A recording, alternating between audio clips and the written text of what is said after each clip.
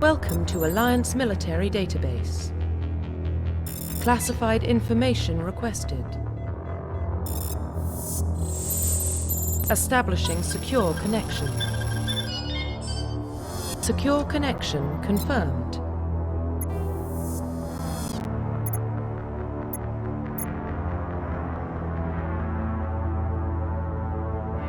Please log in to access your profile. Profile reconstruction complete. Please log in to access your profile.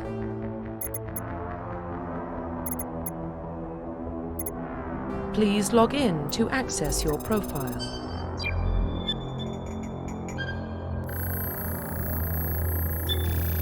Warning, data corruption detected. Please reconstruct profile. Confirm pre-service history.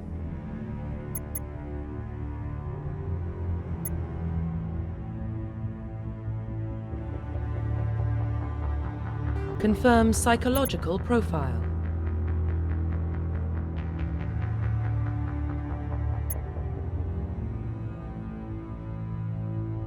Confirm military specialization.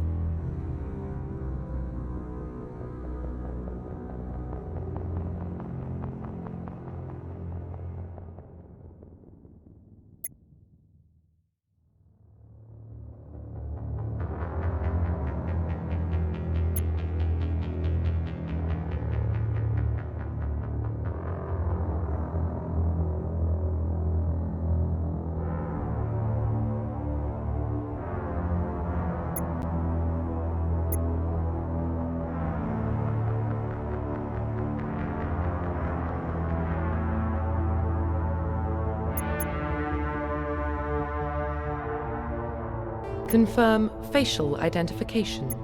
Profile reconstruction complete.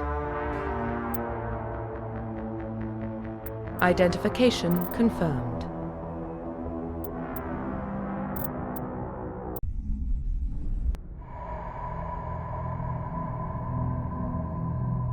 Well, what about Shepard?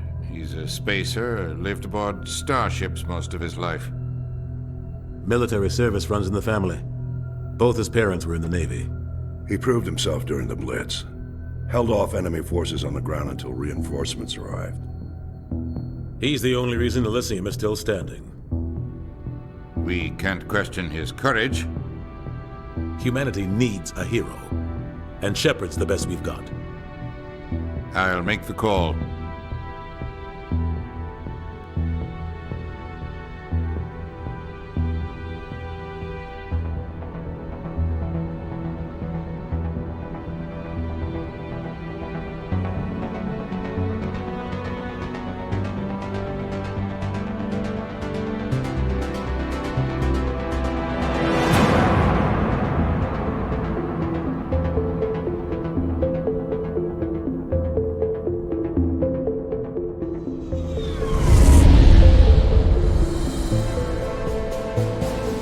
Arcturus Prime relays in range.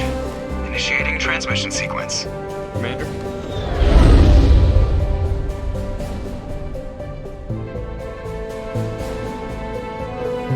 We are connected.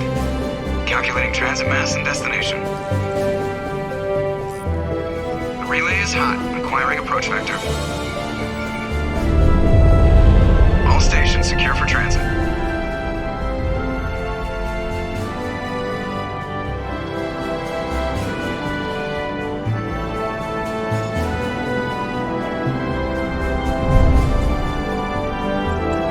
Green. Approach run has begun.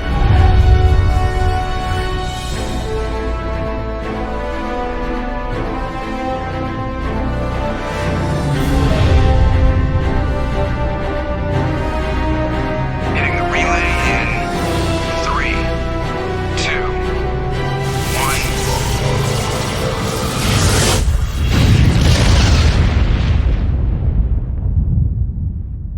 1. Thrusters? Check. Navigation? Check. Internal emissions sync engaged. All systems online. Drift? Just under 1,500 K. 1,500 is good. Your captain will be pleased.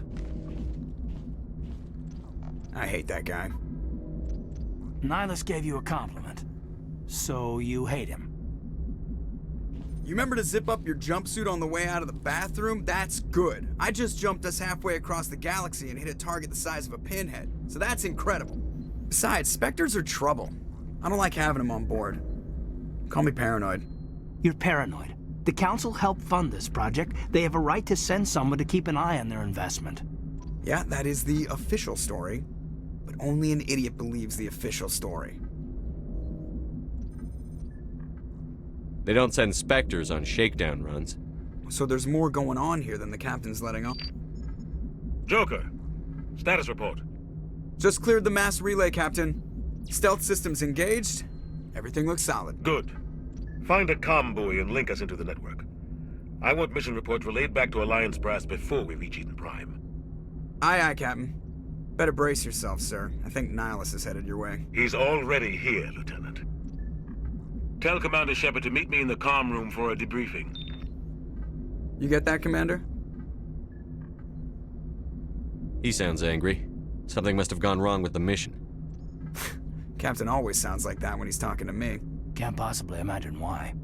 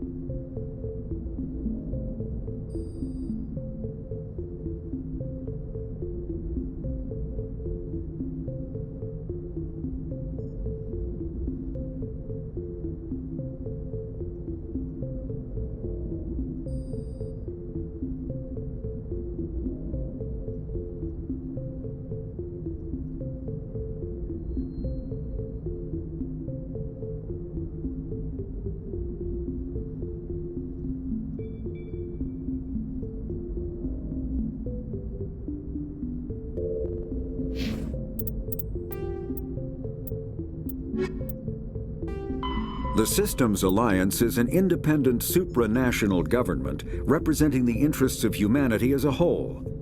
The Alliance is responsible for the governance and defense of all extrasolar colonies and stations.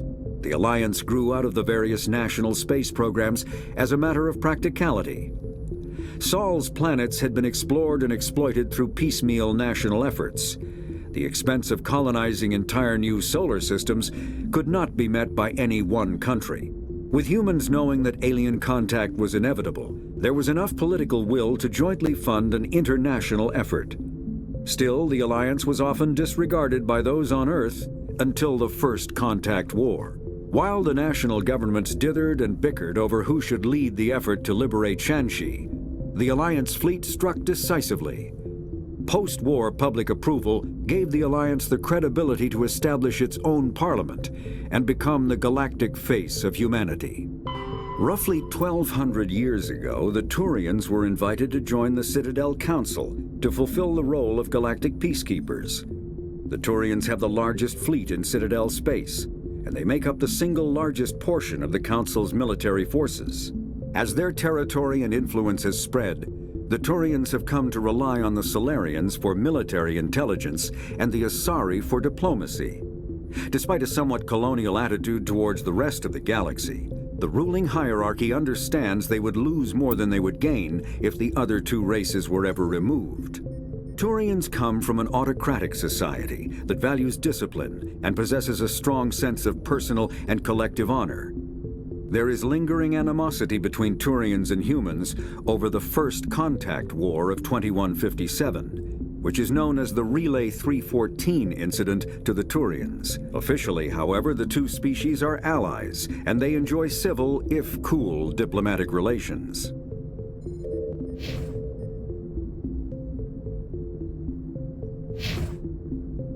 The captain's waiting for you in the comm room, Commander.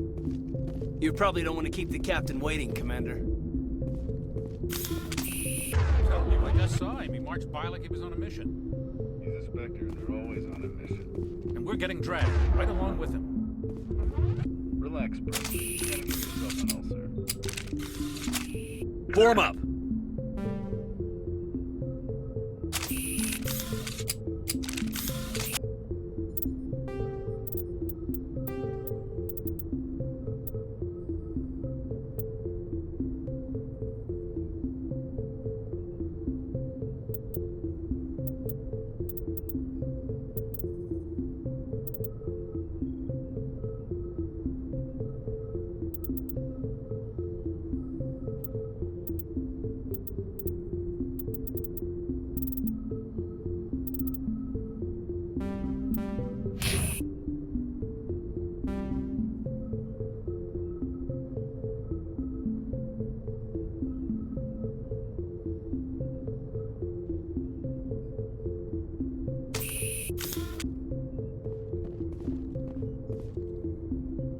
Congratulations, Commander. Looks like we had a smooth run.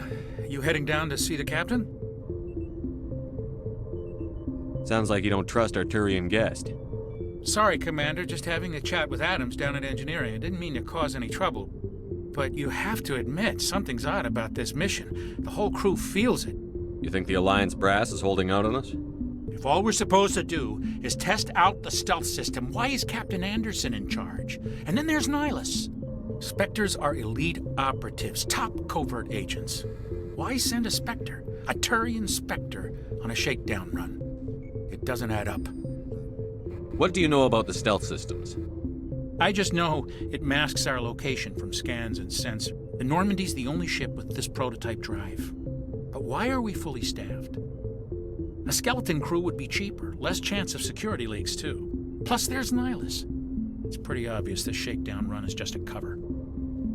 For what? Damned if I know, Commander. We're out here on false pretenses. I'm not a fan of being left in the dark. Do you have a problem with the captain? No, sir. But Captain Anderson is one of the most decorated Special Forces officers in the service. If he melted down all his metal, you don't send a soldier like that on a do-nothing mission. He's treating this shakedown. You don't trust Nihil? I don't like Turians in general. It runs in my family. My grandfather fought in the First Contact War. Lost a lot of friends when the Turians hit us. That was 30 years ago. You can't blame No, Niles. I guess not. But it's still... We're an Alliance vessel, human military, but Nihilus doesn't answer to the captain like the rest of us. Spectres operate outside the norm, and they don't come along just to observe shakedown runs. Nihilus looks like he's expecting some heavy action. I don't like it. I'll see if I can get some answers when I see him. Good luck, Commander. I grew up on Eden Prime, Doc. It's not the kind of place Spectres visit. What do you think, Commander? We won't be staying on Eden Prime too long, will we? I'm itching for some real action. I sincerely hope you're kidding, Corporal. Your real action usually ends with me patching up crew members in the infirmary. You need to calm down, Corporal. A good soldier stays cool, even under fire. Sorry, Commander, but this waiting's killing me. I've never been on a mission like this before, not one with a Spectre on board. What can you tell me about Turians Niles? are generally well respected by the other species. Their fleet has more patrols protecting Citadel space than any other. They don't always get on well with us, though. Some people find them... As for Nihilus, I haven't said more than 2 words to him. He usually only speaks to... I heard Nihilus once took down an entire enemy platoon all by himself. Man, I can't believe I'm on a mission with an actual Spectre. What do you know about this Only Spectre? what I've heard. Spectres don't have any official power, though. Basically... Protected they're- at any cost. Don't forget that part. Spectres operate above the law. You're from Eden Prime, aren't It's you? very Jake? peaceful, Commander. They've been real careful with development, so my parents lived on the outskirts of the colony. It was gorgeous. But when I got older, I realized it was a little too calm and quiet for me. That's why I joined the Alliance. Even Paradise gets boring. Any idea why Eden Prime was Not chosen? really sure, Commander. Eden Prime's one of our most stable colonies. Good place to take the Normandy for a shakedown run, I guess. No real danger there. There's gotta be something else going on. We've got a Spectre on board. That's why I'm so wound up. I can't wait for the real mission to start. Just treat this like every other assignment you've had and everything will work out. Easy for you to say. You proved yourself in the Blitz. Everybody knows what you can do. This is my big chance. I need to show the brass what I can do. You're young, Corporal. You have a long career ahead of you. Don't do something stupid to mess it up. Don't worry, sir. I'm not gonna screw this up. The captain's waiting for me. Goodbye, Commander.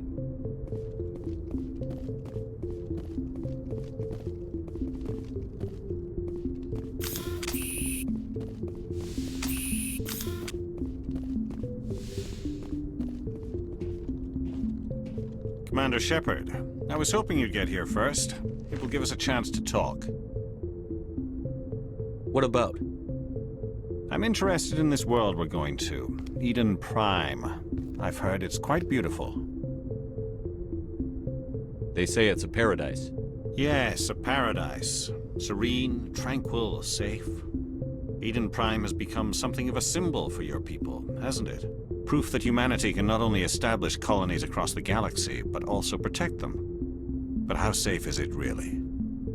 If you've got something to say, just say it. Your people are still newcomers, Shepard. The galaxy can be a very dangerous place. Is the Alliance truly ready for this? I think it's about time we told the commander what's really going on. This mission is far more than a simple shakedown run. I figured there was something you weren't telling us. We're making a covert pickup on Eden Prime. That's why we needed the stealth systems operational. There must be a reason you didn't tell me about this, sir. This comes down from the top, Commander. Information strictly on a need-to-know basis. A research team on Eden Prime unearthed some kind of beacon during an excavation. It was Prothean. I thought the Protheans vanished 50,000 years ago. Their legacy still remains. The mass relays, the Citadel, our ship drives. It's all based on Prothean technology. This is big, Shepard. The last time humanity made a discovery like this, it jumped our technology forward 200 years. But Eden Prime doesn't have the facilities to handle something like this. We need to bring the beacon back to the Citadel for proper study. Obviously, this goes beyond mere human interests, Commander. This discovery could affect every species in Council space. Why didn't we keep the beacon for ourselves? You humans don't have the best reputation. Some species see you as selfish, too unpredictable, too independent, even dangerous. Sharing that beacon will improve relations with the Council. Plus, we need their scientific expertise. They know more about the Protheans than we do. The beacon's not the only reason I'm here, Shepard. Nihilus wants to see you in action, Commander. He's here to evaluate you. What's going on, Captain? The Alliance has been pushing for this for a long time. Humanity wants a larger role in shaping interstellar policy. We want more say with the Citadel Council. The Spectres represent the Council's power and authority. If they accept a human into their ranks, it shows how far the Alliance has come. You held off an enemy assault during the Blitz single-handed. You showed not only courage, but also incredible skill. That's why I put your name forward as a candidate for the Spectres.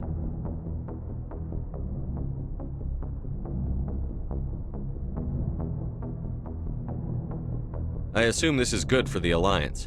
Earth needs this, Shepard. We're counting on you. I need to see your skills for myself, Commander. Eden Prime will be the first of several missions together. You'll be in charge of the ground team. Secure the beacon and get it onto the ship ASAP. Nihilus will accompany you to observe the mission. What do you know about the Protheans? Just what they taught us in school. They were a technologically advanced species that ruled the galaxy 50,000 years ago. Then they vanished. Nobody really knows how or why, though I've heard plenty of theories. But everyone agrees galactic civilization wouldn't exist without them. Their citadel is the very heart of galactic society, and without their mass relays, interstellar travel would be impossible. We all owe the Protheans a great debt. I'd like to know more about Eden Prime before we touch down. It's a peaceful farming world, but it represents something much bigger. It proved we were ready to face the challenges of settling new worlds, to forge a place for humanity beyond Earth. It symbolizes humanity's growth and evolution as a spacefaring species. And after this, it will be known as the world where humans... Why is this beacon so important? All advanced galactic civilization is based on Prothean technology, even yours. If we hadn't discovered those Prothean ruins buried on Mars, we'd still be stuck on Earth. That was just a small data cache. Who knows what we can learn from this beacon? What if it's a weapons archive? We can't let it fall into the wrong hands. Like who? The Attican Traverse isn't the most stable sector of Citadel space. There are plenty of raiders and criminal groups active in the region. They might figure a Prothean beacon is worth the risk of attacking an Alliance ship. Plus, Eden Prime is right on the border of the Terminus systems. The Attican Traverse is under Citadel protection. If the Terminus systems attack, it's an act of war. Technically, yes. But some of the species in the Terminus might be willing to start a war over this. The last thing the Council wants is to get dragged into a major conflict with the Terminus systems. We have to keep this low-key. Just give the word, Captain. We should be getting close to Eden... Captain, we got a problem. What's wrong, Joker? Transmission from Eden Prime, sir. You better see this. Bring it up on screen.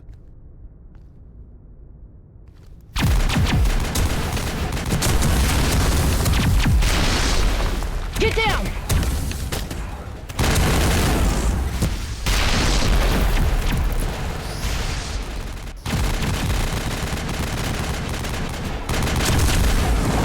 We are under attack, taking heavy casualties. I repeat, heavy casualties. We can't get evac. They came out of nowhere. We need...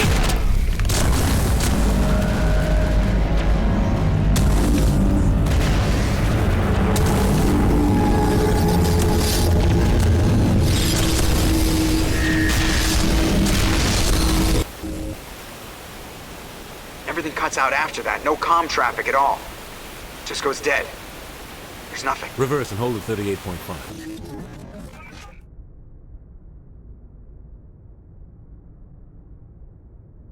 Status report. 17 minutes out, Captain. No other Alliance ships in the area. Take us in, Joker, fast and quiet. This mission just got a lot more complicated. A small strike team can move quickly, without drawing attention. It's our best chance to secure the beacon. Grab your gear and meet us in the cargo hold. Tell Alenko and Jenkins to suit up, Commander. You're going in.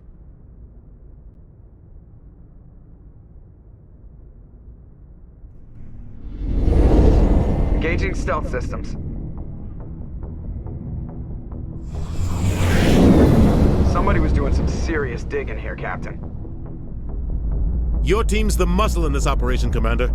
Go in heavy and head straight for the dig site. What about survivors, Captain? Helping survivors is a secondary objective. The beacon's your top priority. Approaching drop point 1. Nihilus, you're coming with us? I move faster on my own. Nihilus will scout out ahead. He'll feed you status reports throughout the mission. Otherwise, I want radio silence. Ready and able, sir. The mission's yours now, Shepard. Good luck! We are approaching drop point 2.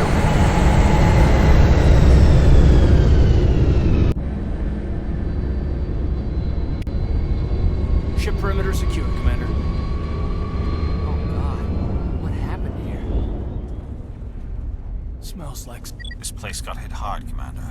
Hostiles everywhere. Keep your guard up.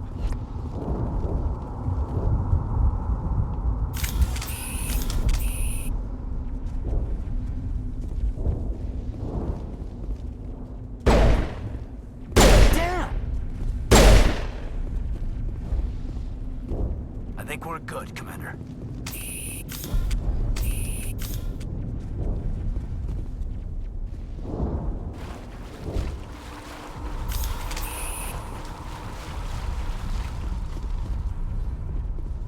Oh God, what happened here?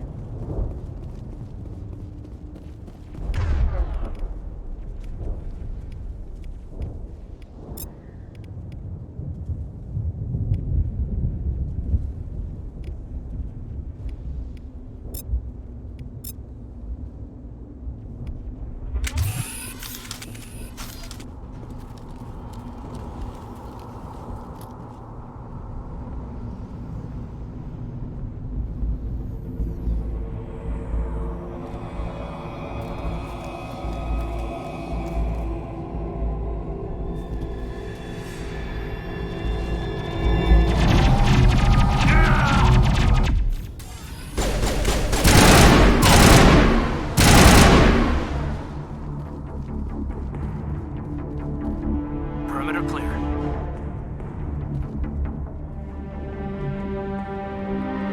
Rip right through his shields. We're at a chance.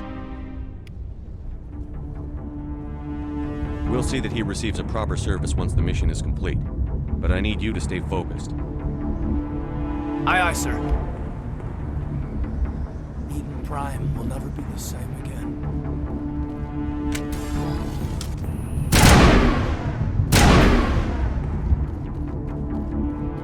I think we're good, Commander.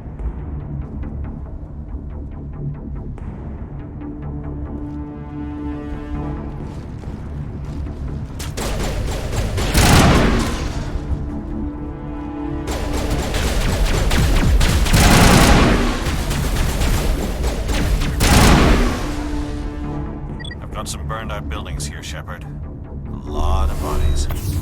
I'm gonna check it out. I'll try to catch up with you at the dig site.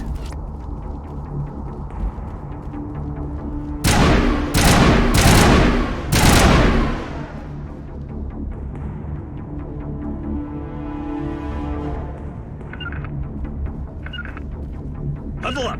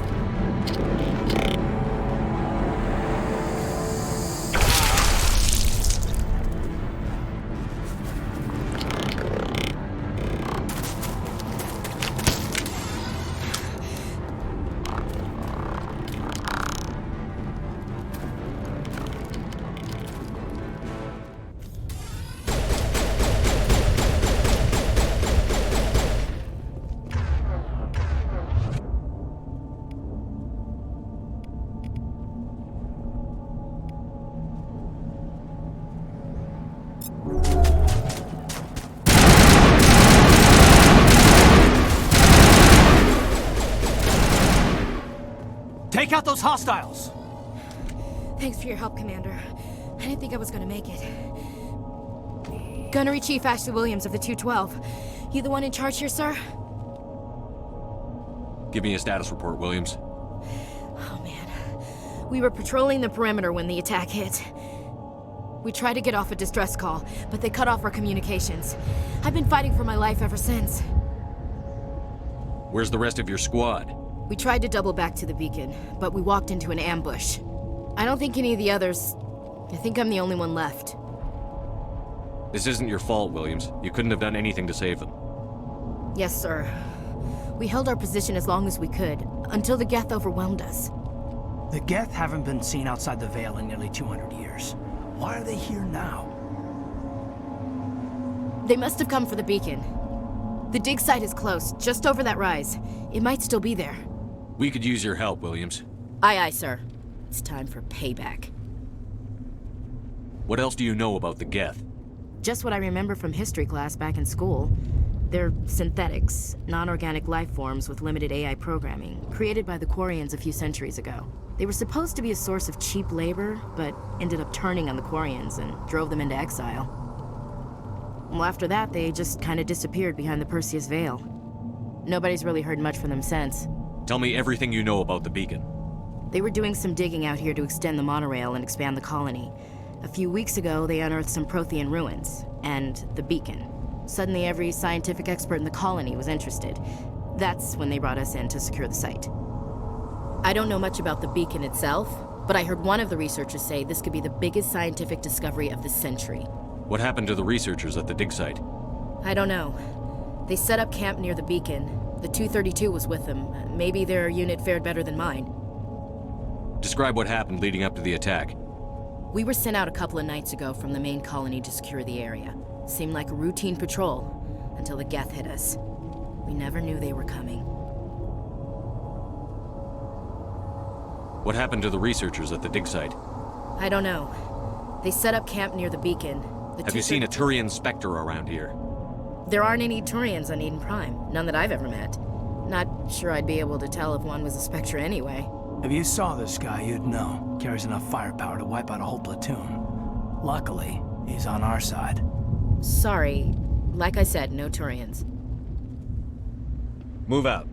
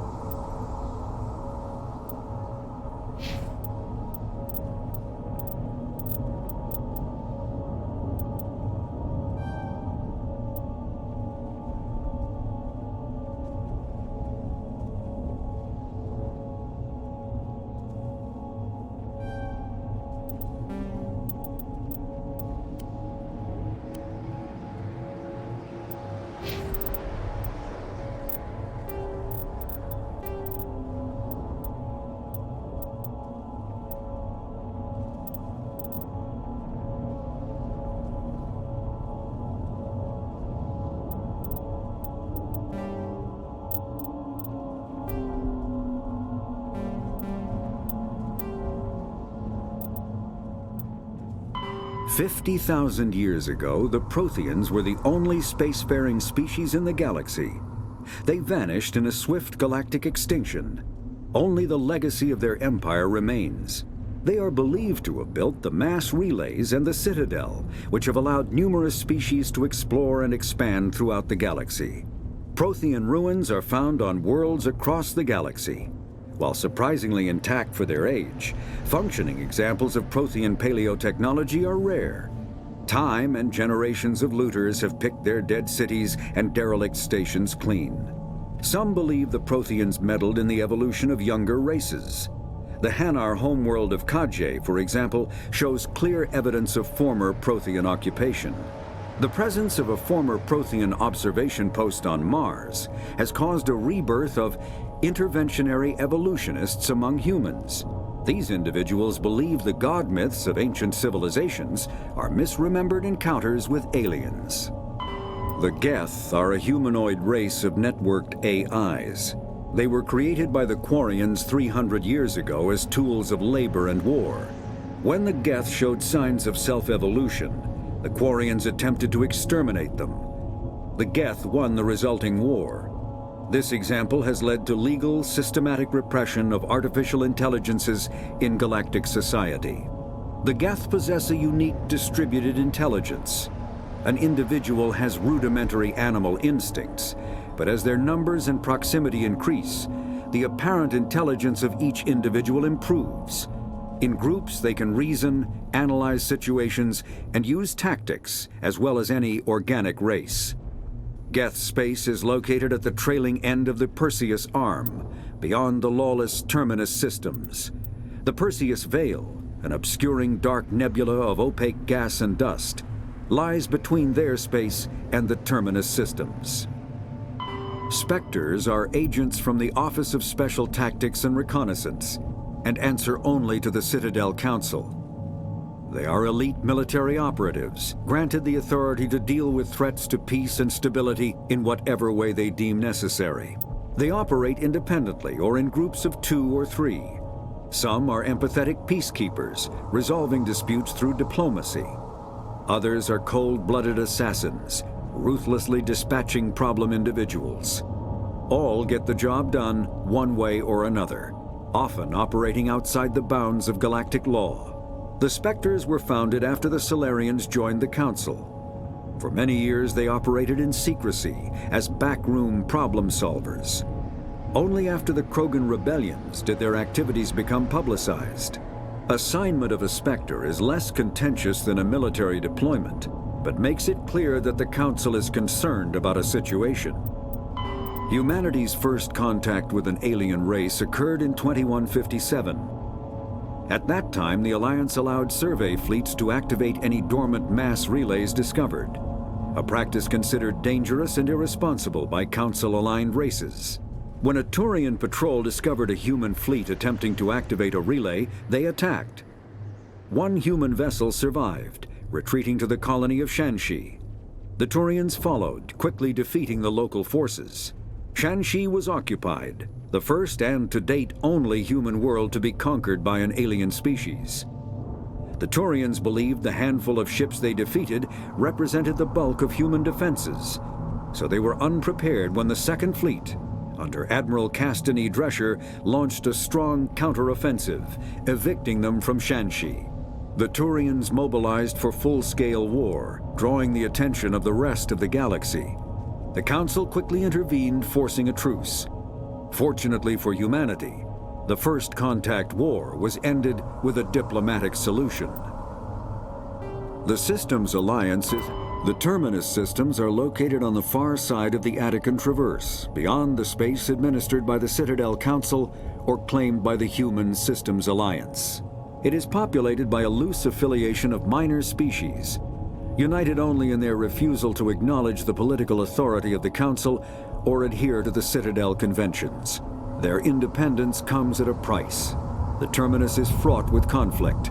War among the various species is common, as governments and dictators constantly rise and fall. The region is a haven for illegal activities, particularly piracy and the slave trade.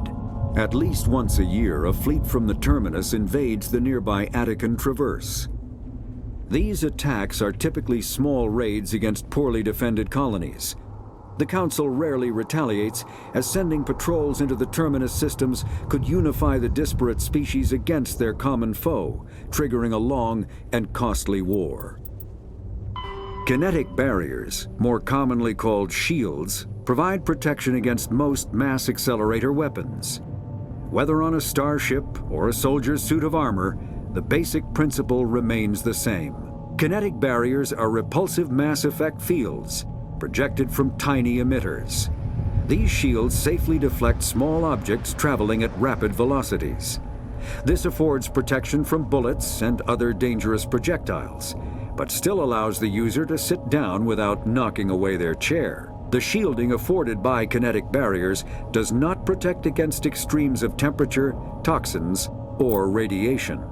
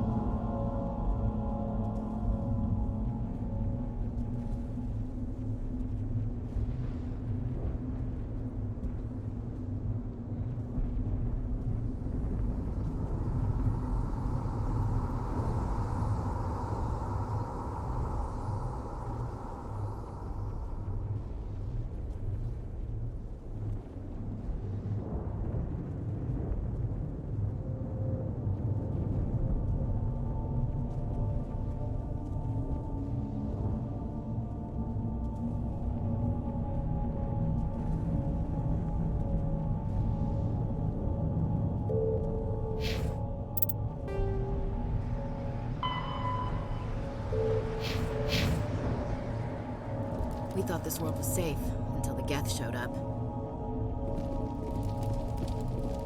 The beacon's at the far end of this trench.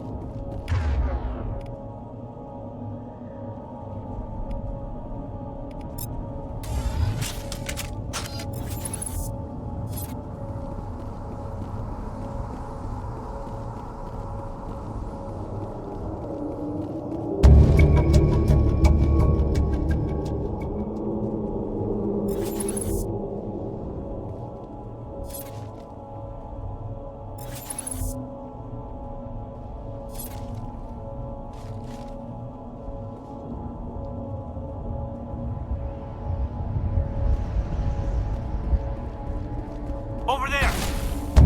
Not in the middle of a fight!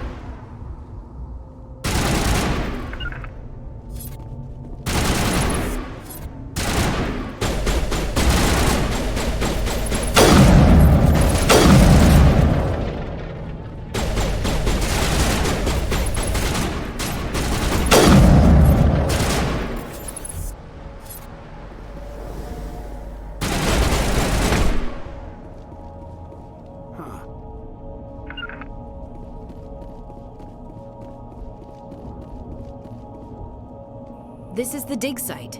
The beacon was right here. It must have been moved. By who? Our side or the Geth? Hard to say. Maybe we'll know more after we check out the research camp. You think anyone got out of here alive? If they were lucky. Maybe hiding up in the camp. It's just on the top of this ridge, up the ramps. Change of plans, Shepard. There's a small spaceport up ahead. I want to check it out. I'll wait for you there.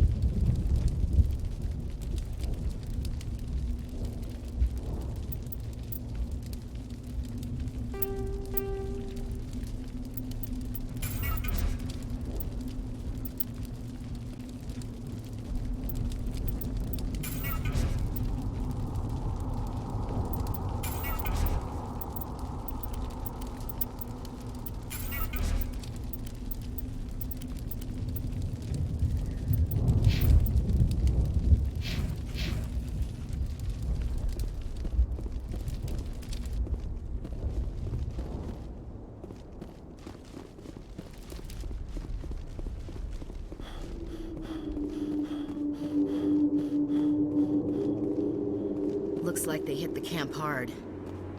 It's a good place for an ambush. Keep your guard up.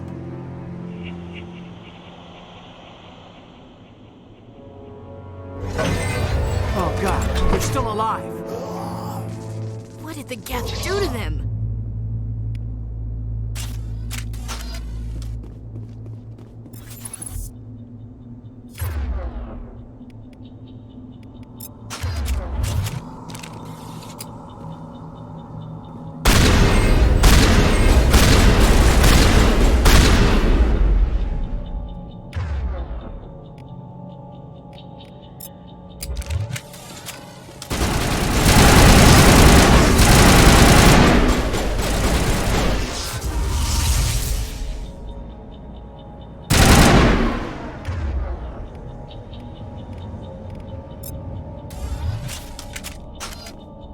Eden Prime will never be the same again.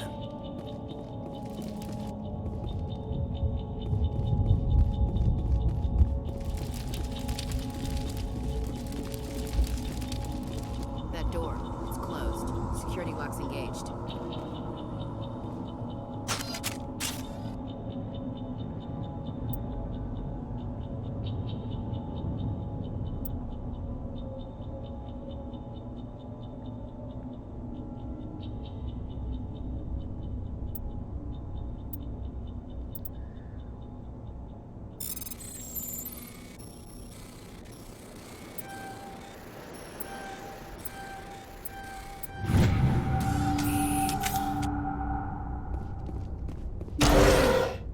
Humans. Thank the Maker. Hurry! Close the door before they come back. Don't worry. We'll protect you. Thank you. I think we'll be okay now.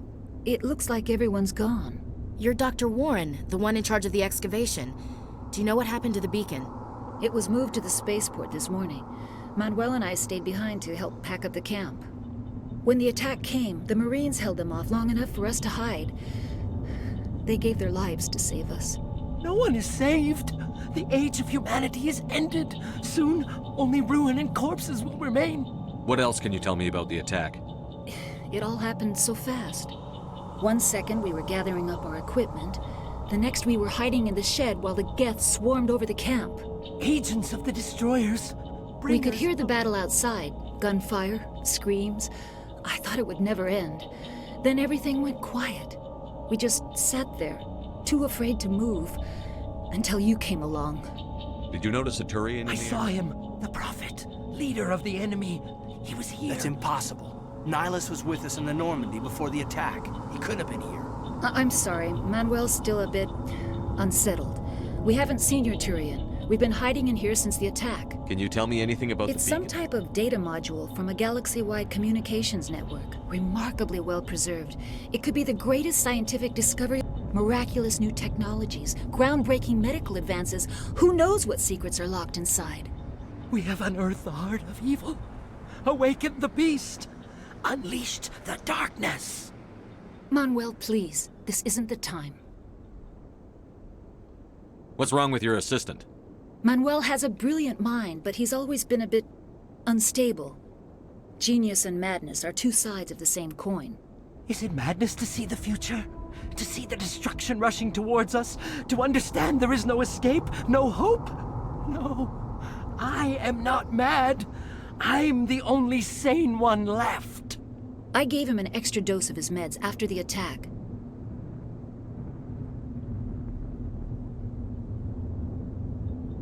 Say goodnight, Manuel. You cannot silence the truth. My voice must be heard. Oh my God! What did you do? That might have been a little extreme, Commander. You can't just go around whacking people in the head. Just a little bump on the head. Let him sleep it off. I suppose you're right. By the time he wakes up, the meds will have kicked in. Williams, take us to the spaceport. Good luck, Commander.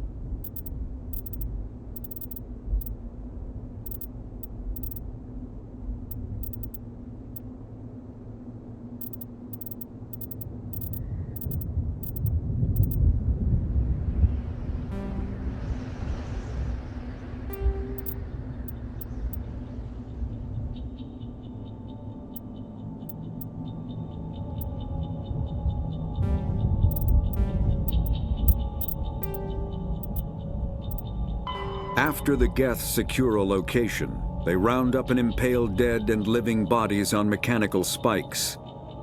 The spikes rapidly transform these victims into withered husks, extracting water and trace minerals, and replacing them with cybernetics.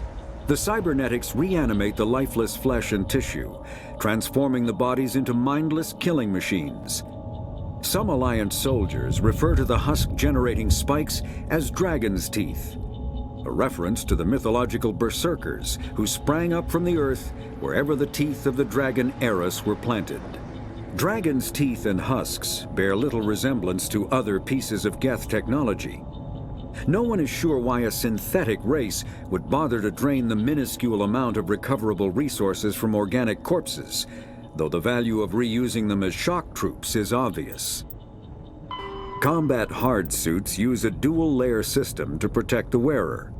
The inner layer consists of fabric armor with kinetic padding. Areas that don't need to be flexible, such as the chest or shins, are reinforced with sheets of lightweight, ablative ceramic. The outer layer consists of automatically generated kinetic barriers. Objects traveling above a certain speed will trigger the barrier's reflex system and be deflected, provided there is enough energy left in the shield's power cell. Armored hardsuits are sealable to protect the wearer from extremes of temperature and atmosphere.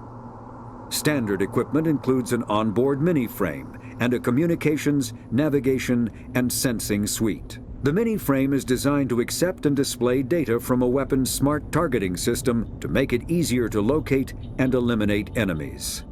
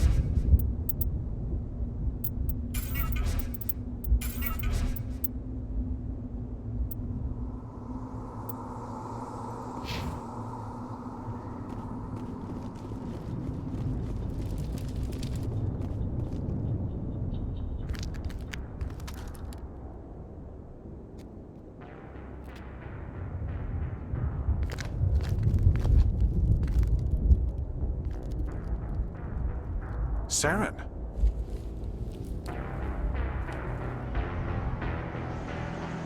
Nihilus.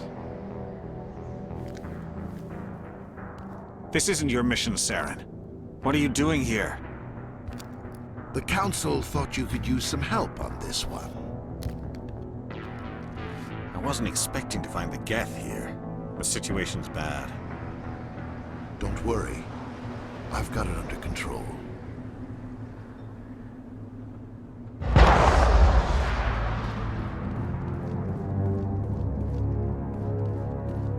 What is that? Off in the distance. It's a ship. Look at the size of it.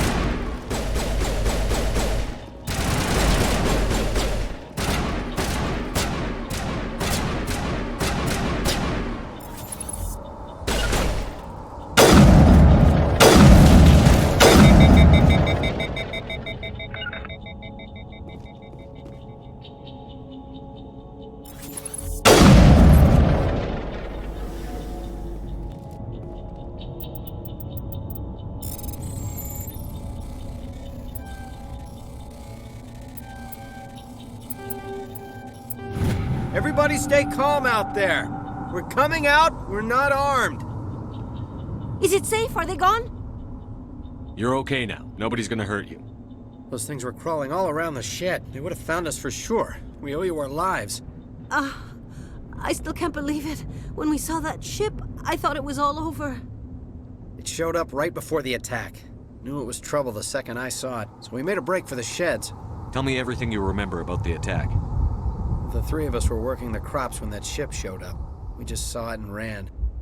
I don't know what happened to the rest of the crew. They were by the garage, over near the spaceport, right where that ship came down. No way they survived.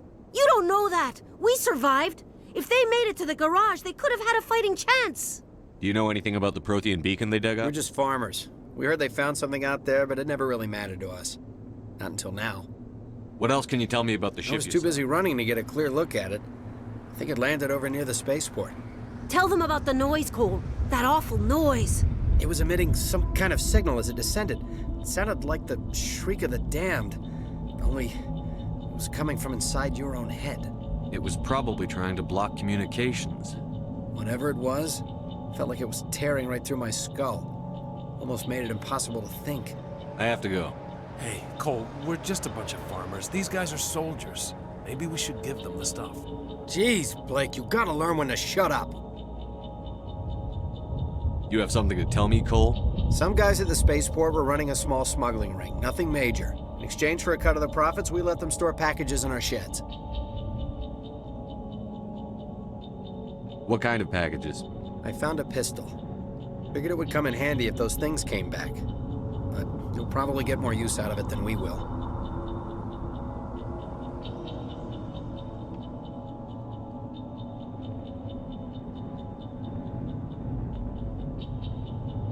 We're risking our lives to save this colony. You sure there's nothing else in here that could help us out? Yeah, there's one more thing. I was gonna sell it after this was over, but you probably deserve it more than I do. Who's your contact at the spaceport, Cole? What's his name? He's not a bad guy. I don't want to get him in trouble. Besides, I'm not a snitch. He might have something to do with this whole attack, Cole. We need his name. It's important. Yeah, okay, you're right. His name's Powell. Works the docks at the spaceport, if he's still alive. I have to go. Good luck.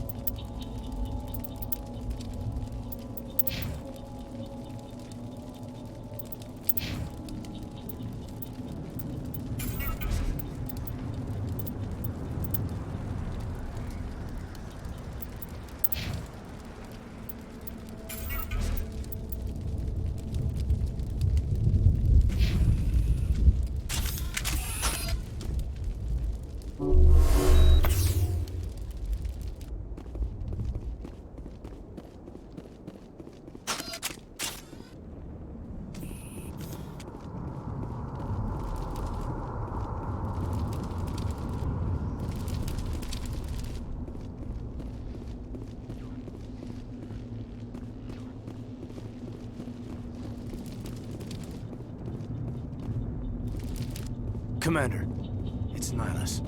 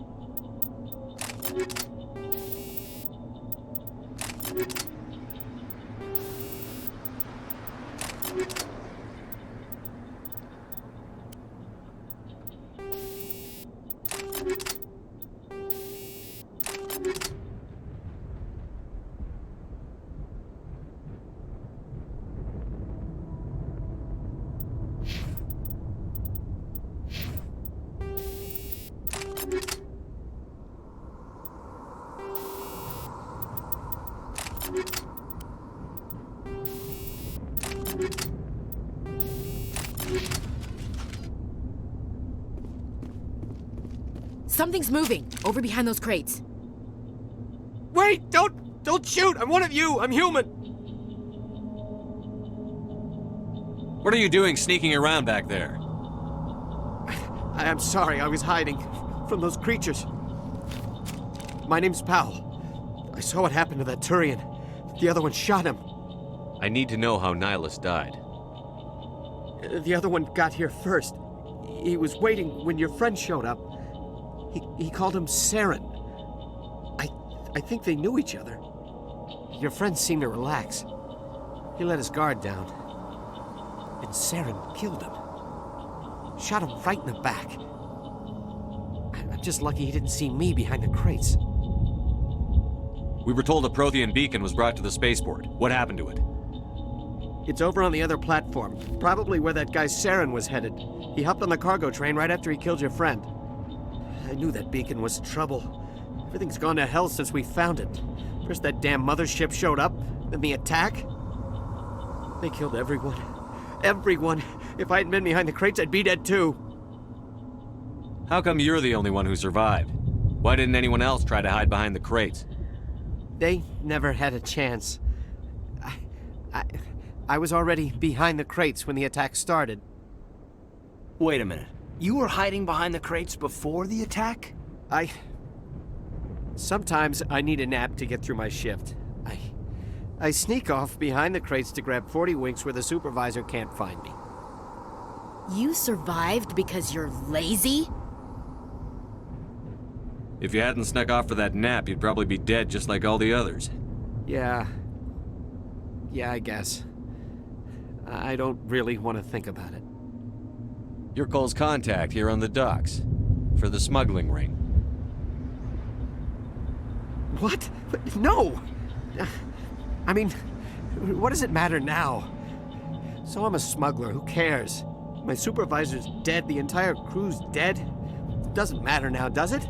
Anything hidden nearby that we could use against the Geth? A shipment of grenades came through last week. Nobody notices if a few small pieces go missing from the military orders. You greedy son of a bitch! We're out here trying to protect your sorry ass, and all you can think about is how you can rip us off? I never thought you'd actually need those grenades. Who'd want to attack Eden Prime? We're just a bunch of farmers. How was I supposed to know? Forget about him. He's not worth it. You're lucky the commander's here, pal. Hand over those grenades. They're yours. Take them. My smuggling days are over, I swear. A lot of Marines died here, Powell. Those grenades could have come in handy. If I were you, I'd think of some way to make it up to them. Yeah, okay. There is something else I was saving. Could be worth a fortune. Experimental technology, top of the line. Take it. I don't need it. I didn't want anyone to get hurt. Really, I'm sorry. Tell me about the Geth attack. It was quick. 1 minute that ship was descending, the next, those Geth were swarming over the platform. Thousands of them. They must have been inside that mothership. They shot anything that moved. It was a massacre. Is there anything else you can tell me about the beacon? They brought it here this morning. We loaded it up onto the train and shipped it to the other platform. Hard to believe that was only a few hours ago. Feels like a whole other life. Tell me about this mothership you saw. I've never seen anything like it before. It was huge. Landed over near that platform. The whole place got dark as it came down. And it was making this noise, this sound that bored right into your brain. That's what woke me up. The attack came a few minutes later. We need to find that beacon before it's too late. Take the cargo train. That's where the other Turian went. I can't stay here. I need to get away from all this.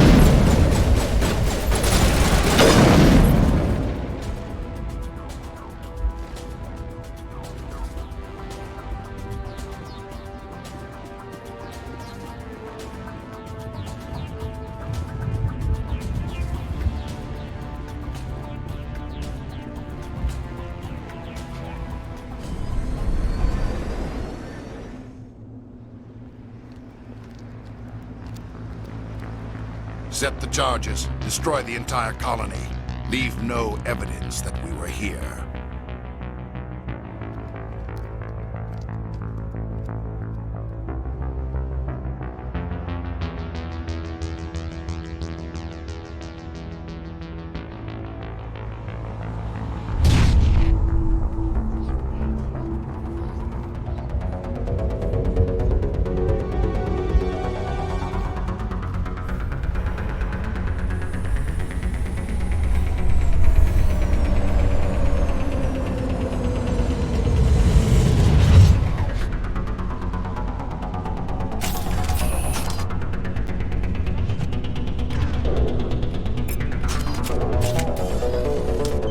Demolition charges. The Geth must have planted them. Hurry! We need to find them all and shut them down!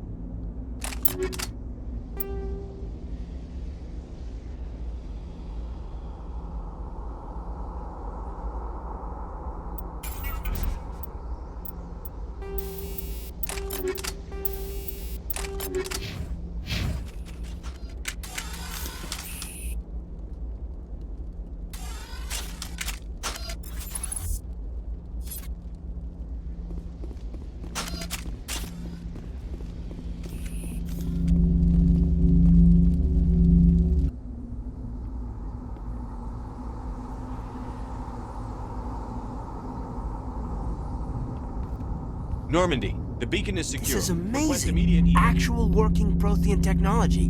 Unbelievable. It wasn't doing anything like that when they dug it up. Something must have activated it. Roger, Normandy. Standing by.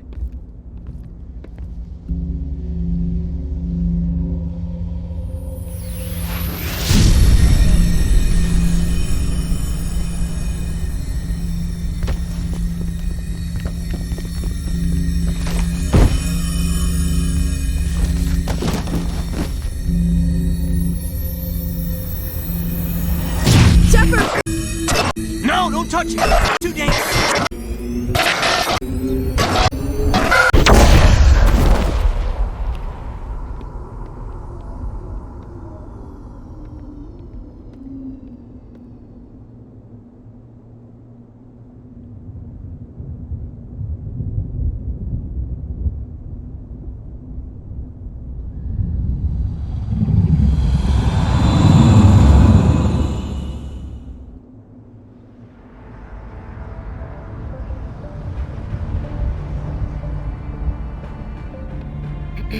We identified the ship that touched down on Eden Prime, the Normandy, a human alliance vessel. It was under the command of Captain Anderson. They managed to save the colony. And the beacon. One of the humans may have used it.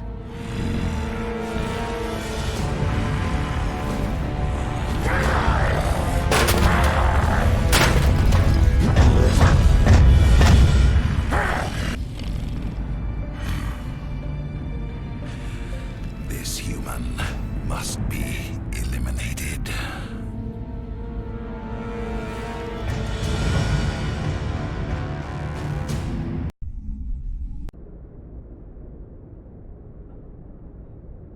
Doctor Chakwas, I think he's waking up.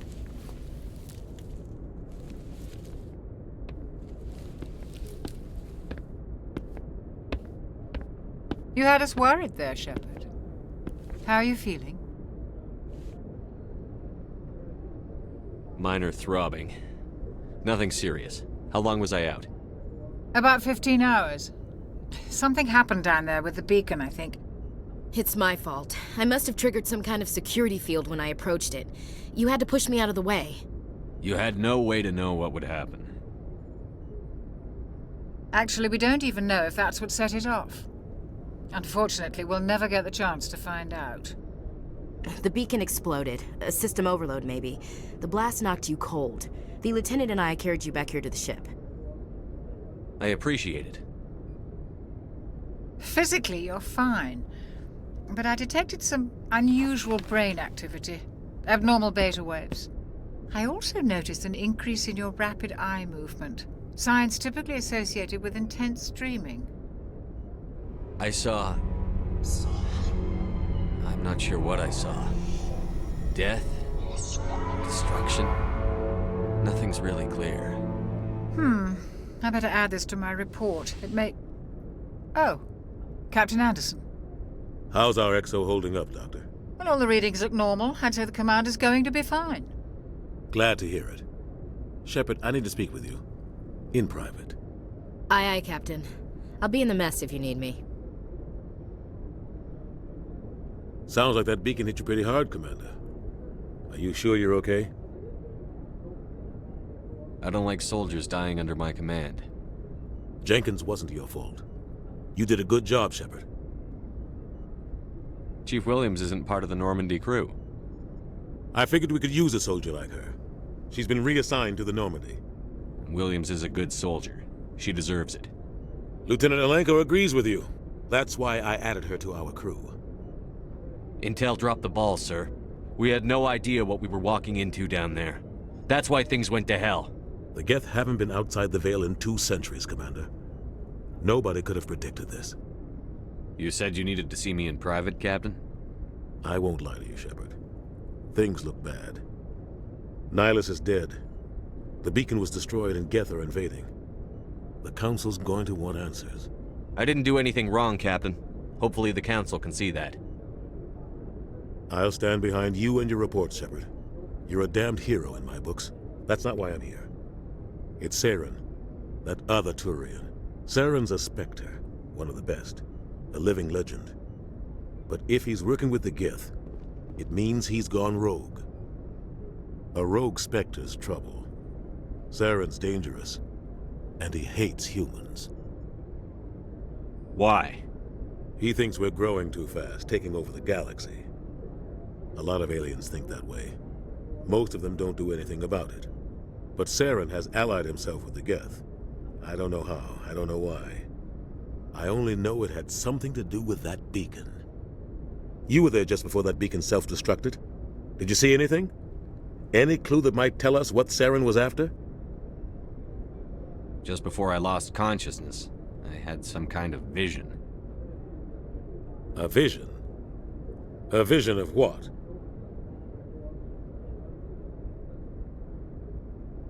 I saw synthetics. Geth, maybe. Slaughtering people. Butchering them. We need to report this to the Council, Shepard. What are we gonna tell them? I had a bad dream? We don't know what information was stored in that beacon. Lost Prothean technology? Blueprints for some ancient weapon of mass destruction? Whatever it was. Saren took it. But I know Saren. I know his reputation is politics. He believes humans are a blight on the galaxy. This attack was an act of war. He has the secrets from the beacon. He has an army of Geth at his command, and he won't stop until he's wiped humanity from the face of the galaxy. I'll find some way to take him down. It's not that easy. He's a Spectre. He can go anywhere, do almost anything. That's why we need the Council on our side. We prove Saren's gone rogue, and the Council will revoke his Spectre status. I'll contact the Ambassador and see if he can get us an audience with the Council. He'll want to see us as soon as we reach the Citadel. We should be getting close. Head up to the bridge and tell Joker to bring us into dock.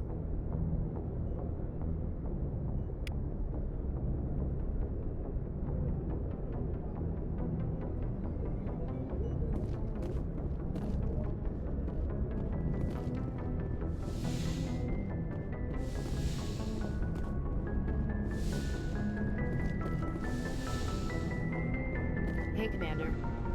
I'm glad you're okay, Commander. The crew could use some good news after what happened to Jenkins. Jenkins was a valuable part of this crew. Part of me feels guilty over what happened. If Jenkins was still alive, I might not be here. You're a good soldier, Williams. You belong on the Normandy. Thanks, Commander. That means a lot from you. I've never met anyone who was awarded the Star of Terra. Things were pretty rough down there. Are you okay? I've seen friends die before. Comes with being a Marine. But to see my whole unit wiped out, and you never get used to seeing dead civilians. But things would have been a lot worse if you hadn't shown up. We couldn't have done it without you, Williams. Thanks, Commander. I have to admit, I was a little worried about being assigned to the Normandy. It's nice when someone makes you feel welcome. I think you're gonna fit in here just fine, Williams. Thanks, Commander. Joker's waiting for you on the bridge, Commander.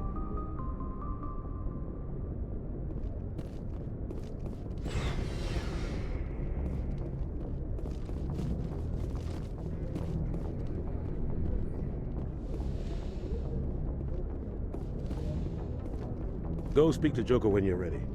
Tell him to bring the Normandy into dock. Glad to see you're okay, Commander.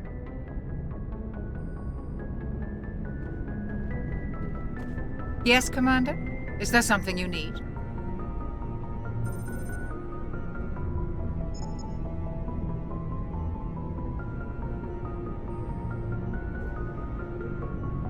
How did you end up serving on an Alliance ship? I enlisted right out of med school. Earth always seemed boring to me. Too safe, too secure. I figured the colonies were teeming with exotic adventure. I wanted to travel the stars, tending the wounds of tough soldiers with piercing eyes and sensitive souls. Turns out military life isn't quite as romantic as I'd imagined. But humanity needs the Alliance if we want to keep expanding through the Traverse, and the Alliance always needs good doctors. So I stayed on to do my part. Ever think you made the wrong choice? Sometimes I think about opening a private practice back on Earth. Or maybe taking a position at one of the new med centers out in the colonies. But there's something special about working on soldiers. If I left the Alliance now, I'd feel like I was abandoning them. What do you know about Captain Anderson? I've served with him for a few tours now. He knows when to let things slide and when to crack the whip. The crew knows he's seen pretty much anything they'll ever run into. And he cares about the people under his command. How well do you know the lieutenant? I'd never worked with him before this mission. But he has an impressive service record, over a dozen special commendations. Tends to keep to himself, though. Maybe because of the headaches. It's not easy being an L2. What does that have to do with it? Well, most biotics now use the L3 implants. Lieutenant Alenko was wired with the old L2 configuration. Sometimes there are complications. What kind of complications? Severe mental disabilities, insanity, crippling physical pain. There's a long list of horrific side effects. Caden's lucky. He just gets migraines. I should go. Goodbye, Commander.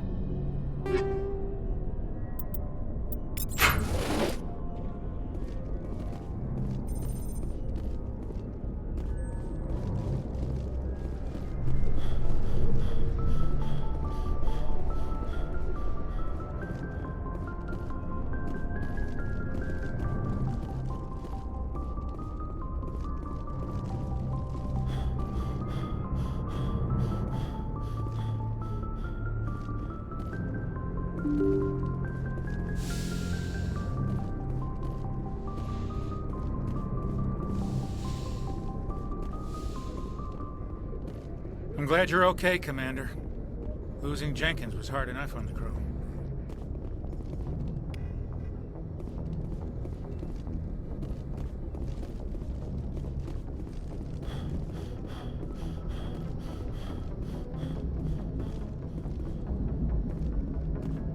Good timing, Commander. I was just about to bring us into the Citadel. See that taxpayer money at work.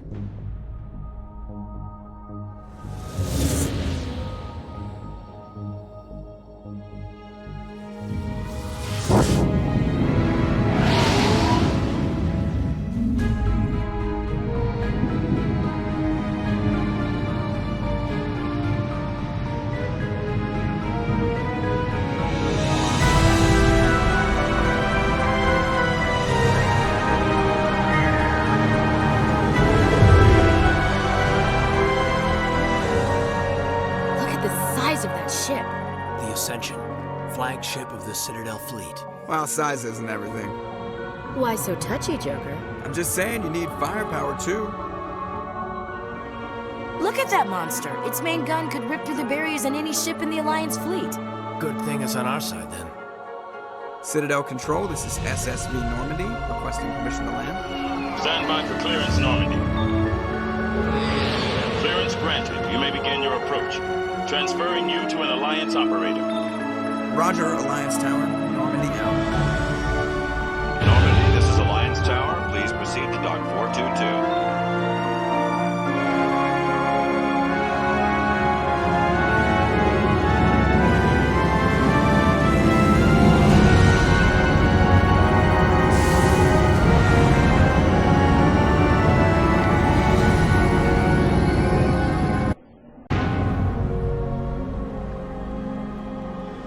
This is an outrage!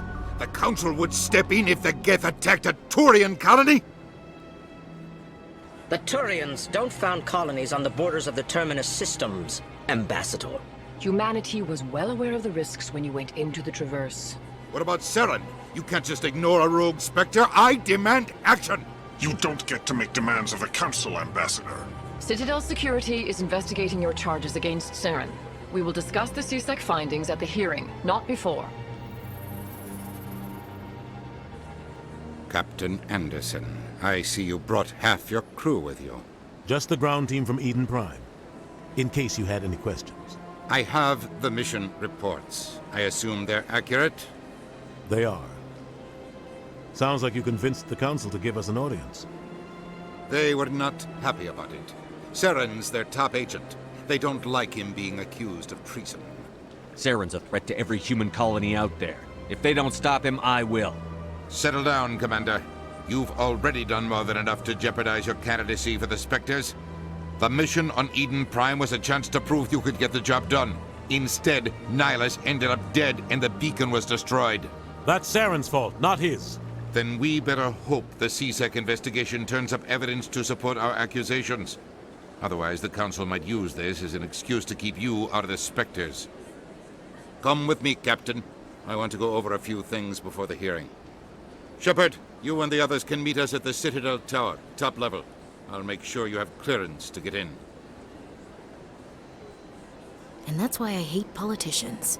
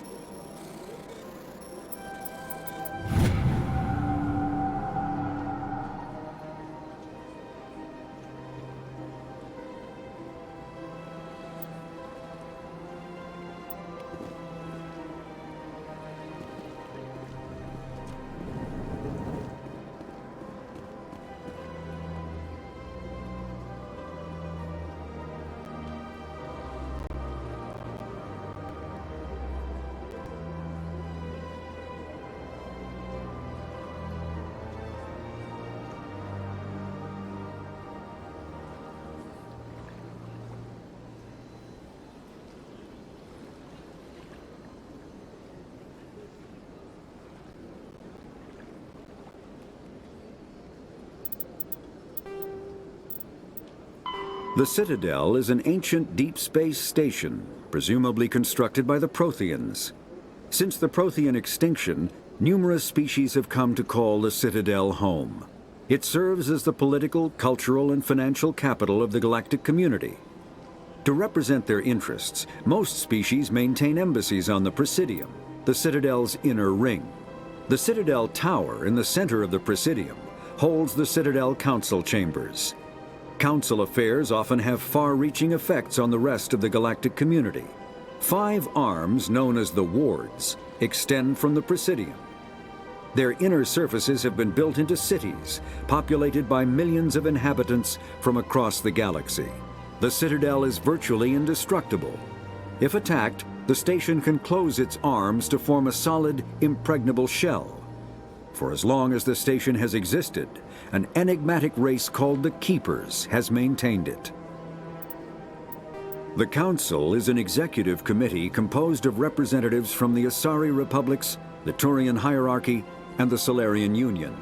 Though they have no official power over the independent governments of other species, the Council's decisions carry great weight throughout the galaxy. No single Council race is strong enough to defy the other two, and all have a vested interest in compromise and cooperation. Each of the Council species has general characteristics associated with the various aspects of governing the galaxy. The Asari are typically seen as diplomats and mediators. The Solarians gather intelligence and information. The Turians provide the bulk of the military and peacekeeping forces. Any species granted an embassy on the Citadel is considered an associate member, bound by the accords of the Citadel Conventions. Associate members may bring issues to the attention of the Council, though they have no input on the decision. The Human Systems Alliance became an associate member of the Citadel in 2165.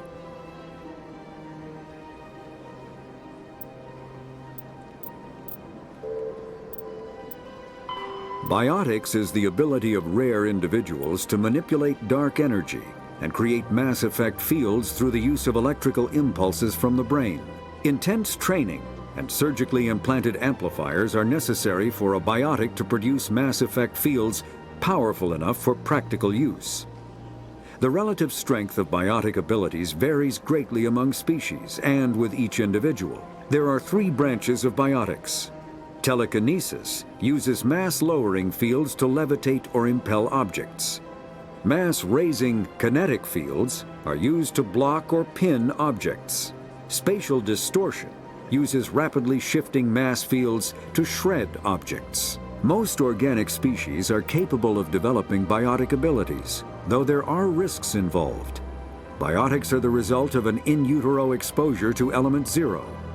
This usually causes fatal cancers in the victim, but in rare cases, it coalesces into nodules within the fetus's developing nervous system.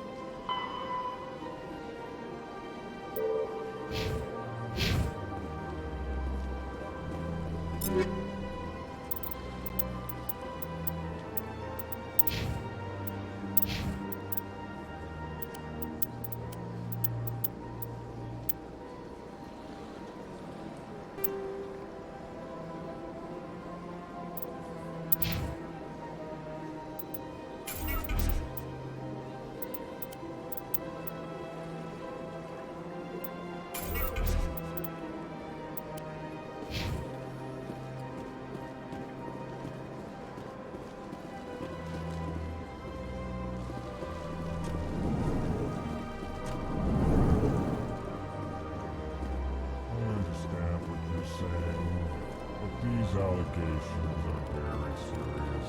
I can't just... This is serious. My reputation is at stake. I spoke with the consort. EarthClan, you are in the wrong place, I think.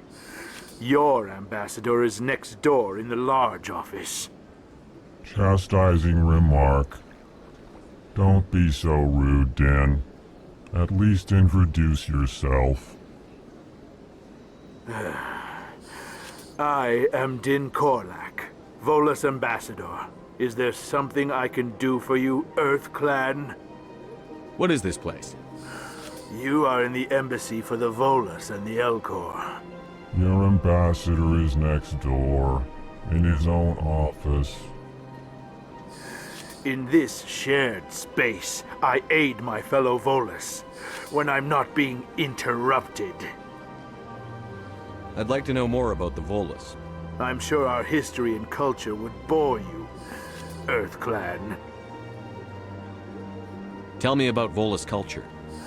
We are tribal by nature, but our ways are not violent. We barter and trade our lands and tribe members in order to increase status. Larger tribes often engulf smaller ones and eventually split again. Our society is very malleable, and our government is always shifting and changing.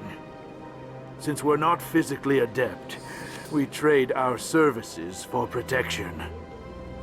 Actually, I would like to know more about your history. My people came to the Citadel shortly after the Asari and Solarians had discovered it. We were instrumental in establishing a standardized galactic economy. However, despite our long... Actually, I would like to know... However, despite our long association with the Citadel and our many contributions to galactic society, we still do not hold a seat on the Council. What is it you do here? I look out for the best interests of the Volus people. No easy task considering how often we are overlooked by the Council.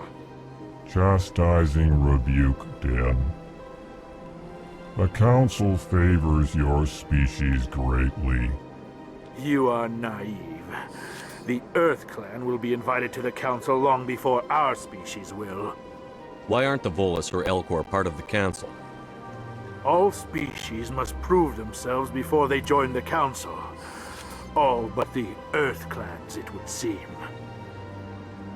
Dismissive. Ignore the Volus ambassador, human. He is incorrect in his assessment. Really? How long have we been waiting? How long do you think we'll continue to wait?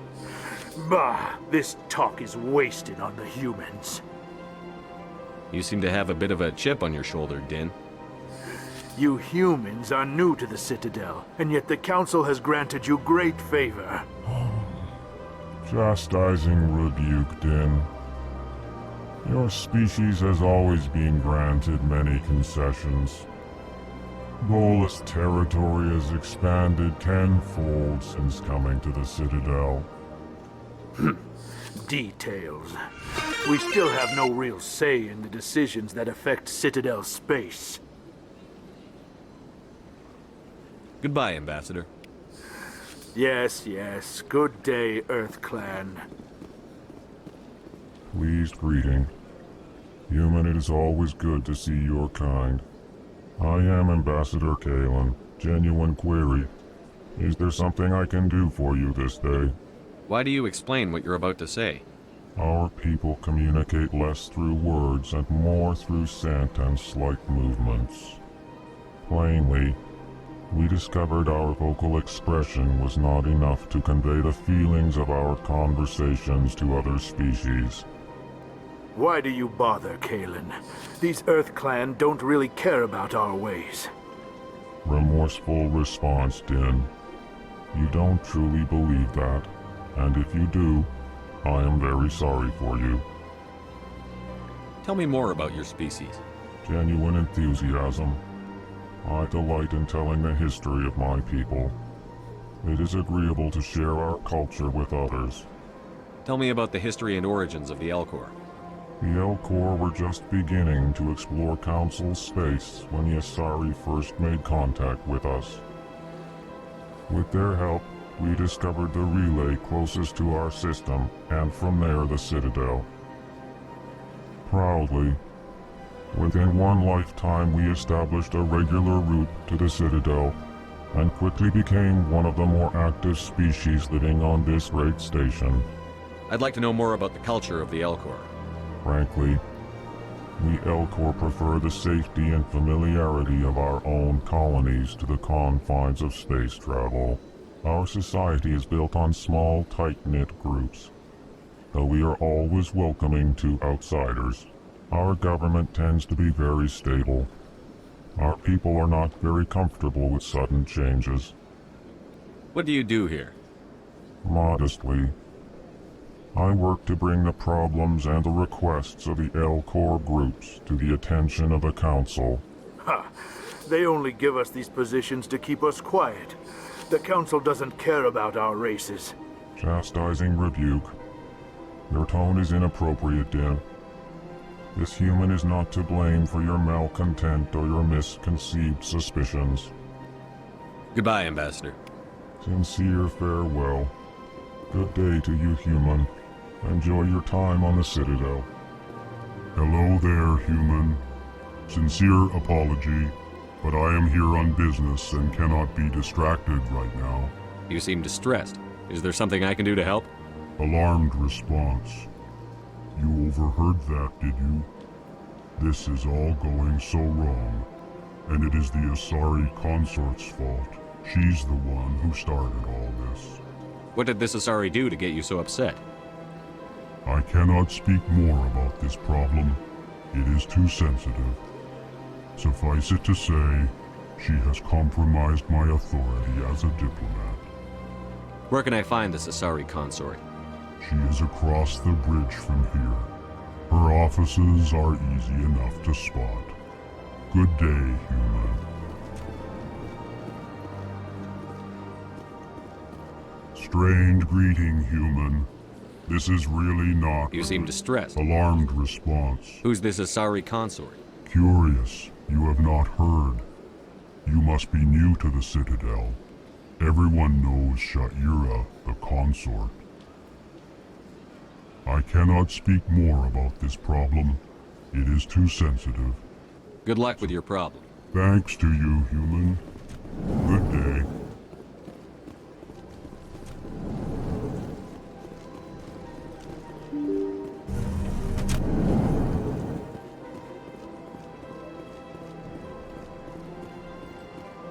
Welcome to the Presidium. Allow... Good day, Commander. The human ambassador is up the stairs, first room on the right.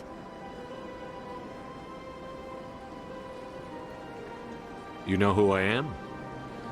Yes, I receive reports on all newly arrived dignitaries and notable people. What is this place? This is the Presidium. More specifically, you are at the Citadel embassies.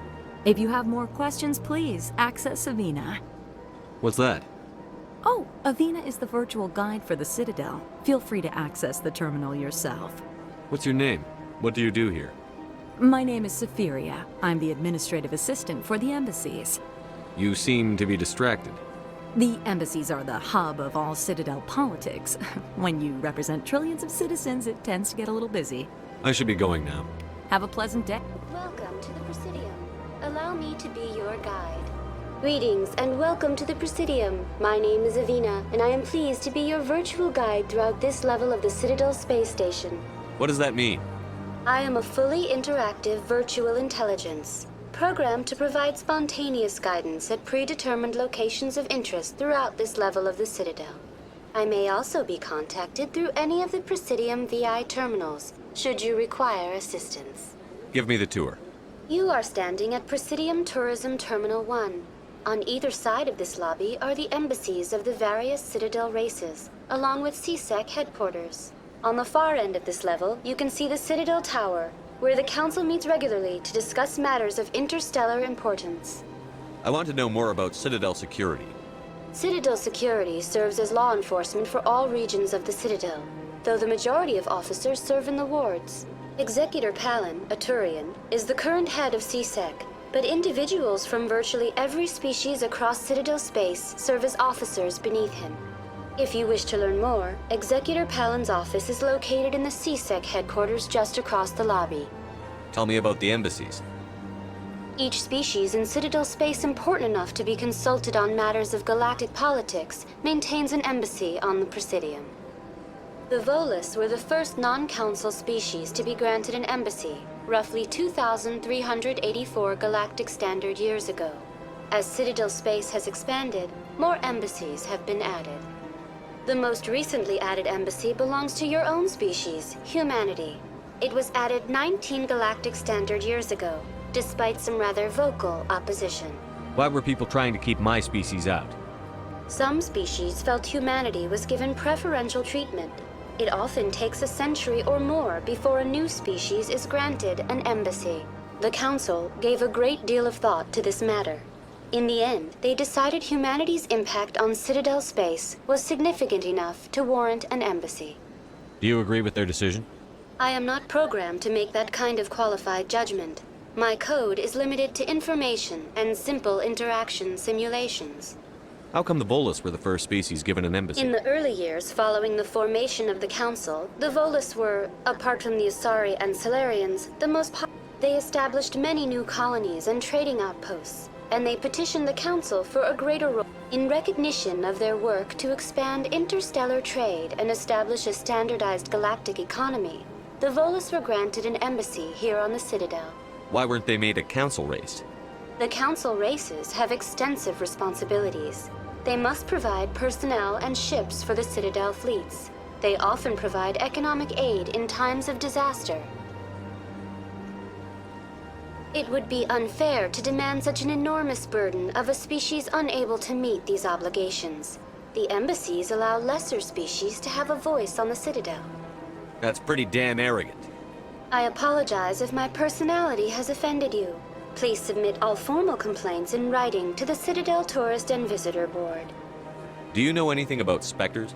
The term Spectre is derived from the branch of Special Tactics and Reconnaissance. Each Spectre agent is handpicked by the Council.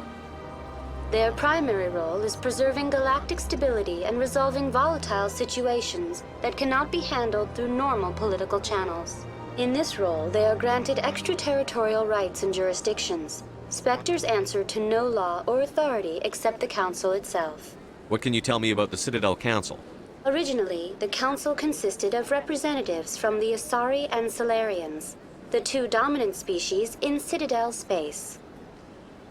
Roughly 1,304 galactic standard years ago, Turians were invited to join the Council in recognition of the role they played during the Krogan Rebellion. Since then, the three Council races have worked together to ensure the peaceful coexistence of the galactic community, while preserving individual autonomy for each species. It can't be as simple as that. There must be problems somewhere in the system. I am not programmed to make that kind of qualified judgment. My code is limited to information and simple interaction simulations. Goodbye. Goodbye, and thank you for using Avina.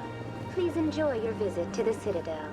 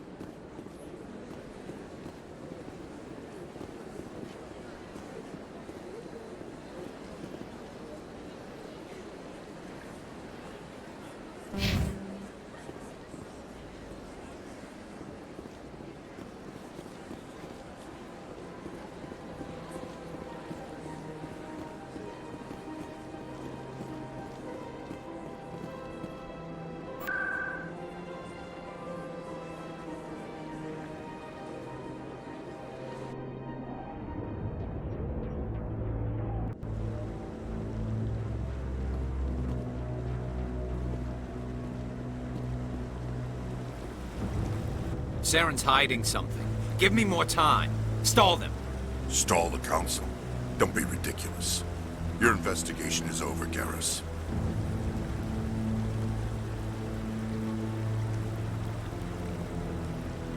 Commander Shepard, Garrus Vicarian.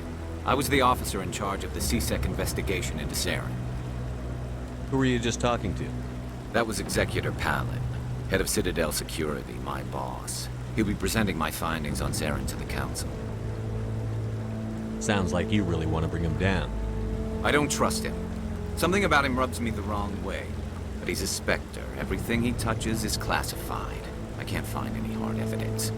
I think the Council's ready for us, Commander. Good luck, Shepard. Maybe they'll listen to you. You don't want to keep the Council waiting.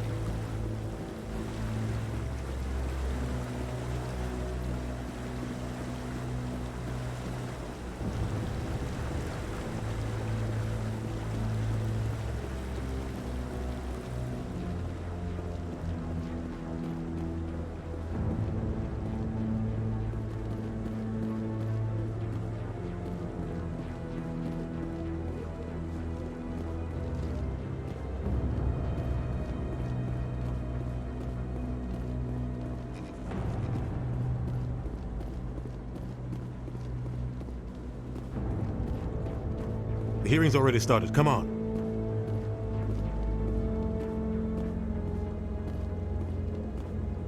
The Geth attack is a matter of some concern, but there is nothing to indicate Saren was involved in any way. The investigation by Citadel Security turned up no evidence to support your charge of treason.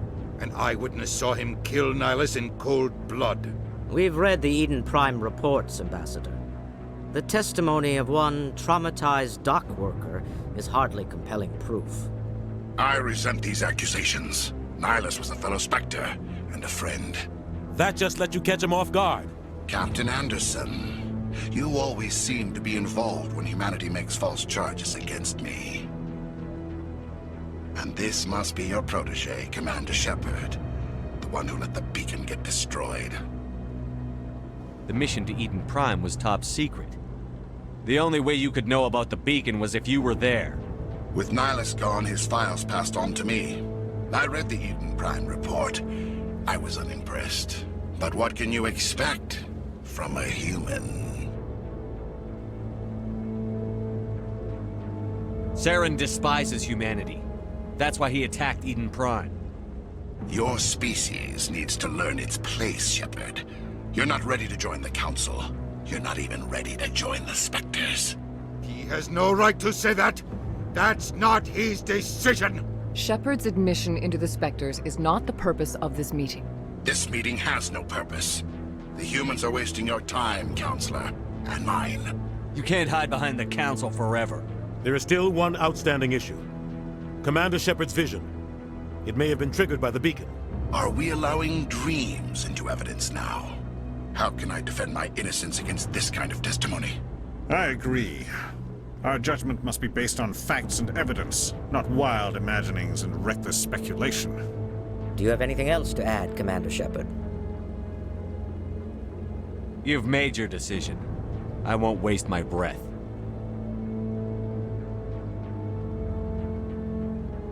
The Council has found no evidence of any connection between Saren and the Geth. Ambassador, your petition to have him disbarred from the Spectres is denied. I'm glad to see justice was served. This meeting is adjourned.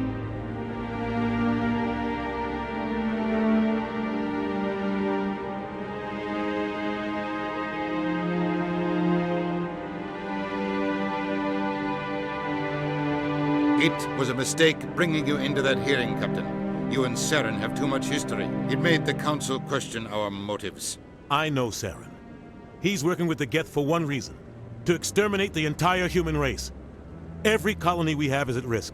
Every world we control is in danger. Even Earth isn't safe. Tell me about this history between you and Saren. I worked with him on a mission a long time ago. Things went bad. Real bad. We shouldn't talk about this here. But I know what he's like. And he has to be stopped. What's our next step? As a Spectre, he's virtually untouchable. We need to find some way to expose him. What about Garrus, that CSEC investigator? We saw him arguing with the Executor. That's right. He was asking for more time to finish his report. Seems like he was close to finding something on Saren. Any idea where we could find him? I have a contact in CSEC who can help us track Garrus down. His name is Harkin. Forget it. They suspended Harkin last month, drinking on the job. I won't waste my time with that loser. You won't have to. I don't want the Council using your past history with Saren as an excuse to ignore anything we turn up. Shepard will handle this. I'll take care of it. I need to take care of some business. Captain, meet me in my office later. Harkin's probably getting drunk at Cora's Den. It's a dingy little club in the lower section of the wards. Maybe there's another way to find evidence against Saren. You should talk to Barla Vaughn over in the financial district. Rumor has it he's an agent for the Shadow Broker. The Shadow Broker? An information dealer. Buys and sells secrets to the highest bidder. I've heard Barla Vaughn's one of the top representatives. He might know something about Saren, but his information won't come cheap. You and Saren have a history. What happened? About 20 years ago, I was part of a mission in the Skillian Verge. I was working with Saren to find and remove a known terrorist threat. Saren eliminated his target, but a lot of people died along the way, innocent people. And the official records just covered it all up. But I saw how he operates. No conscience, no hesitation. He'd kill 1,000 innocent civilians to end a war without a second thought. Killing innocents doesn't end wars, it causes them. I know how the world works, Commander. Sometimes you're forced to make unpleasant decisions, but only if there's no other way. Saren doesn't even look for another option. He's twisted, broken. He likes the violence, the killing. And he knows how to cover his tracks. Our ambassador doesn't seem to get along with the Council. He's just frustrated.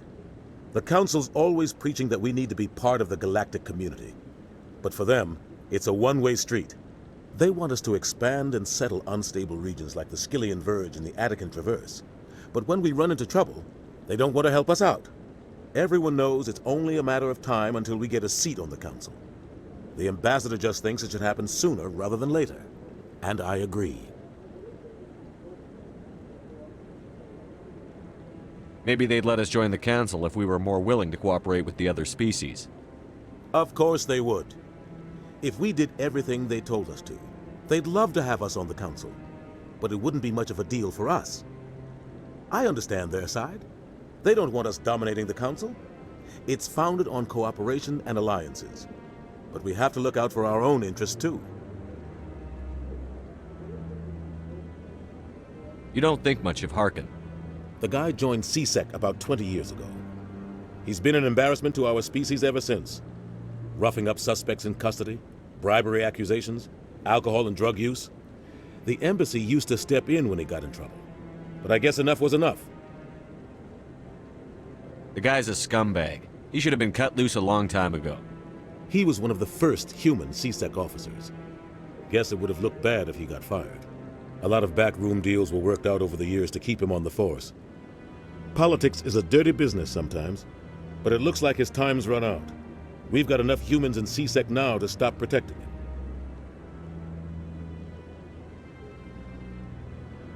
I want to know more about the Spectres. They're not your typical government agency. They tend to work alone, behind the scenes.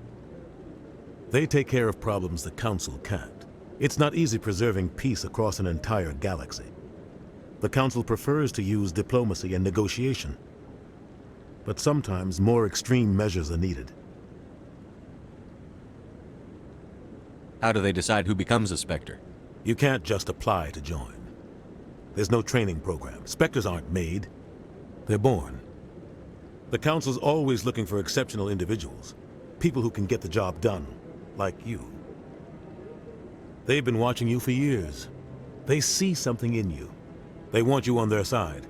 Nihilus was supposed to give them a final recommendation, but with him gone, things are still up in the air. What's their command structure like? There is no command structure. Each Spectre answers directly to the Council. Sometimes they're sent on specific missions. Other times, they act on their own.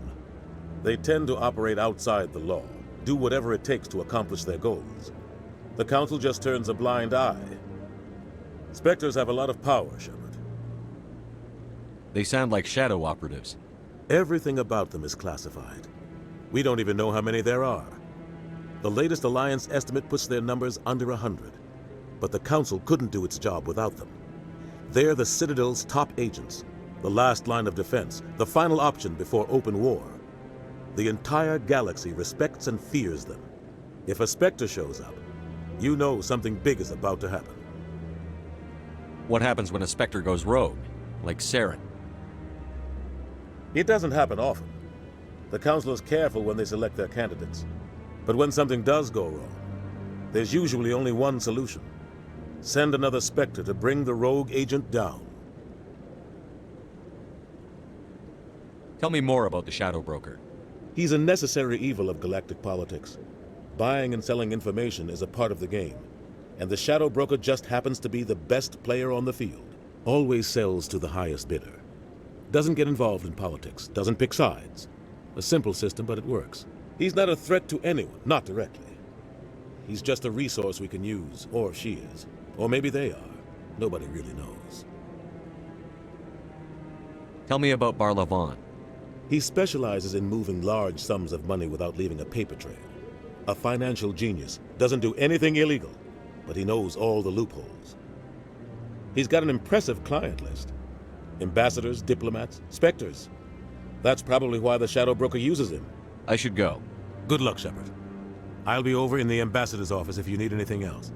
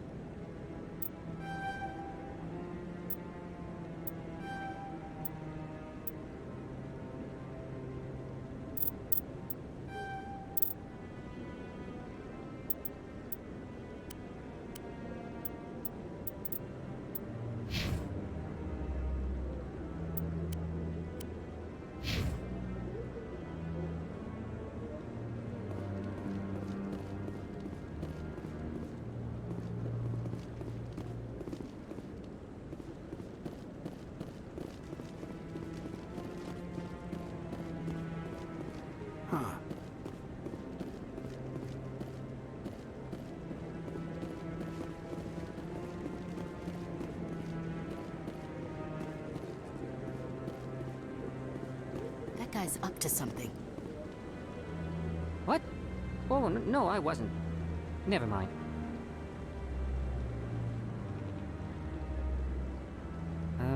Yes, is there something you want? Why are you so interested in the Keepers? Keepers? I've got no interest in the Don't get coy. I know what I saw.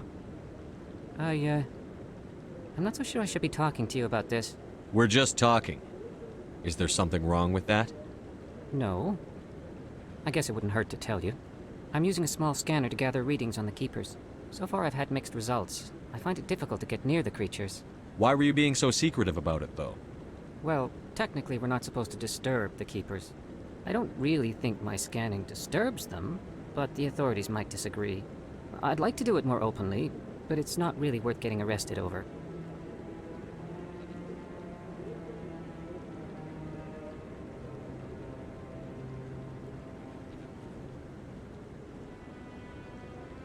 I could help you out. I'm not worried about the authorities. I don't even know who you are. I'm Commander Shepard, with the Alliance military. Well, I suppose I could use the help. You'll need this. It's the scanning device I developed. Activate it each time you see a Keeper. All collected data will automatically upload to my database. I'll even send a few credits your way for each unique scan. What are you doing with the data once you've scanned it? Trying to learn whatever I can about the Keepers. We see them working everywhere, yet we know so little about them. I'm a scientist. I want to know what makes them tick. I should get going then. Yes, I have much work myself. So long, and good luck with the scanning.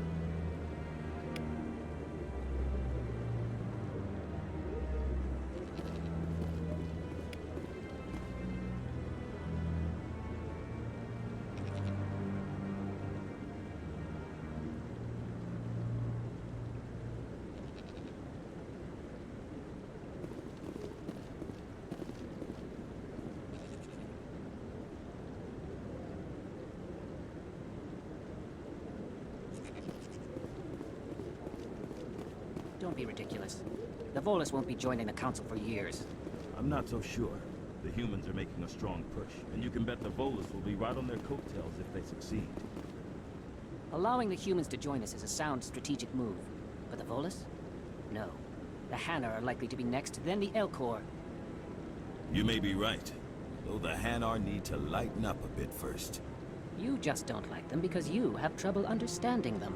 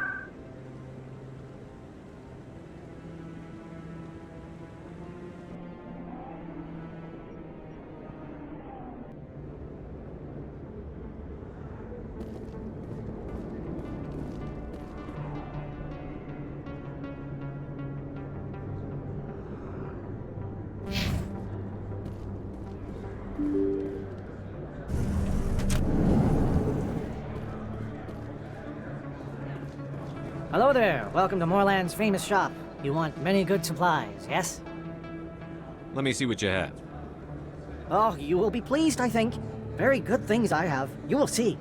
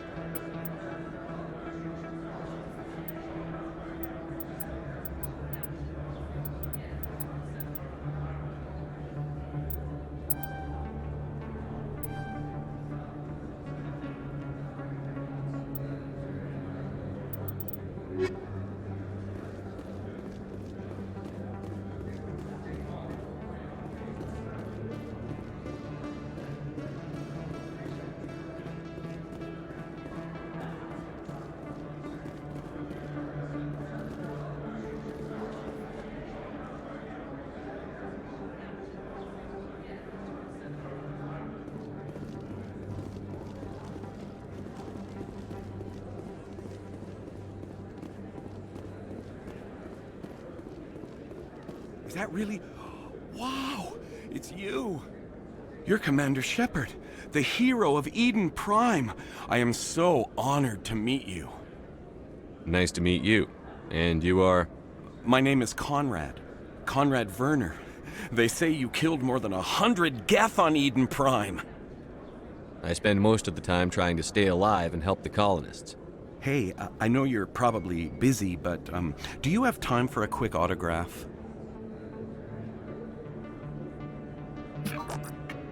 Here you go. Thanks. I really appreciate it. My wife is going to be so impressed. I'll let you get back to work. But next time you're on Earth, I'd love to buy you a drink. Thanks again!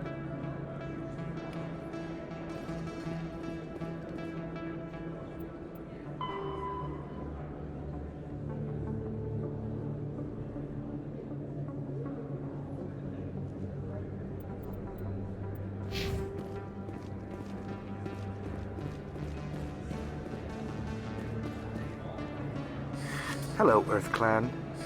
No doubt you've just come back from the colonies. Will you be needing supplies? What colonies are you talking about?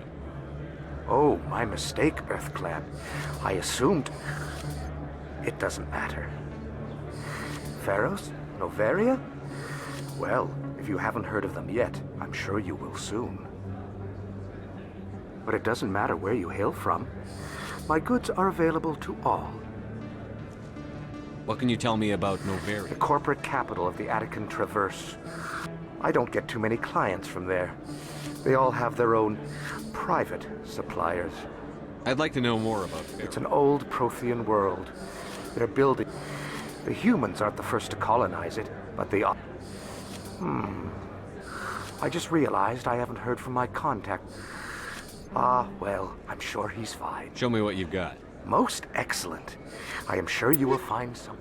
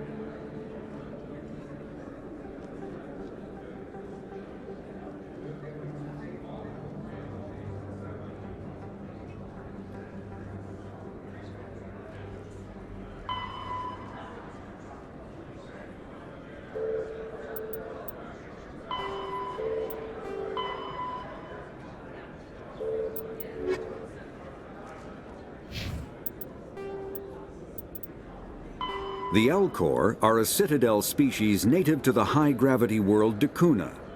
They are massive creatures, standing on 4 muscular legs for increased stability. Elcor move slowly, an evolved response to an environment where a fall can be lethal. This has colored their psychology, making them deliberate and conservative. Elcor's speech is ponderous and monotone. Among themselves, scent, slight movements, and subvocalized infrasound convey shades of meaning that make a human smile seem as subtle as a fireworks display. Since their subtlety can lead to misunderstandings with other species, The Elcor often go out of their way to clarify when they are being sarcastic, amused, or angry. Dacuna's high gravity impedes mountain formation. Most of the world consists of flat, open plains, which prehistoric Elcor wandered across in small family bands. Modern Elcor still prefer open sky and can become restless and uncomfortable on long starship journeys. When the Asari discovered the Citadel, they also discovered the Keepers, a docile, multi-limbed insect race that seemingly exists only to maintain and repair the Great Prothean Station. Early attempts to communicate with or study the Keepers were failures, and it is now illegal to interfere with or impede Keeper activity. Because they are completely non-threatening, Keepers have become virtually invisible to everyone else.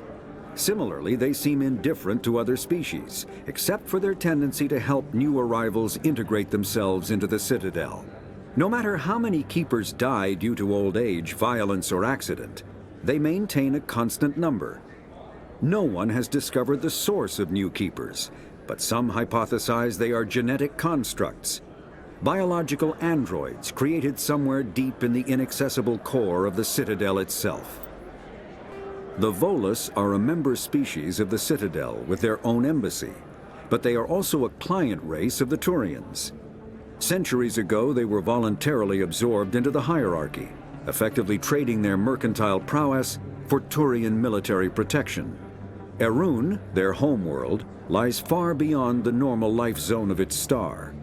However, the world has a high-pressure greenhouse atmosphere that traps enough heat to support an ammonia-based biochemistry. As a result, the Volus must wear pressure suits and breathers when dealing with other species, as conventional nitrogen-oxygen-air mixtures are poisonous to them, and in the low-pressure atmospheres tolerable to most species, their flesh will actually split open.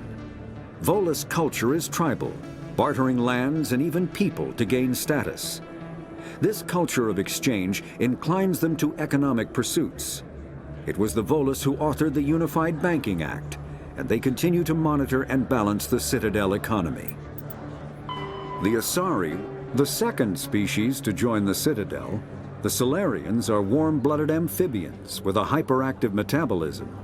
Solarians think fast, talk fast, and move fast. To Solarians, other species seem sluggish and dull-witted. Unfortunately, their metabolic speed leaves them with a relatively short lifespan. Solarians over the age of 40 are a rarity. The Solarians were responsible for advancing the development of the primitive Krogan species to use as soldiers during the Rachni Wars. They were also behind the creation of the genophage bioweapon the Turians used to quell the Krogan rebellions several centuries later. Solarians are known for their observational capability and non-linear thinking. This manifests as an aptitude for research and espionage. They are constantly experimenting and inventing, and it is generally accepted that they always know more than they are letting on. The Asari were the first species to discover the Citadel. When the Solarians arrived, it was the Asari who proposed the establishment of the Citadel Council to maintain peace throughout the galaxy. Since then, the Asari have served as the mediators and centrists of the Council.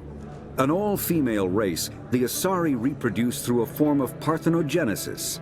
They can attune their nervous system to that of another individual of any gender and of any species to reproduce. This capability has led to the unseemly and inaccurate rumors about Asari promiscuity. Asari can live for over 1,000 years, passing through 3 stages of life. In the maiden stage, they wander restlessly, seeking new knowledge and experience. When the matron stage begins, they meld with interesting partners to produce their offspring. This ends when they reach the matriarch stage, where they assume the roles of leaders and counselors.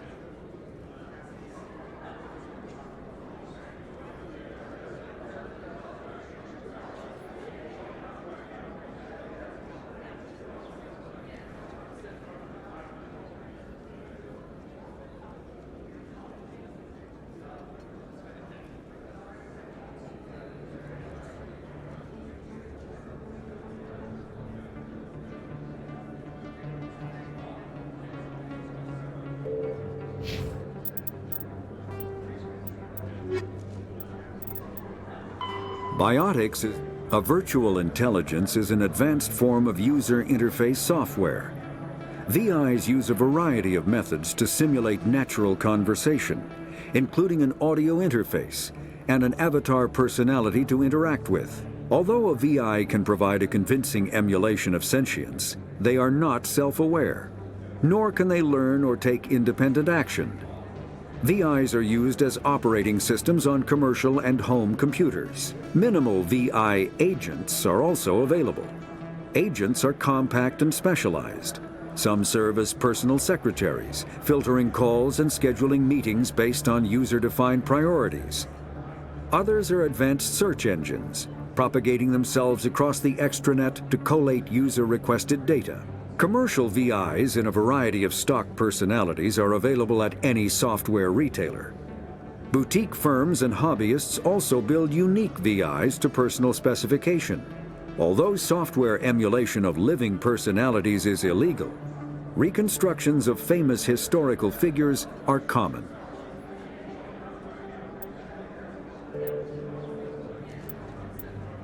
Pharos is a habitable world in the Attican Beta Cluster. 2/3 of the habitable surface is covered with the ruins of a crumbling Prothean megatropolis. In the millennia since the Prothean extinction, the ruins have been repeatedly picked over by looters many times. Pharos was considered a poor prospect for colonization, as little open ground remains for agriculture. The only sizable freshwater sources are the poles, which are tapped by the decaying Prothean aqueduct systems. The dead cities, while in good condition considering their antiquity, are of uncertain stability. Ground level is congested by a dozen meters of fallen debris, and the air is fouled by dust. In 2178, the Human Exogeny Corporation announced its intention to place a permanent colony on Pharos to thoroughly explore the ruins. The pioneer settlement was placed on the upper levels of several intact skyscrapers, using the surviving Prothean aqueducts and rooftop hydroponic gardens to support the population. Noveria is a cool, rocky world with most of its hydrosphere locked up in massive glaciers. A privately chartered colony world, the planet is owned by the Noveria Development Corporation Holding Company. The NDC is funded by investment capital from 24 high-technology development firms and administrated by an executive board representing their interests. The investors built remote hot labs in isolated locations across Noveria's surface.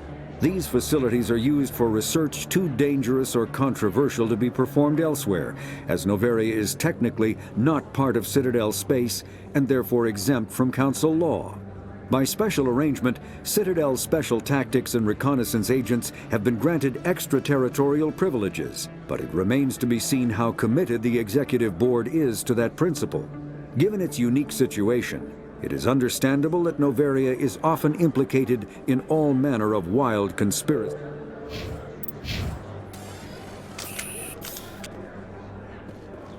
Best place on this ward to buy upgrades.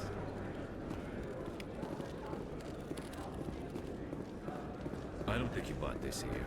I don't sell this mod. Look, I know it was you. I remember your face. Really, that's impressive.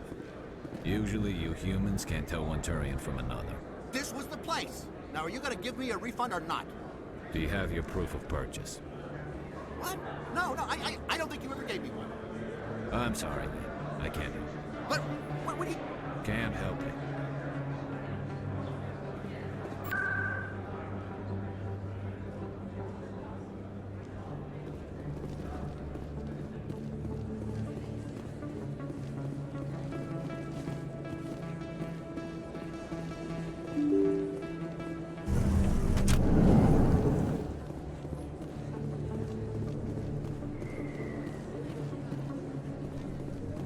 Commander Shepard? Excuse me, Commander Shepard! I'm Emily Wong. I'm an investigative journalist working here on the Citadel. Could I have a moment of your time? What do you need? I've been hunting for evidence of corruption and organized crime on the Citadel, but there are places I can't go. I was hoping you might share anything you find during your own investigation. I can make it worth your time. How do you know that my investigation is going to uncover anything you need? You wouldn't be investigating if it weren't big. And if it's big, it's something I'd like to hear about. You've got to have access to better sources. Why contact me? I'm using every source I can find, but I think I've got a better shot with you. I've read your file. If anyone is going to uncover corruption here, it's the hero of the Skillian Blitz. How do you know I'm investigating anything here on the Citadel? I'm a good journalist, Commander Shepard. Word gets around. No promises. But if I find anything relating to your case, I'll inform you. Thank you, Commander. You won't regret it.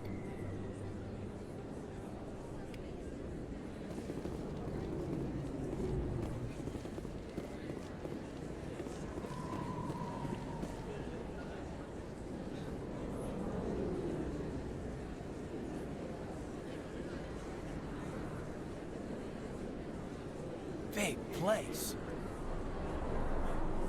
That your professional opinion, sir? This isn't a station. It's a city. There must be millions here. It can't be possible to track everyone coming and going.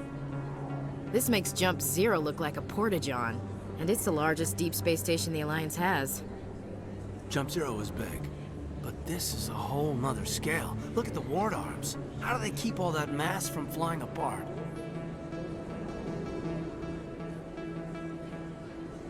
The Council represents more races than I thought. No wonder they're careful with newcomers. They probably just want to keep everything running. It has to be hard keeping all these cultures working together. Or maybe they just don't like humans. Why not? We've got oceans, beautiful women, this emotion called love. According to the old vids, we have everything they want. If you expect to get me in a tinfoil miniskirt and thigh-high boots, I want dinner first. Sir. That will be enough, Chief. At ease, Lieutenant. Can't see her in a skirt anyway. Damn straight you can't. Ready to move out, sir.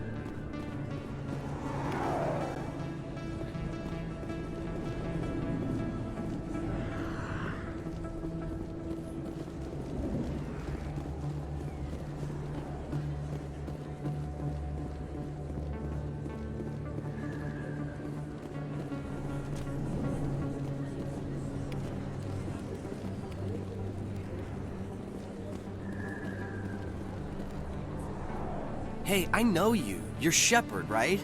I was on Mindwar during the Blitz. Saw you on the vids when you got your medal. You saved the whole colony. Looks like you have a fan. I'm sorry, I just never thought I'd meet someone like you in person. My name's Lang, Officer Eddie Lang, Citadel Security. It's an honor to meet you, Commander. What are you doing down here in the wards? Anything I can help you with? Why'd you join Citadel Security? I don't know. Seemed like the right thing to do, you know? Maybe it's in my blood. My grandfather was a cop back on Earth. It's kind of what CSEC is. Police for the Citadel.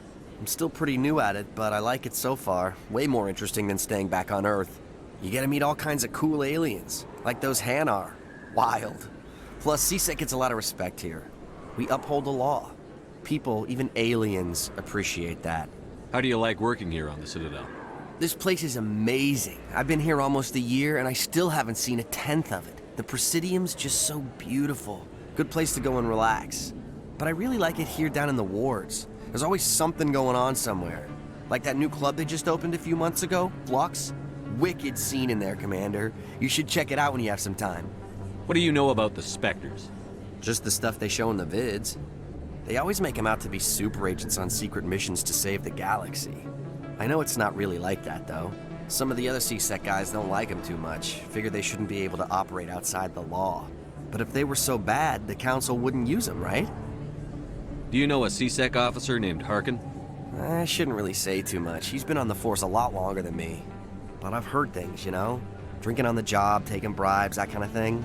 Rumors mostly, but they suspended him, so some of it must be true. I have to go. Right. You're probably real busy. Well, see you around, Commander.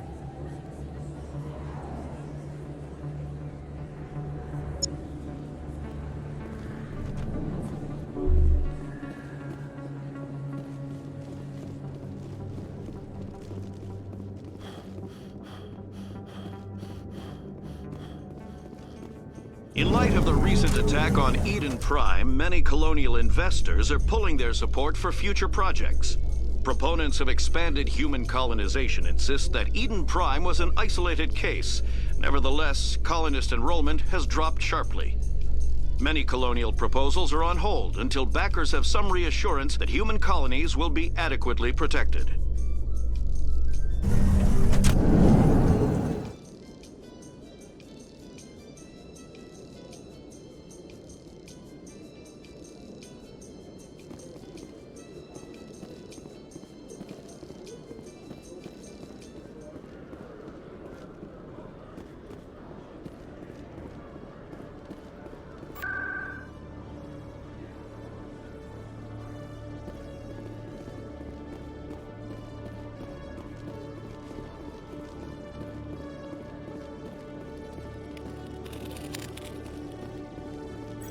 One sec, looking you up.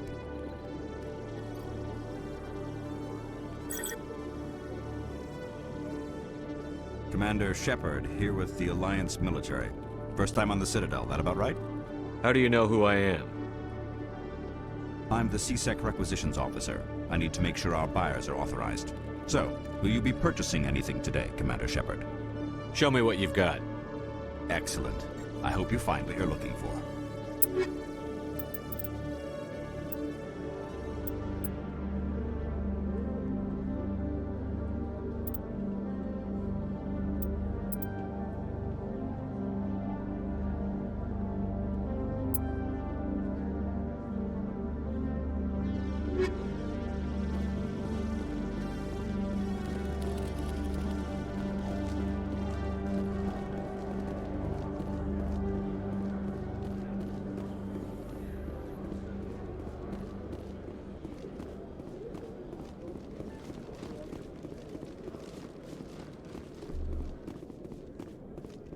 Okay, Jalid. Let me get this straight. Your business partner, Shorban, he's threatened you? Well, no, not exactly. But he wants to meet with me. I think he's going to kill me. And why do you think that? I can't really get into the details. But Shorban will kill me if I leave here unprotected. I can't help you. Not unless you give me something more to go on. I can't. I'm sorry. Then I've got other work to do. But nothing. Don't bother me unless you're willing to give me details.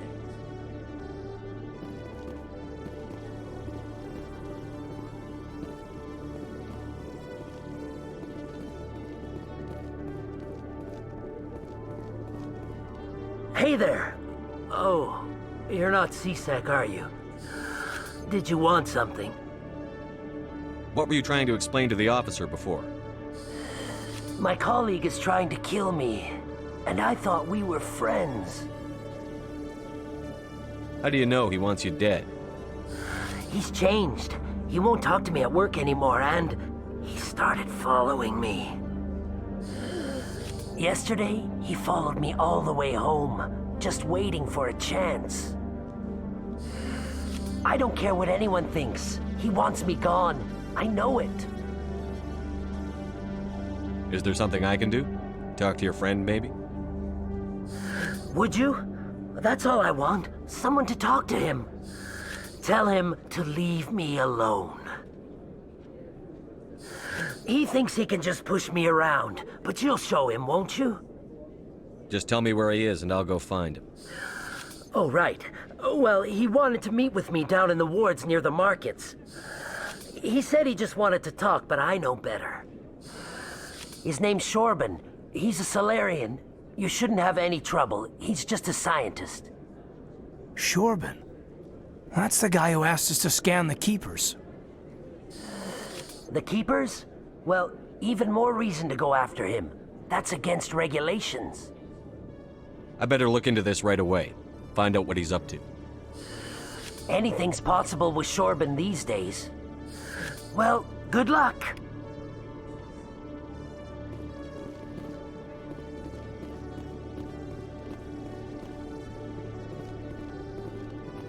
Hello, Commander.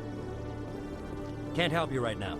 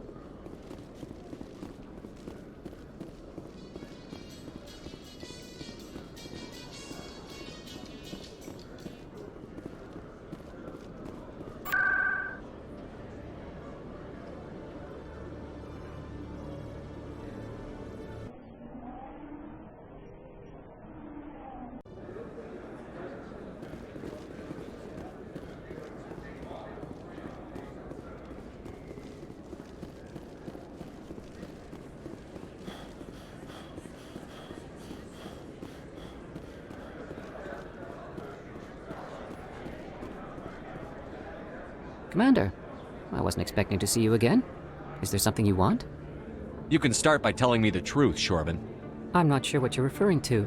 My experiments are... Quit stalling. Jalid told us what you've been up to. You spoke with Jalid? Then you know about the data? No, but you're gonna tell me. Everything. You boys can go. Looks like my plans have changed. It's not as bad as you think, Commander. Jalid and I just got a little over our heads. Keep talking. The company we work for developed an experimental procedure for use in medical scanners. Jalid and I saw even more potential, so we stole the plans and secretly developed a tool to scan the Keepers. Can you imagine? A tool that can actually get readings from the Keepers?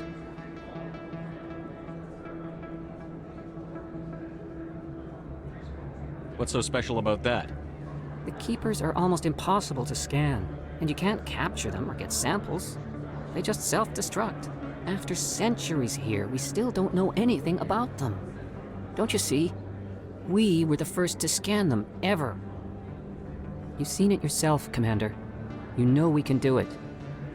Why are you trying to kill your partner? I'm not trying to kill him. Jalid's job was to disseminate our initial findings. But he decided to keep the data for himself. Maybe to sell it. I don't know.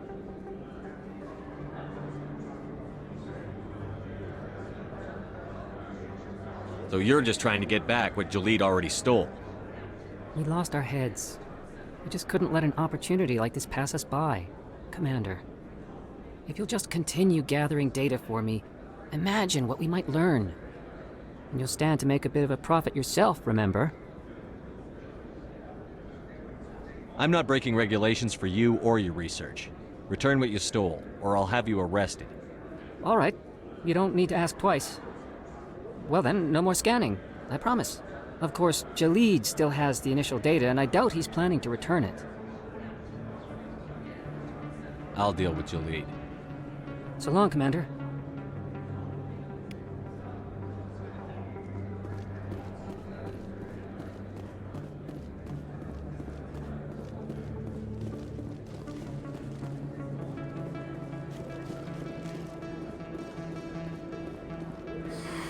Welcome back, Earth Clan. Show me what you've got. Most excellent.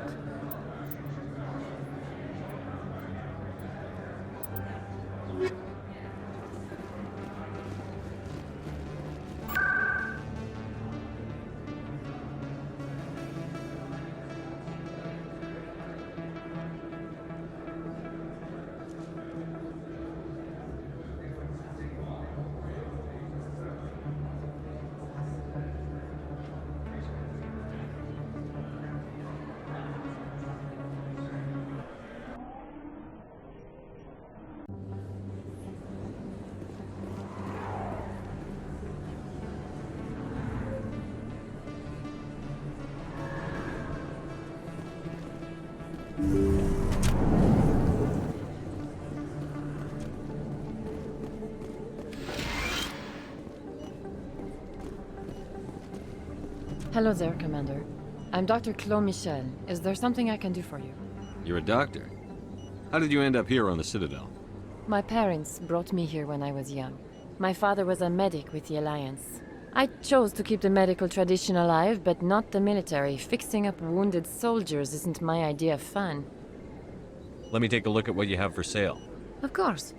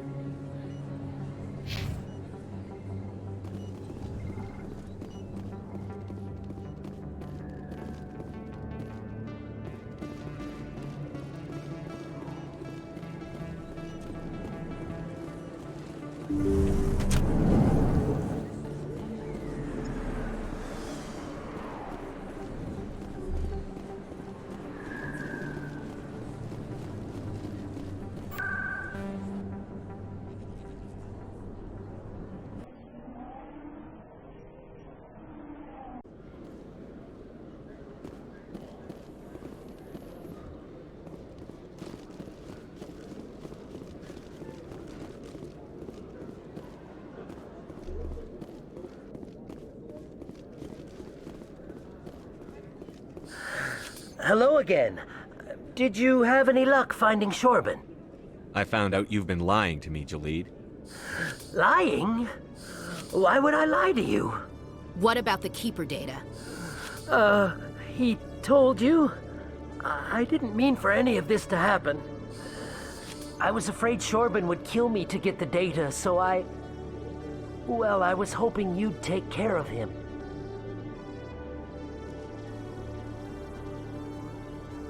This is serious, Jalid. You could spend the rest of your life locked up. But I can't. What will happen to the data when I'm gone? Who will carry on our research? It's a bit late to be thinking about that. But this data could be used to unravel all the secrets of the Keepers. Think what we could learn about the Citadel. Tell me more about this data. Well, it's still very preliminary, but our initial scans suggest the Keepers are as old as the Citadel itself. We might learn how the Citadel was built, or why the Keepers always rearrange things. The possibilities are limitless.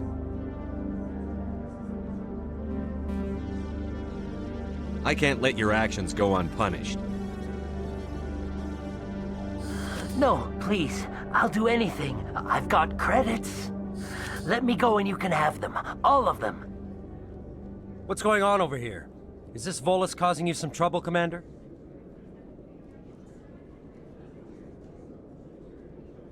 He's admitted to stealing data from his workplace. Really? I think you'd better come with me. But, I'll take it from here, Commander.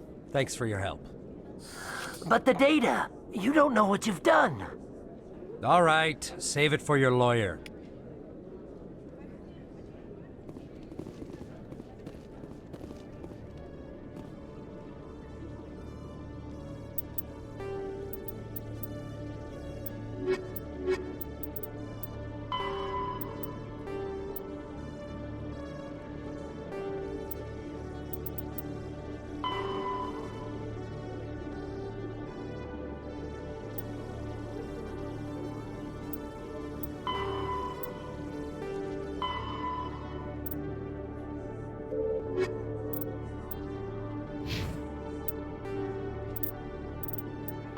Combat hard suits use a Medigel is a common medicinal salve used by paramedics, EMTs, and military personnel.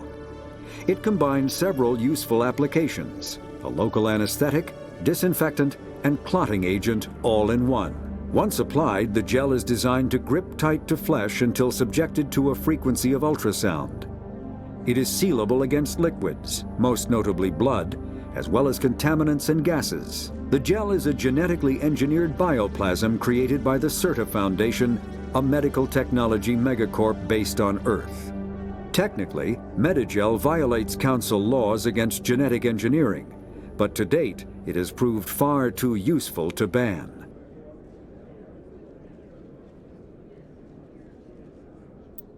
All modern infantry weapons, from pistols to assault rifles, use micro-scaled mass accelerator technology. Projectiles consist of tiny metal slugs suspended within a mass-reducing field, accelerated by magnetic force to speeds that inflict kinetic damage. The ammo magazine is a simple block of metal. The gun's internal computer calculates the mass needed to reach the target based on distance, gravity, and atmospheric pressure, then shears off an appropriate-sized slug from the block. A single block can supply thousands of rounds, making ammo a non-issue during any engagement. Top-line weapons also feature smart targeting that allows them to correct for weather and environment. Firing on a target in a howling gale feels the same as it does on a calm day at the practice range. Smart targeting does not mean a bullet will automatically find the mark every time the trigger is pulled. It only makes it easier for the marksman to aim.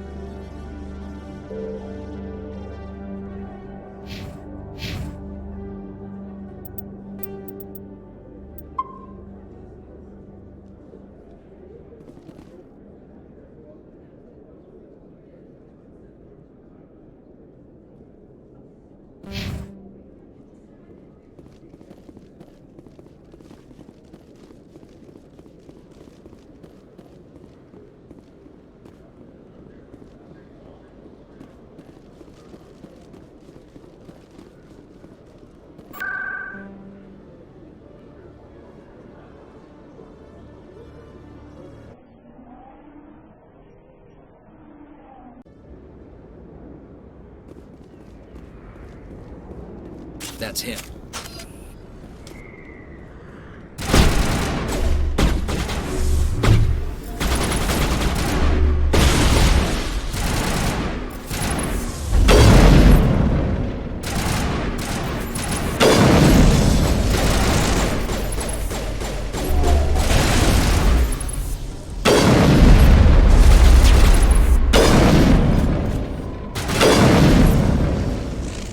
Those were Saren's men. All clear, Commander.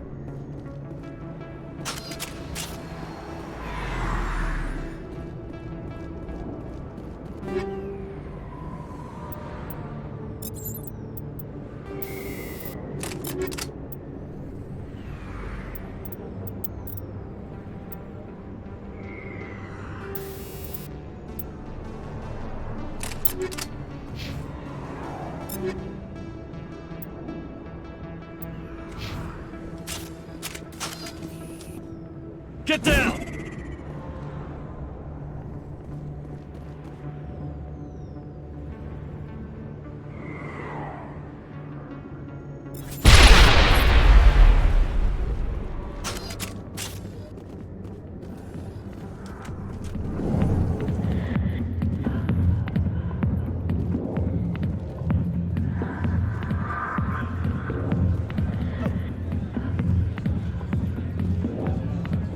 I got business here, but not with you.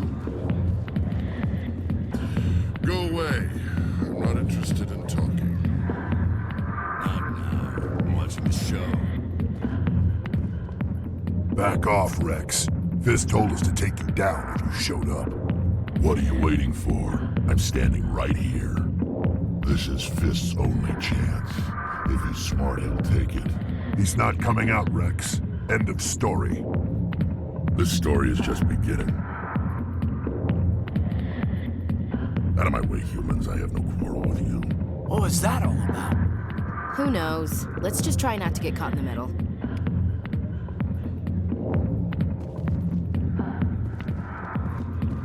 Alliance military. I could have been a Marine, you know. Instead, I joined the goddamn Citadel security. Biggest mistake of my life. Harkin, right? I was told you could help me find someone. A Turian CSEC officer named Garrus. Garrus? You must be one of Captain Anderson's crew. Poor bastard, still trying to bring Saren down, eh? I know where Garrus is, but you gotta tell me something first. Did the captain let you in on his big secret? I just need to know where Garrus is. But it's all related, don't you see? The captain used to be a Spectre. Didn't know that, did you? It was all very hush-hush. The first human ever given that honor, and then he blew it. Screwed up his mission so bad they kicked him out. Of course, he blames Saren. Says the Turians set him up. Why'd they kick him out? Have to ask him. I never heard any of the details. Bet it's a good story, though. The heroes fall. Classic tragedy. You said they covered all this up. How'd you hear about it? I spent 20 years working cases here on the Citadel. People on this station love to talk. Secrets are like herpes. If you got them, you might as well spread them around.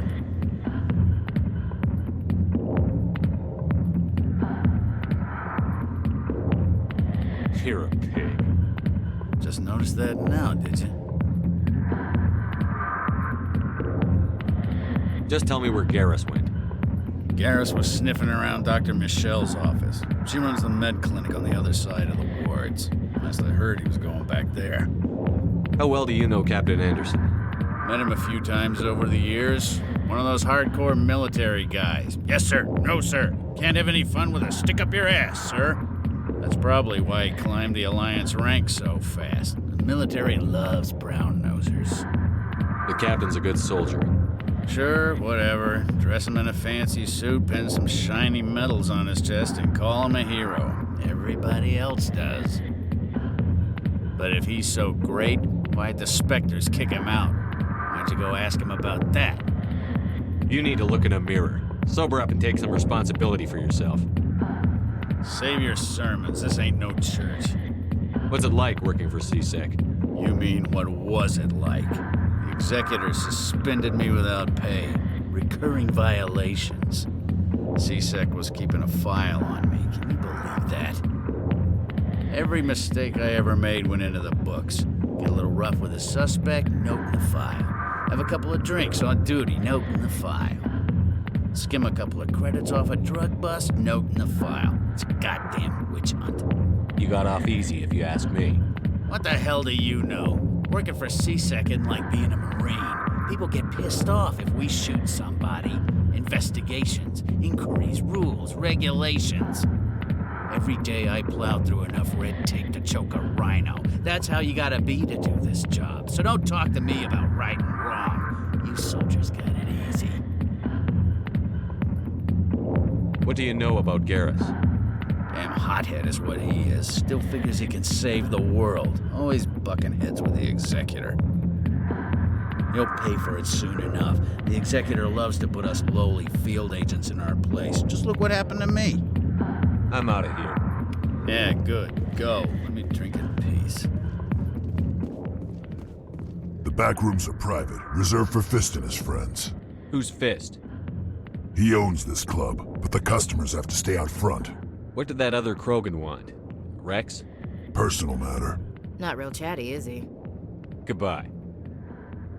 Enjoy the club.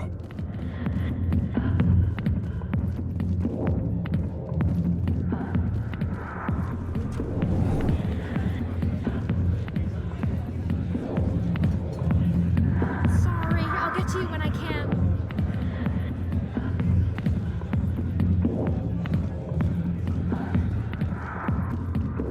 She left me.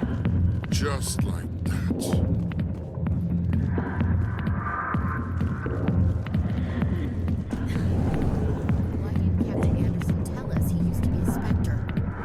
Maybe it's not true. Harkin's an ass. Bet he's just messing with our heads. You're probably right. Still.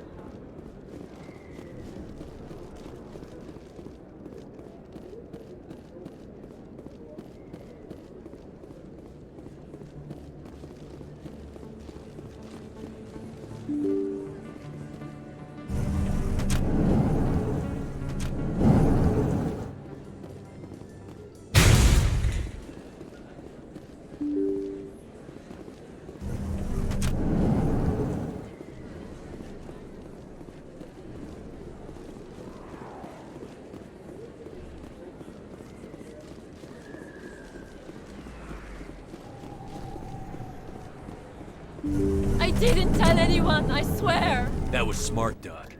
Now if Garrus comes around, you stay smart. Keep your mouth shut or we'll... Who are you? Let her go. Ah!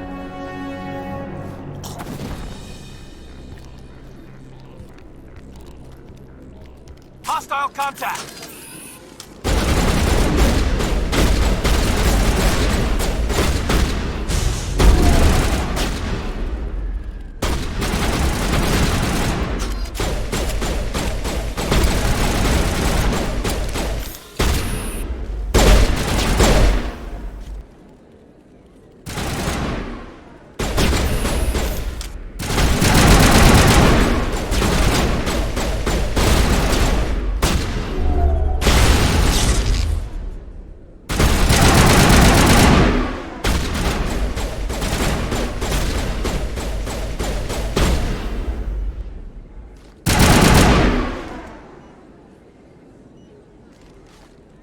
Negative contacts, Commander.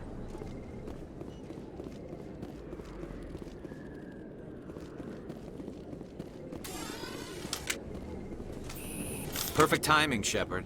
Gave me a clear shot at that bastard. What were you thinking? You could have hit the hostage. There wasn't time to think. I just reacted. I didn't mean to...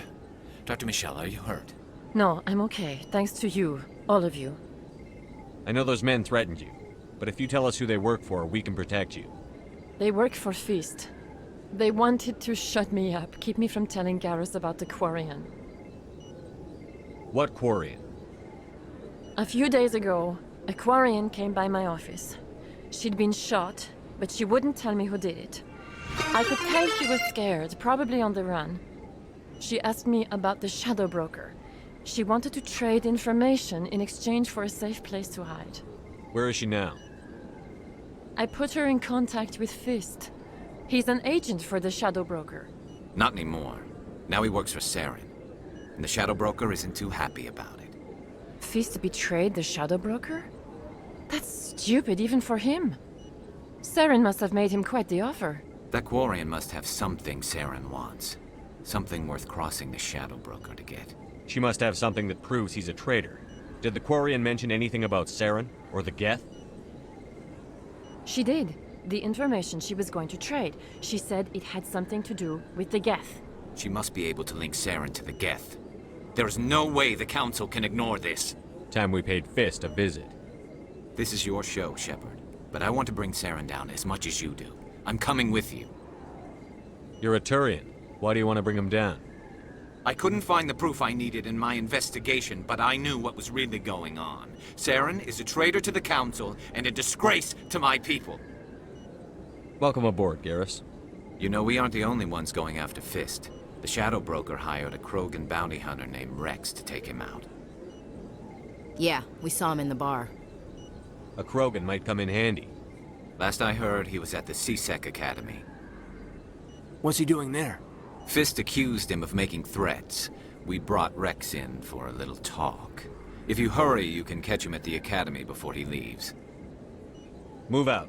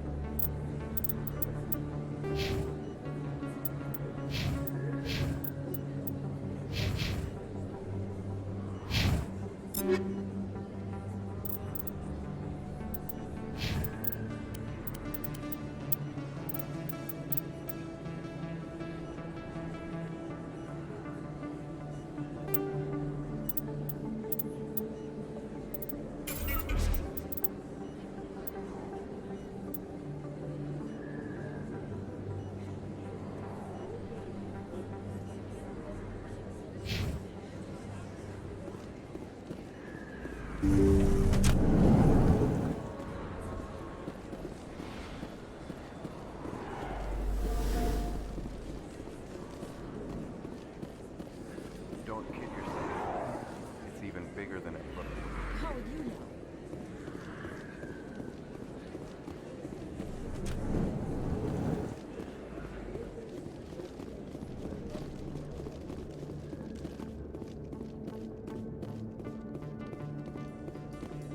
A Solarian excavation team has run into an unexpected problem after unearthing a Prothean dig site. Hanar protesters have blockaded the dig site, claiming that artifacts of the Enkindlers, as the Hanar call them, should not be disturbed. The excavation team has appealed to Hanar representatives on the Citadel to reach a diplomatic solution.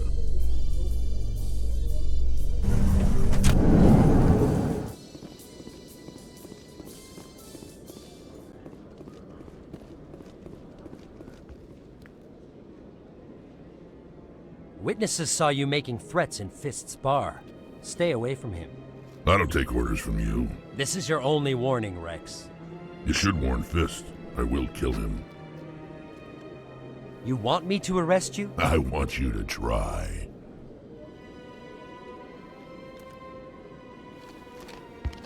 Go on.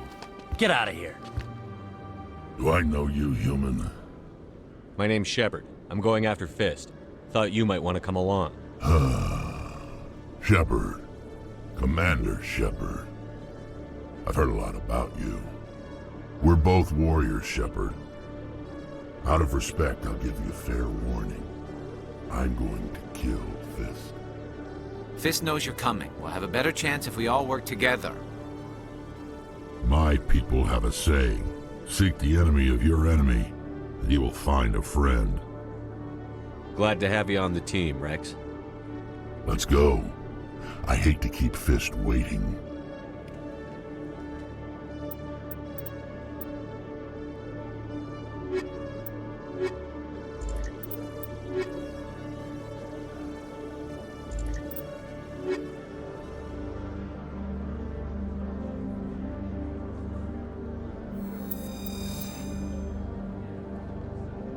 Every time I visit the Citadel, C-Sec brings me here for a friendly chat.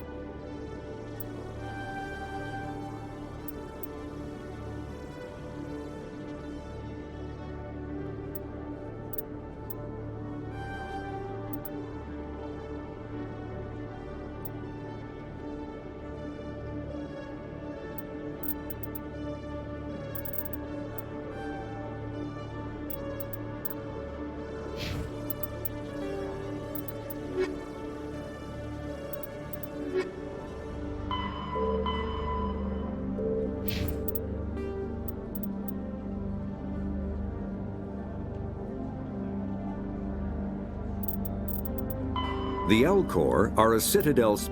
The Krogan evolved in a hostile and vicious environment. Until the invention of gunpowder weapons, eaten by predators was still the #1 cause of Krogan fatalities. Afterwards, it was death by gunshot. When the Solarians discovered them, the Krogan were a brutal, primitive species, struggling to survive a self-inflicted nuclear winter. The Solarians culturally uplifted them, teaching them to use and build modern technology, so they could serve as soldiers in the Rachni War. Liberated from the harsh conditions of their homeworld, the quick-breeding Krogan experienced an unprecedented population explosion. They began to colonize nearby worlds. Even though these worlds were already inhabited, the Krogan rebellions lasted nearly a century, only ending when the Turians unleashed the Genophage, a Solarian-developed bioweapon that crushed all Krogan resistance. The Genophage makes only 1 in 1,000 pregnancies viable, and today the Krogan are a slowly dying breed. Understandably, the Krogan harbor a grudge against all other species, especially the Turians. Driven from their home system by the Geth nearly 3 centuries ago, most Quarians now live aboard the Migrant Fleet, a flotilla of 50,000 vessels ranging in size from passenger shuttles to mobile space stations. Home to 17 million Quarians, the flotilla understandably has scarce resources. Because of this, each Quarian must go on a rite of passage known as the Pilgrimage when they come of age. They leave the fleet and only return once they have found something of value they can bring back to their people. Other species tend to look down on the Quarians for creating the Geth. and for the negative impact their fleet has when it enters a system. This has led to many myths and rumors about the Quarians, including the belief that underneath their clothes and breathing masks, they are actually cybernetic creatures, a combination of organic and synthetic parts.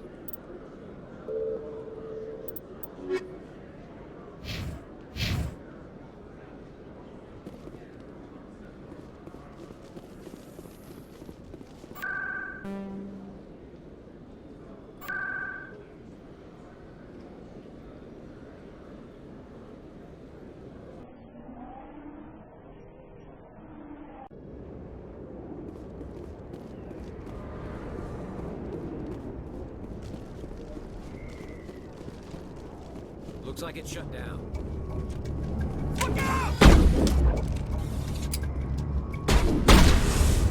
I'm on it!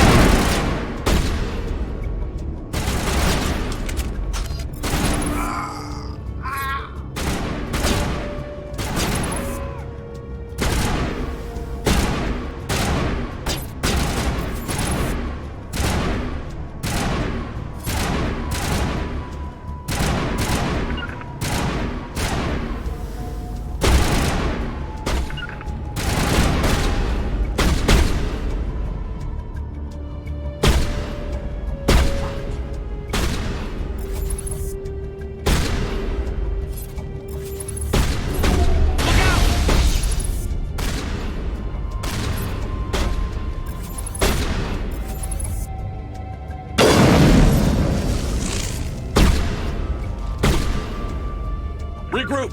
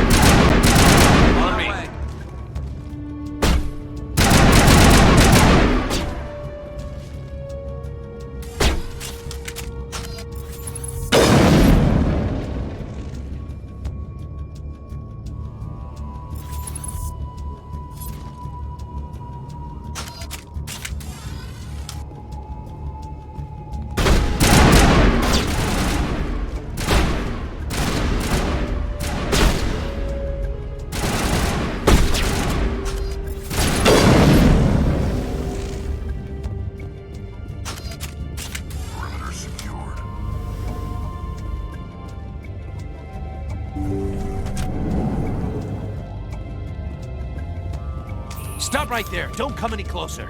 Warehouse workers. All the real guards must be dead. Stay back, or we'll shoot. This would be a good time to find somewhere else to work. Yeah, right. That's a good idea. Yeah, I never liked Fist anyway. It would have been quicker to just kill them. Shooting people isn't always the answer.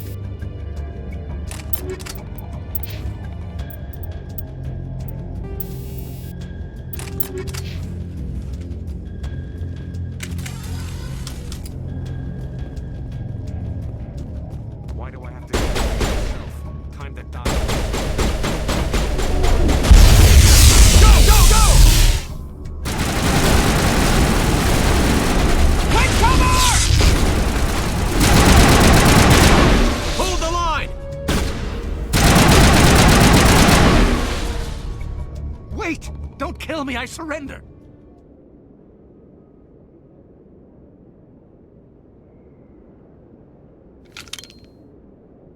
Where's the Quarian? She's not here. I don't know where she is. That's the truth. He's no use to you now. Let me kill him. Wait. I don't know where the Quarian is, but I know where you can find her. The Quarian isn't here. Said you'd only deal with the Shadow Broker himself. Face to face? Impossible. Even I was hired through an agent. Nobody meets the Shadow Broker. Ever. Even I don't know his true identity. But she didn't know that. I told her I'd set a meeting up. But when she shows up, it'll be Saren's men waiting for her. Give me the location. Now. Here on the wards, the back alley by the markets. She's supposed to meet them right now. You can make it if you hurry.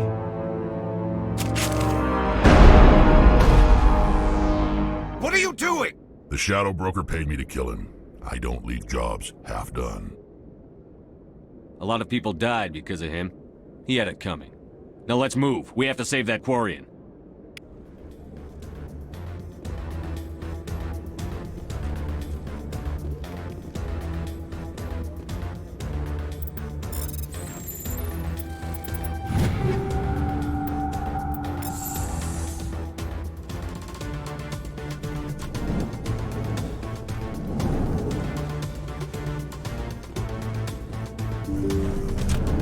Take cover! Here it comes! Incoming!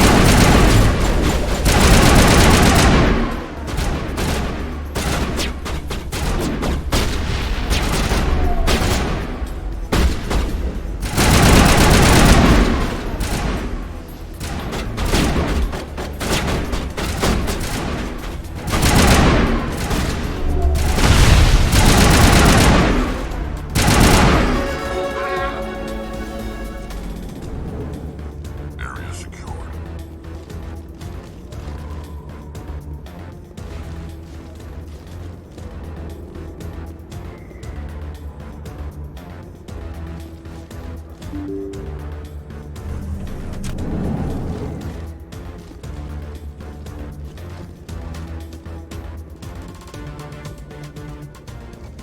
Did you bring it? Where's the Shadow Broker? Where's Fist? They'll be here. Where's the evidence? No way. The deal's off.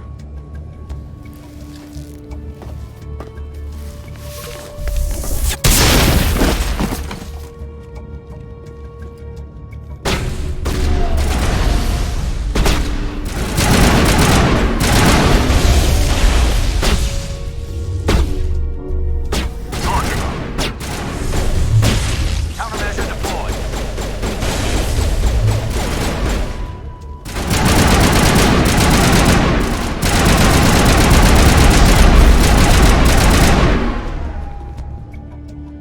Fist set me up. I knew I couldn't trust him. Were you hurt in the fight? I know how to look after myself.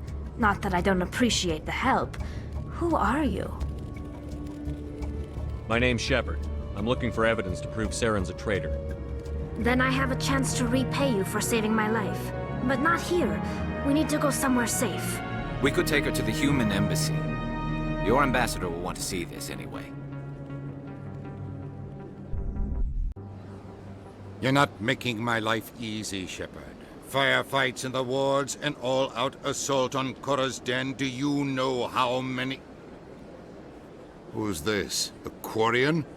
What are you up to, Shepard? You wanted proof Saren's a traitor. This is it. Really? Maybe you better start at the beginning, Miss... My name is Tali. Tali Zora Naraya. We don't see many Quarians here. Why did you leave the flotilla? I was on my pilgrimage. My rite of passage into adulthood. I've never heard of this before. It is a tradition among my people. When we reach maturity, we leave the ships of our parents and our people behind. Alone, we search the stars, only returning to the flotilla once we have discovered something of value. In this way, we prove ourselves worthy of adulthood. What kinds of things do you look for? It could be resources like food or fuel, or some type of useful technology, or even knowledge that will make life easier on the... Through our pilgrimage, we prove that we will contribute to the community, rather than being a burden on our limited resources. Tell us what you found. During my travels, I began hearing reports of Geth. Since they drove my people into exile, the Geth have never ventured beyond the Veil. I was curious. I tracked a patrol of Geth to an uncharted world. I waited for one to become separated from its unit. Then I disabled it and removed its memory core. I thought the Geth fried their memory cores when they died. Some kind of defense mechanism. What did you find out? Most of the core was wiped clean, but I salvaged something from its audio banks. Eden Prime was a major victory. The beacon has brought us one step closer to finding the conduit. That's Saren's voice. This proves he was involved in the attack. Saren won't get out of this one. Wait, there's more. Saren wasn't working alone. Eden Prime was a major victory. The beacon has brought us one step closer to finding the conduit. And one step closer to the return of the Reapers. I don't recognize that other voice, the one talking about Reapers. Are they some kind of new alien species? According to the memory core, the Reapers were a hyper-advanced machine race that existed 50,000 years ago. The Reapers hunted the Protheans to total extinction, and then they vanished. At least, that's what the Geth believe. Sounds a little far-fetched. The vision on Eden Prime. I understand it now. I saw the Protheans being wiped out by the Reapers. The Geth revere the Reapers as gods, the pinnacle of non-organic life, and they believe Saren knows how to bring the Reapers back. The Council is just going to love this. The Reapers are a threat to every species in Citadel space. We have to tell them. No matter what they think about the rest of this, those audio files prove Saren's a traitor. The Captain's right. We need to present this to the Council right away. What about her? The Quarian? My name is Tali. You saw me in the alley, Commander. You know what I can do. Let me come with you. I thought you were on your pilgrimage. The pilgrimage proves we are willing to give of ourselves for the greater good. What does it say about me if I turn my back on this? Saren is a danger to the entire galaxy. My pilgrimage can wait. I'll take all the help I can get. Thanks. You won't regret this. Anderson and I will go ahead to get things ready with the Council. Take a few minutes to collect yourself, then meet us in the tower.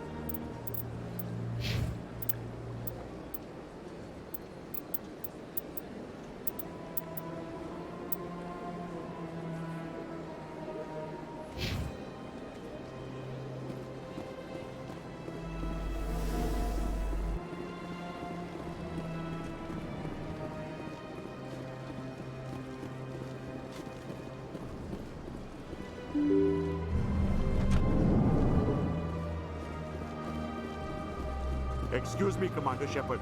Could you spare a moment of your time? Commander Shepard, my name is Samesh Bhatia. Forgive the intrusion, but I have nowhere else to turn. It's no trouble. What can I do for you? My wife was a Marine. She was in the 212 on Eden Prime. Wait, the 212? Your wife was serviceman Nirali Bhatia. I'm Gunnery Chief Ashley Williams. I served in her unit. Chief Williams, it is a pleasure. Nirali spoke of you with great respect. I'm so sorry for your loss, Mr. Bhatia. Nirali was a good woman. What can we do for you? I've requested that my wife's body be returned to me for cremation, but the military has refused my request. Why did they refuse your request? There's got to be some reason. I don't know. All I know is that they have declared it impossible for my wife to be returned to me. We'll look into it. The man in charge of my case is Mr. Bosker. When I last saw him, he was in the expensive bar over there. Thank you for your time. I just want to give my wife a proper funeral, and the respect she deserves.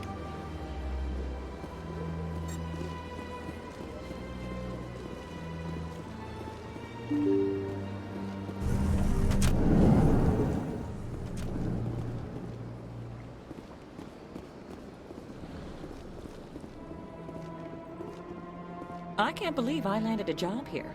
This place is fantastic.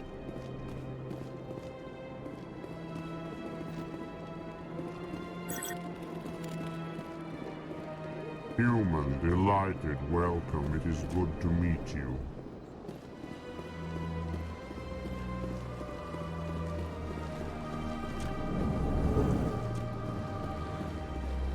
Commander Shepard, I didn't expect to see you here. Did Ambassador Udina send you? Have we met before? No, but I know you well enough. I'm Executor Palin, head of CSEC. It's my job to know when someone like you arrives on the Citadel. Was there something you needed, Commander? I get the feeling you're not too fond of humans. No, I just don't trust your kind. Not yet.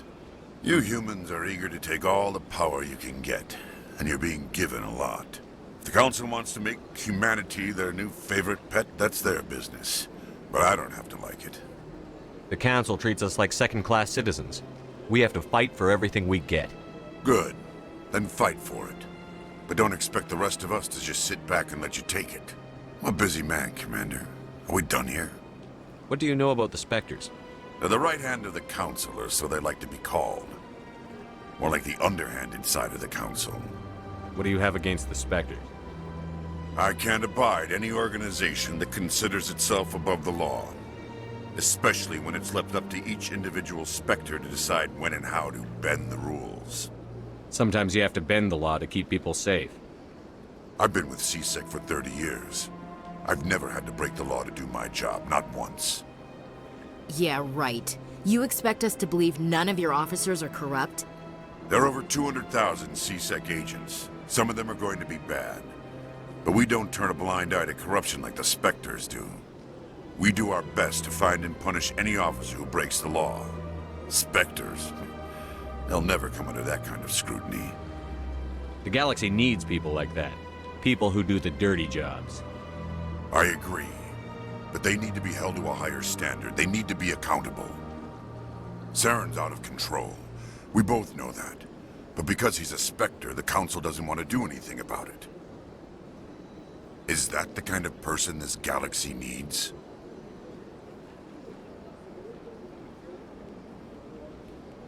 But not all Spectres are like Saren. True. But the potential is always there. Tell me about CSEC. CSEC provides necessary police and security services throughout the Citadel. We're a civilian government agency, though many of our members have had military training. Of course, as the CSEC representative to the Council, I spend most of my time liaising between between the two. Tell me about your investigation into Saren. Sorry, Commander. I don't make a habit of giving out details about ongoing investigations.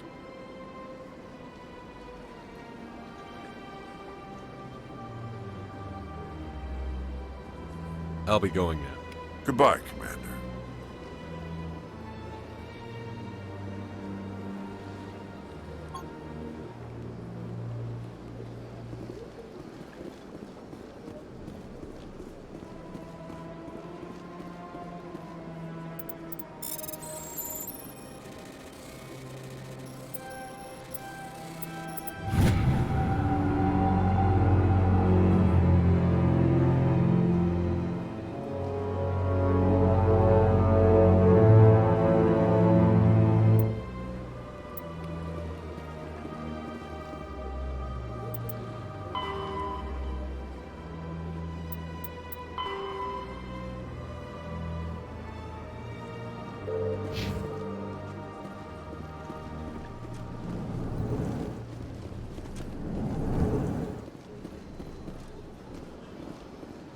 Don't believe the rumors. The consort would never reveal her secrets.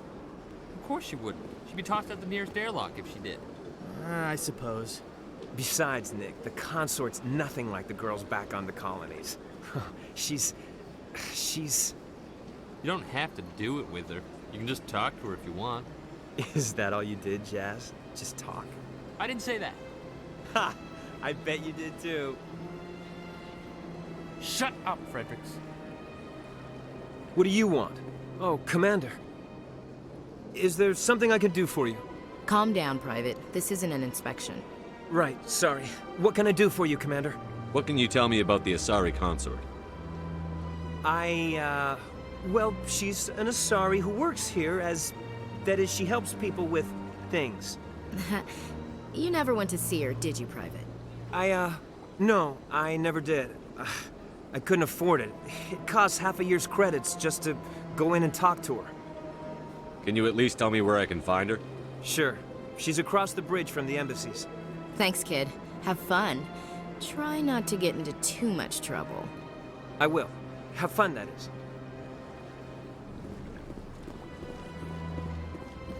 I don't have time to talk now. I'm very busy. Hello, Commander. Can I get you something? What have you got? Information, mostly. Would you like to know about some points of interest nearby? What's going on around here? Well, you found the embassies. Not much going on here. Across the bridge, you'll find the bank, the Emporium, and Shaira's. If you haven't heard of her, you soon will. If you need supplies, you can try the markets one level below. For entertainment, I try Flux or Cora's Den. What is Shaira's? The consort? She entertains clients who can afford her services. Most of the diplomats and ambassadors have visited her at one time or another. She's a very powerful woman, but also very respected. Tell me about Flux and Cora's Den. Well, Flux has gambling and dancing, certainly more lively than this place.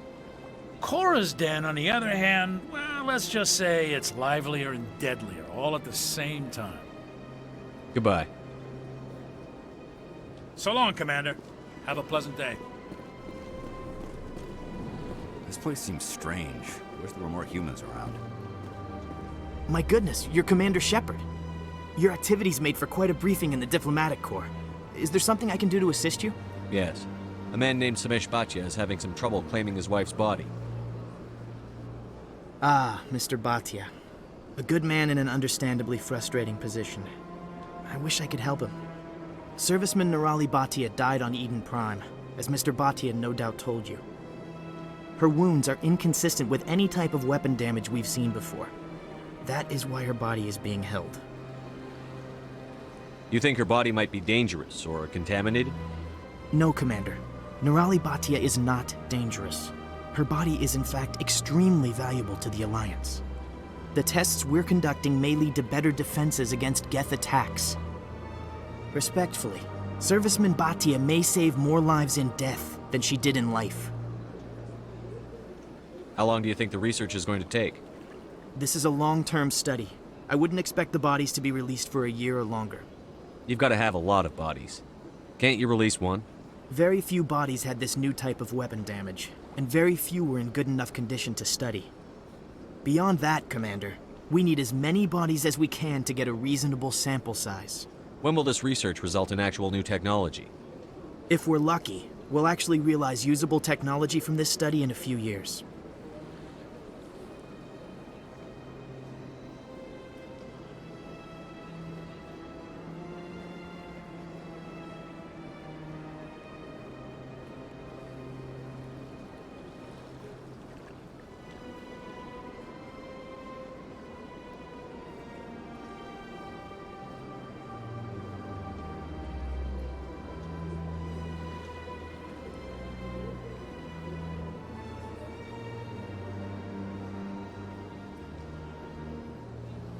I'll tell Mr. Baccia about this. It might make it easier for him to understand. Thank you, I appreciate that. Please let me know if you have any other questions. Hello again, Commander. Can I help you? Thanks for your help.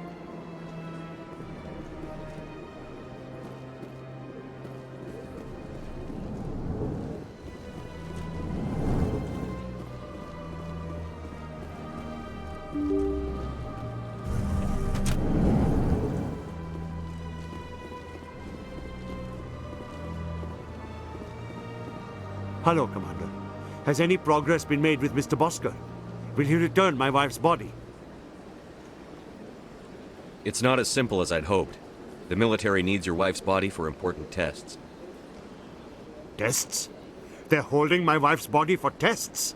My wife served the Alliance faithfully. She gave her life for humanity. And this is how they repay her. Mr. Baccia, your wife died defending humanity. We still need her help. What right does the military have to hold her body? She's already given her life.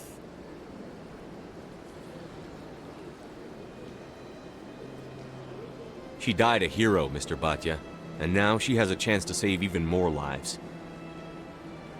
It doesn't matter. She's dead. Yes, she is, Mr. Baccia.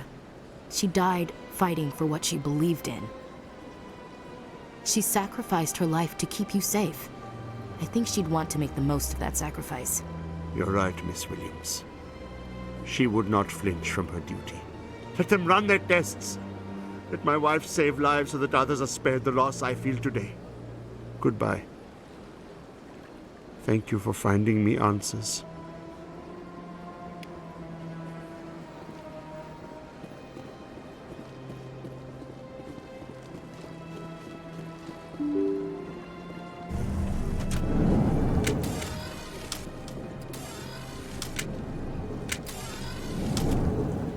Minigel deployed.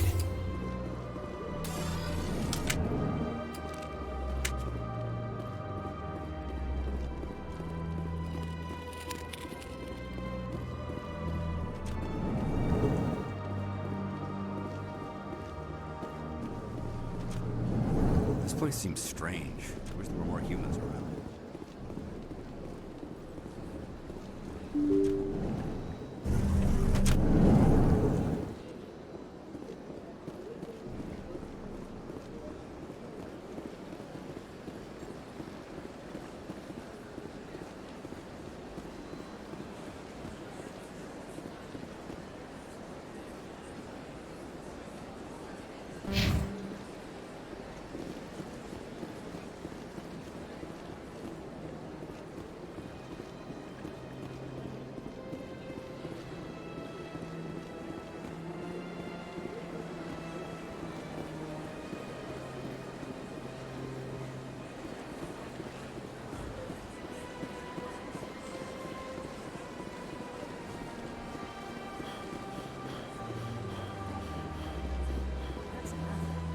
My office rearranged 5 times now. 5 times? Why? What do they want? How should I know? It's not like Keepers offer an explanation for what they're doing. Yet, everyone just lets them go on doing whatever it is they do. What choice do we have? If you try to stop them, they just shut down and another one replaces it. Just strange that we know so little about them. Not to mention frustrating.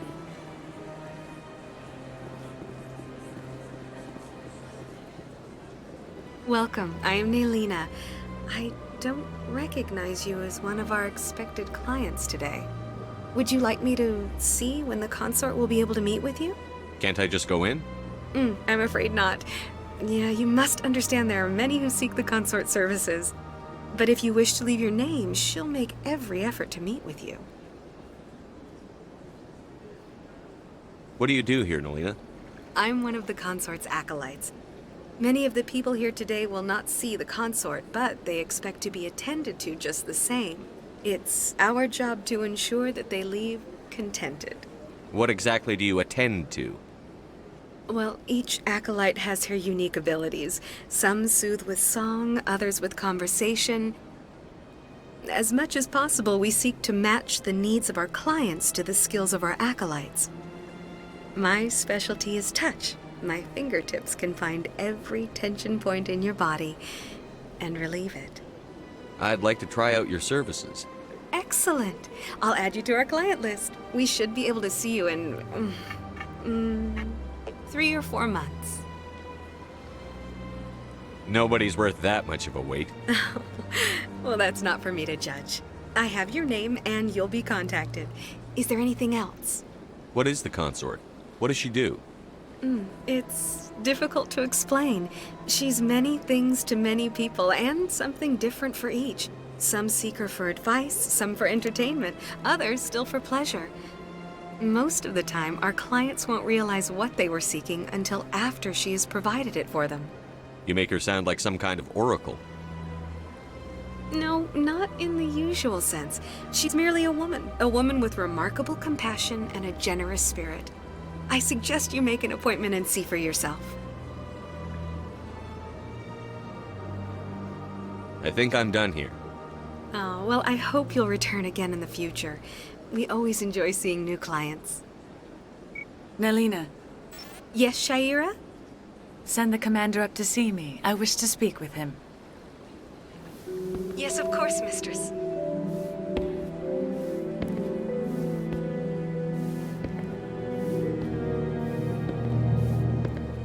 Huh. It appears the consort has taken notice of you. She'd like to meet with you now. What does she want to see me for? I don't know. You'll have to ask her yourself. Just head upstairs. She'll be waiting for you.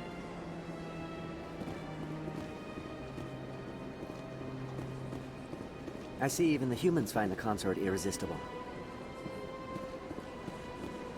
This is my first time. I can't believe I didn't come sooner. Welcome. It is a pleasure to see you.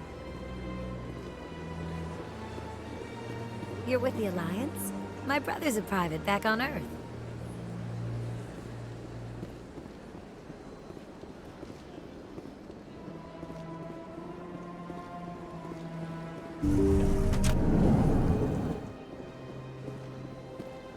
That is close enough, Commander.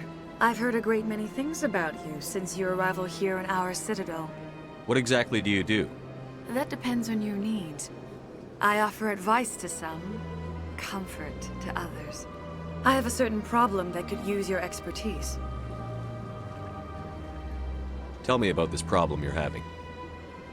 I have a friend, Septimus, a retired Turian general. I won't discuss the details, but he wanted me to be more than I could be. We had a falling out.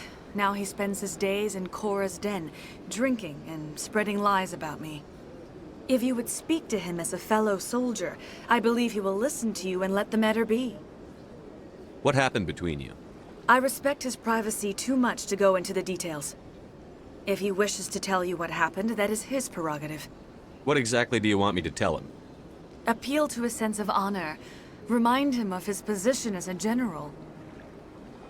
If you can convince him to stop spreading lies about me, I would be very grateful.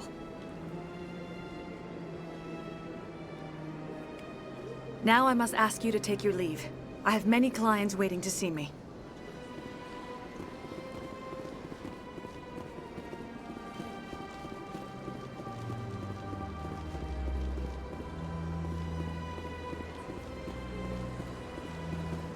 I have to admit I'm a little nervous.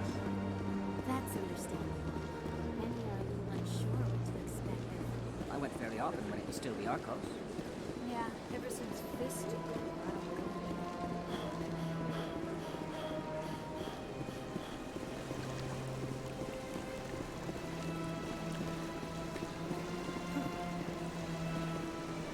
Welcome to Presidium Tourism Terminal 3. The statue you see before you was commissioned to honor the Krogan soldiers who gave their lives to protect Citadel space during the Rachni Wars. In the aftermath of the Krogan rebellions, several embassies petitioned to have the statue removed. However, this motion was eventually quashed by the Council. Tell me more about the Krogan rebellion. In recognition of their efforts during the Rachni Wars, the Krogan were granted several new colony worlds by the Council. Over the next 400 years, the Krogan species began to expand. Blessed with an extremely high birth rate, their numbers began to swell. Faced with a critical overpopulation crisis, the Krogan started a violent colonization of nearby worlds inhabited by other Council species.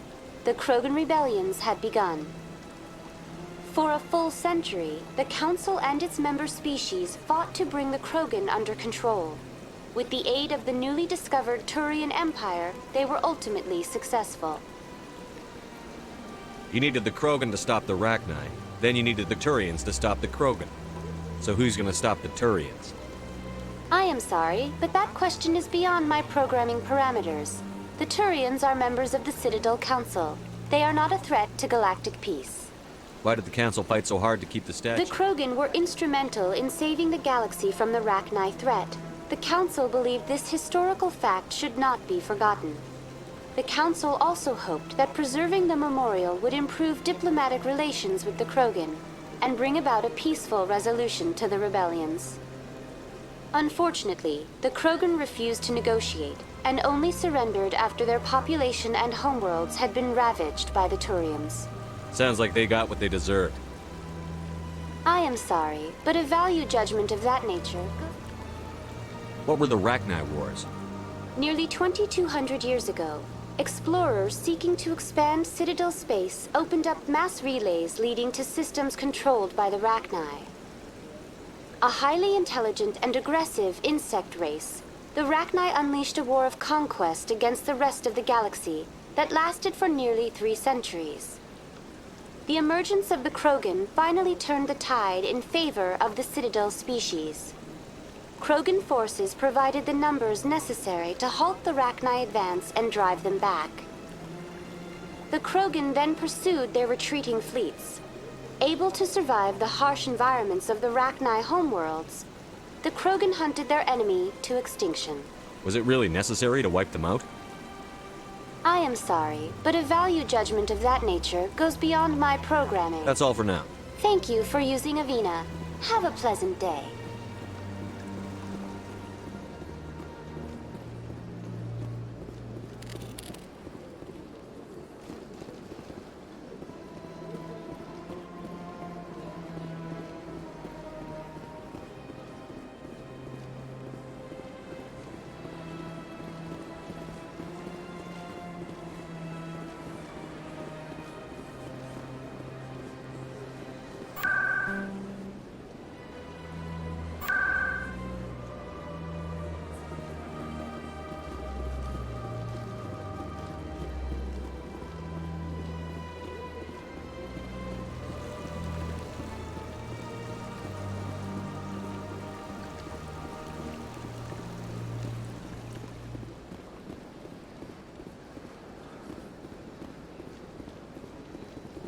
Ah, human. This one is greatly pleased to see you here in my decadent emporium. Who are you? This one's face name is Delaninder, though many in this place simply refer to it as Delan. Please take time to examine the fine goods it has for purchase, all of great worth. Show me your items. Oh, this one is pleased to do so, human. You will not be disappointed.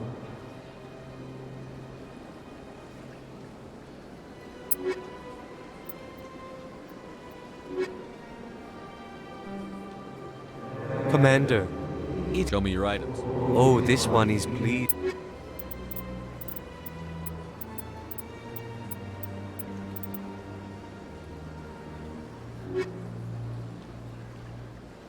Commander. Show me your items. Oh, this one is...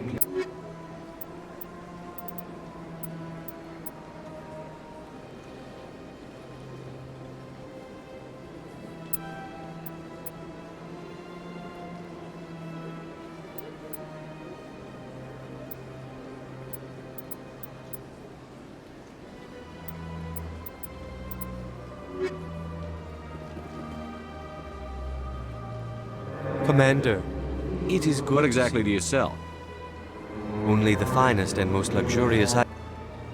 This one is able to procure almost any item the human would desire, for a price, naturally. Why do you refer to yourself as this one and it? For the same reason that humans are so inquisitive. It is part of our culture.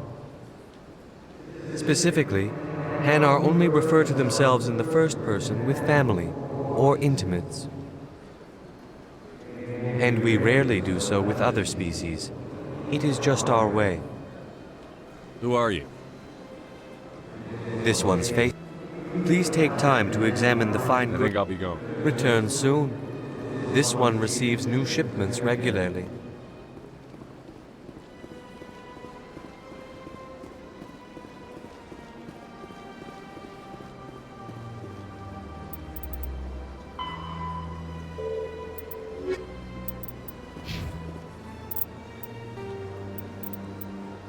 The Elcor, the Hanar, are a citadel species known for excessive politeness.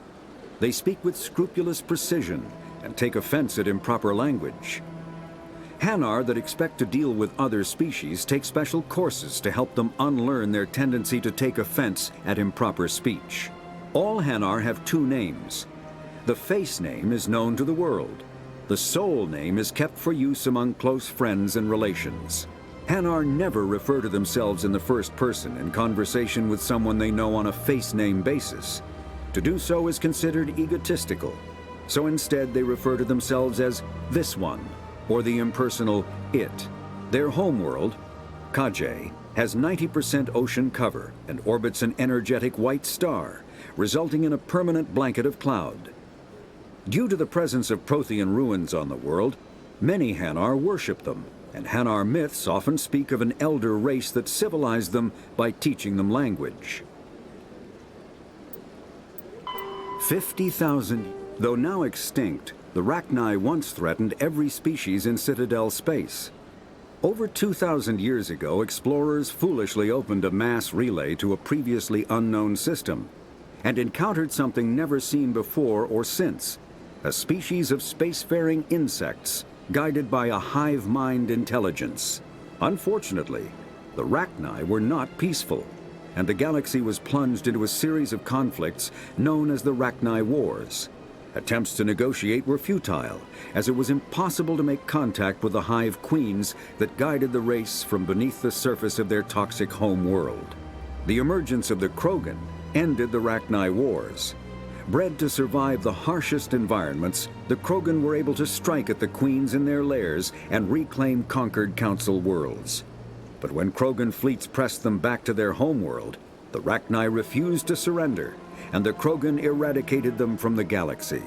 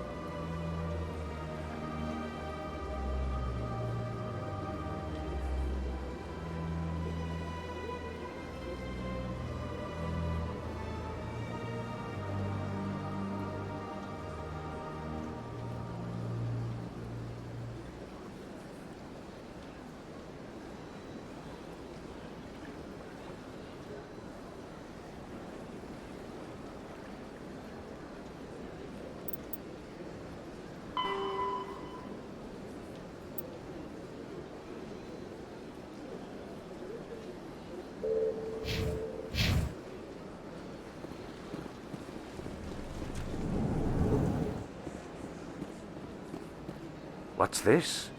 One of the Earth Clan. Ah, a very famous one, yes? You are the one called Shepherd. It is a great honor to welcome the heroes of the Blitz. You've got me at a disadvantage here.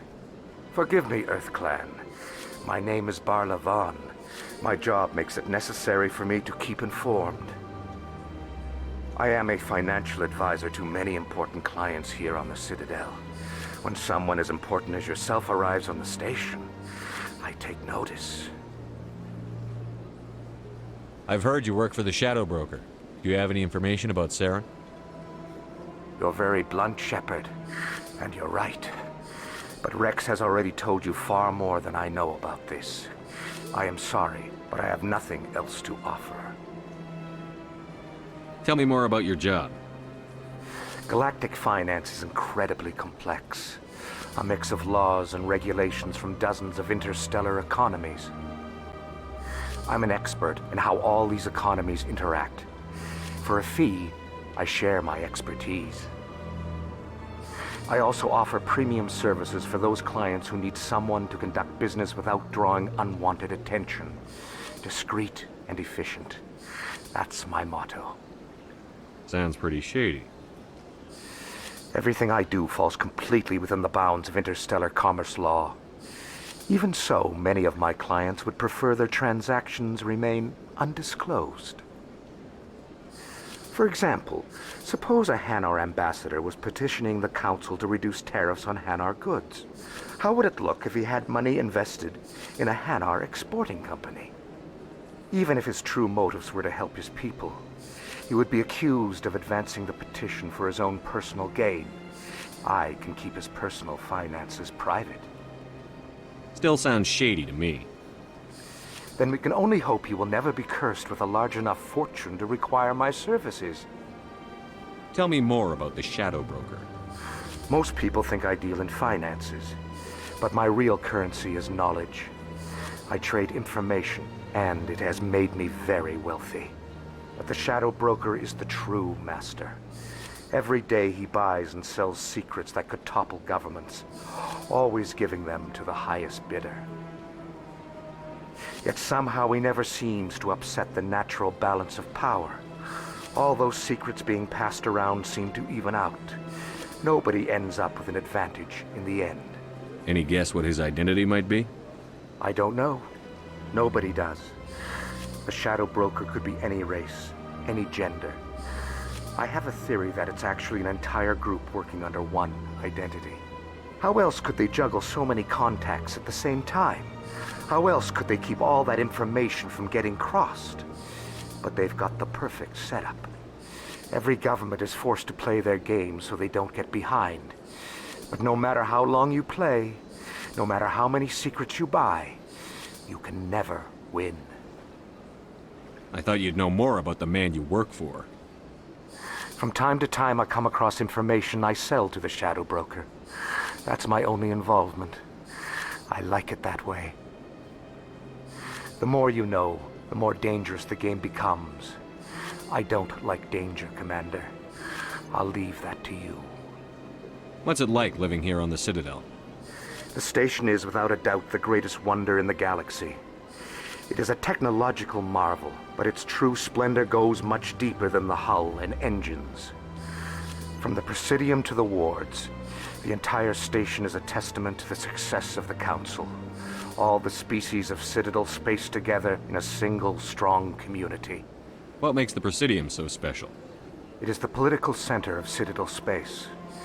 80% of all intelligent species in the known galaxy acknowledge the Council's authority on interstellar matters. But only the most powerful and influential species have embassies here on the Presidium. This level of the station is reserved for the elite, Shepard. People like us. What are the wards like? The cultural heart of the galaxy. They pulse with the lifeblood of millions of citizens from dozens of different species. You never know what you'll find out in the wards, Commander. It's always full of surprises. Fortunately, most of them are pleasant. I should go. Goodbye, Commander.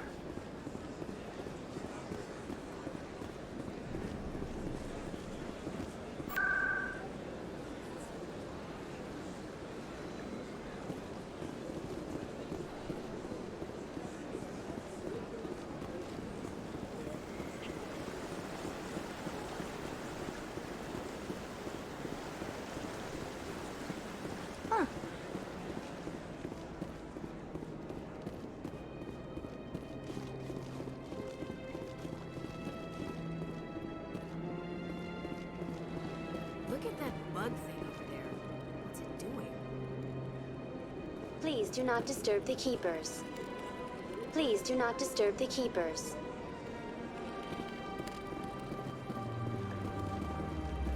Welcome to Presidium Tourism Terminal 2.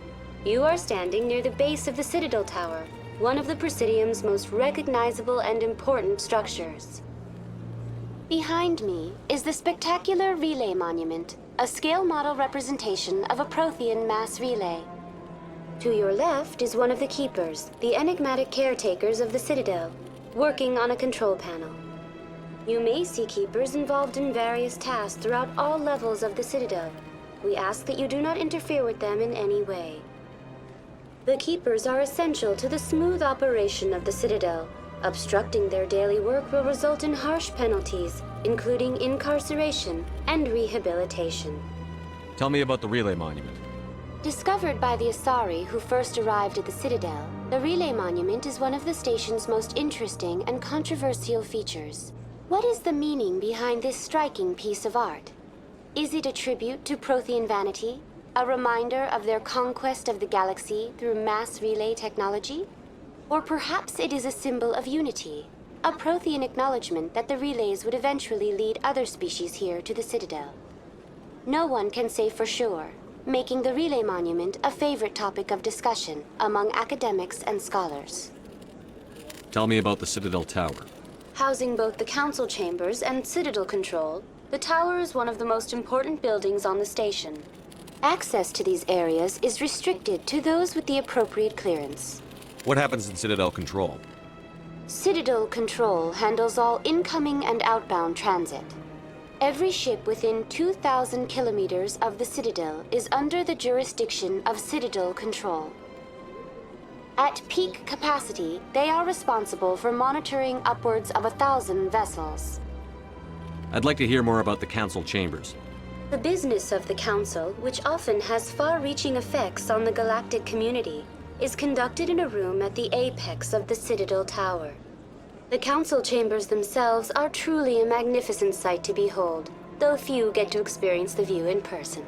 Typically, only the councilors, ambassadors, and high-ranking officials, along with various support staff, are allowed access. What if someone has business with the Council? The average citizen must go through the proper channels if they wish an audience with the Council. This is usually arranged through their respective ambassadors. Even then, few are given access to the actual Council chambers. In most cases, the ambassador acts on behalf of the citizen. I've been inside the Council Chambers. Only a handful of visitors to the Citadel are ever granted that privilege. I would be jealous, but that is outside the scope of my programming. I'd like to know more about the Keepers. Little is known about these peaceful servants of the Citadel, though they are essential to the operation and maintenance of the entire station. Citadel regulations protect the Keepers against interference during the performance of their tasks. Failure to comply will result in harsh penalties. Keepers can be seen in all sections of the Citadel, but are typically found in and around the tower. Any particular reason there are so many Keepers in this area? The Keepers do not communicate with other species. It is assumed, however, that the tower houses the Citadel's primary control systems. Many of the station's systems, such as navigation and life support, function automatically. It is believed the Keepers operate those systems from inside the tower's inaccessible core. The Keepers also make frequent appearances in the Council chamber itself, though they appear to be just passing through on their way to some other destination.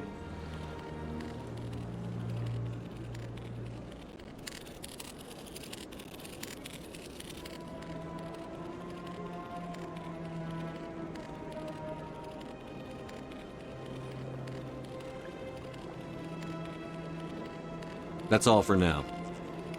Thank you for using Avina. Have a pleasant day.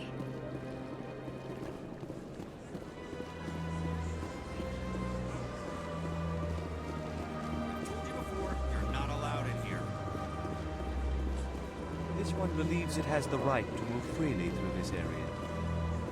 You're creating a public disturbance. It's against Citadel regulations. This one is unsure why the other would not wish word of the Enkindlers to be spread. Do you desire to learn of the Enkindlers? Or has the Honorable CSEC officer enlisted assistance? What's going on here? The CSEC officer requests that this one purchase an evangelical permit to spread the truth of the Enkindlers. If that's all the CSEC officer wants, why not just buy the permit? The truth of the Enkindlers is universal. This one humbly believes that the truth should not be suppressed. Exacting payment as a means of imposing limits upon the truth is an abrogation of this one's religious freedom. So you're breaking the law by preaching without a permit right now? The CSEC officer states that preaching in this place is forbidden, and preaching anywhere on the Citadel requires a permit. This one humbly submits that it is not preaching to state the truth of the Enkindlers, and thus no permit should be necessary. Who are the Enkindlers? Your people know them as the Protheans. They are the true creators of this one's people. The Enkindlers raised the Hanar from ignorance into consciousness by granting this one's people the gift of speech. Let me talk to the CSEC officer. Perhaps I can explain the situation. This one would be most grateful. That Hanar refuses to listen to reason. Why can't it act in an orderly and lawful manner?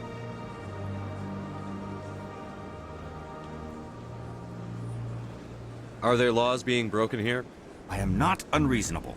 The Hanar is free to spew its nonsense once it purchases an evangelical permit. So if the Hanar gets a permit, it's allowed to preach? No. Registered evangelicals must follow regulations. There are specific areas where preaching is legal. Failure to follow the regulations results in the forfeiture of the license. Why don't you just arrest the Hanar? I could arrest the jelly, but my superior has requested that I find a solution that does not anger the Hanar. The Hanar become vocal when they feel their religious beliefs are being suppressed.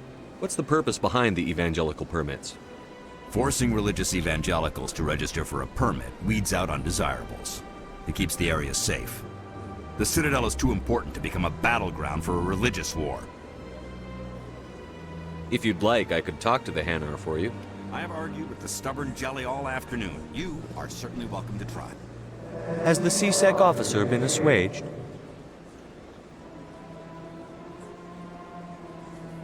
Is this really how you want to represent the Enkindlers? The truth of the Enkindlers must be made known. They gave the Hanar language, and gave the universe the mass relays. This one only wishes to spread the truth to any who will listen. There is no intent to cause trouble. Is this how the Enkindlers would want you to use this gift of consciousness? The Enkindlers would wish for their message to be spread to all sentient races.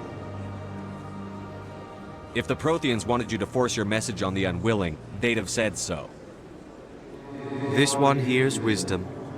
Perhaps enthusiasm has clouded judgment in this matter. This one departs now, and will not intrude upon the Presidium again. I see the Hanar is left. Thank you. Happy to help. Here, for your assistance in this matter.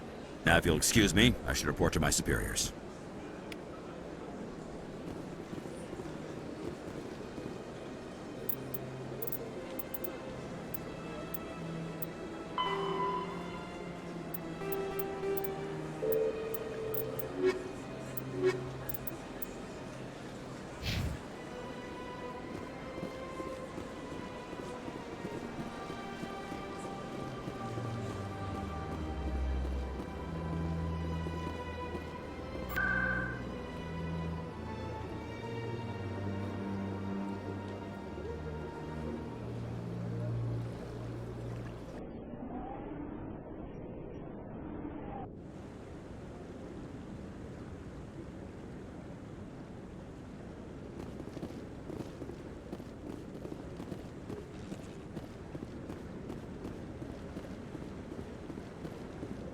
No, I'm waiting to speak with one of the Councilor's assistants.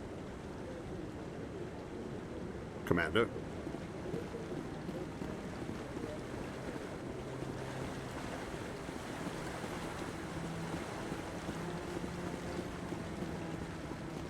No, I just want to ask a couple of questions.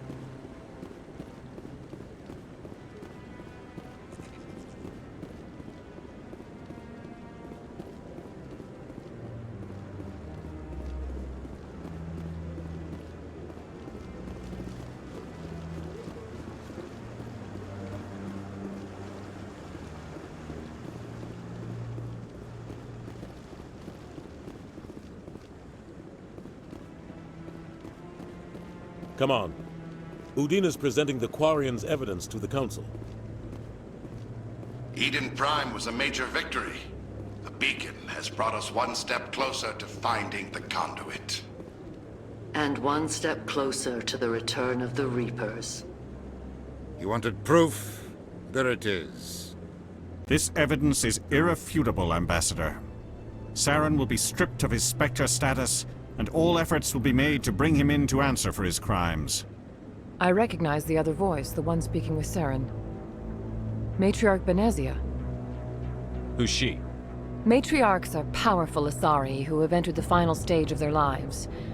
Revered for their wisdom and experience, they serve as guides and mentors to my people. Matriarch Benezia is a powerful biotic, and she had many followers. She will make a formidable ally for Saren. I'm more interested in the Reapers. What do you know about them? Only what was extracted from the Geth's memory core. The Reapers were an ancient race of machines that wiped out the Protheans. Then they vanished. The Geth believe the Reapers are gods, and Saren is the prophet for their return. We think the conduit is the key to bringing them back. Saren's searching for it. That's why he attacked Eden Prime. Do we even know what this conduit is? Saren thinks it can bring back the Reapers. That's bad enough. Listen to what you're saying. Saren wants to bring back the machines that wiped out all life in the galaxy? Impossible. It has to be. Where did the Reapers go? Why did they vanish? How come we found no trace of their existence? If they were real, we'd have found something. I tried to warn you about Saren, and you refused to face the truth. Don't make the same mistake again. This is different. You proved Saren betrayed the Council. We all agree he's using the Geth to search for the conduit, but we don't really know why. The Reapers are obviously just a myth, Commander. A convenient lie to cover Saren's true purpose. A legend he is using to bend the Geth to his will. 50,000 years ago, the Reapers wiped out all galactic civilization. If Saren finds the conduit, it will happen again. Saren is a rogue agent on the run for his life. He no longer has the rights or resources of a Spectre. The Council has stripped him of his position. That is not good enough. You know he's hiding somewhere in the Traverse. Send your fleet in! A fleet cannot track down one man. A Citadel fleet could secure the entire region, keep the Geth from attacking any more of our colonies. Or it could trigger a war with the Terminus systems. We won't be dragged into a galactic confrontation over a few dozen human colonies. I can take Saren down. The Commander's right. There is a way to stop Saren that doesn't require fleets or armies. No! It's too soon. Humanity is not ready for the responsibilities that come with joining the Spectres. You don't have to send a fleet into the Traverse, and the Ambassador gets his human Spectre. Everybody's happy.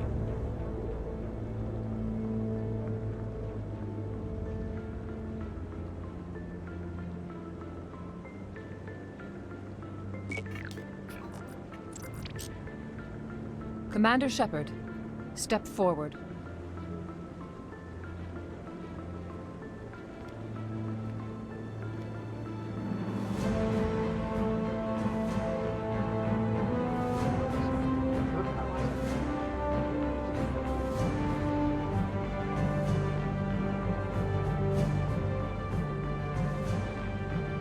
It is the decision of the Council that you be granted all the powers and privileges of the Special Tactics and Reconnaissance branch of the Citadel. Spectres are not trained, but chosen. Individuals forged in the fire of service and battle. Those whose actions elevate them above the rank and file. Spectres are an ideal, a symbol, the embodiment of courage, determination, and self-reliance. They are the right hand of the Council, instruments of our will. Spectres bear a great burden. They are protectors of galactic peace, both our first and last line of defense. The safety of the galaxy is theirs to uphold. You are the first human Spectre, Commander. This is a great accomplishment for you and your entire species. I'm honored, Counselor. We're sending you into the Traverse after Saren. He's a fugitive from justice, so you are authorized to use any means necessary to apprehend or eliminate him. Any idea where to find him? We will forward any relevant files to Ambassador Udina. This meeting of the Council is adjourned.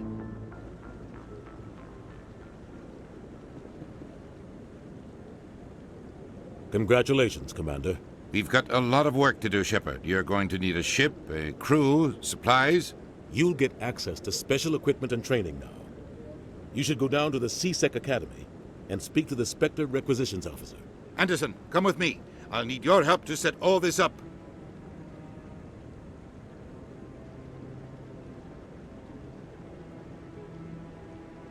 I thought the ambassador would be a little more grateful. He didn't even thank you. He's got a lot on his mind. Come on. Right behind you, Commander.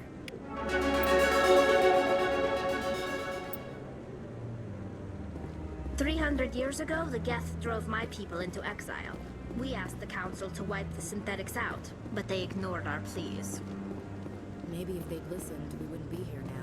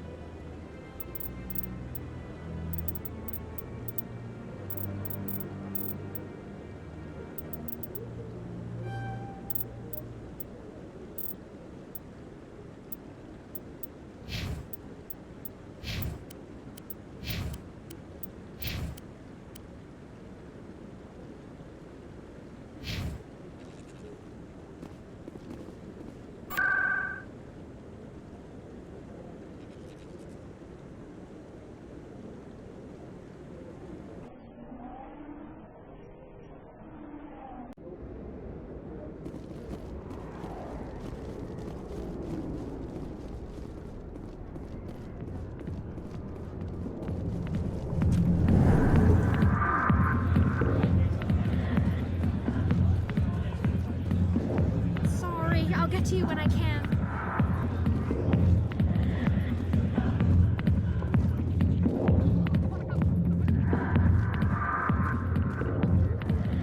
Commander, what do you want? What's bothering you, General? I've seen a lot of horrible things in my days, and there's only one woman in this damn galaxy that helps me forget it. Then why create rumors and lies about this woman? Because she rejected me! Me! Septimus Oraka, General of the Turian Fleet! I think I can see why you're upset, but spreading these lies won't make it better. Look, kid, I appreciate what you're trying to do, but don't waste your time. General, did you ever win a battle by moping in a bar? War. That's what this feels like, all right. How did I let it come to this? So you think it's that easy? Just straighten up and act like a general? It would be more productive than sitting here. Huh. Maybe you're right, Commander. Shaira's worth the effort, even if she won't have me back. This is no place for someone of your stature, General. All right. I'll go to her. After I've had a cold shower or two. Say, you're a bright kid. Would you be interested in earning a few extra credits? What do you want me to do? There's an Elcor diplomat out there who believes Shaira gave up his secrets. Why would he think such a thing?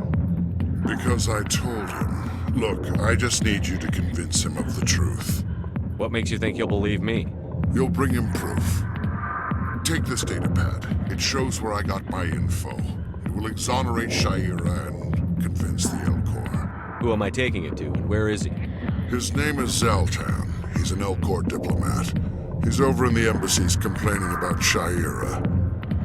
Well, here's to soldiers acting like soldiers. Thanks, Commander. You know, you might make a good general yourself one day.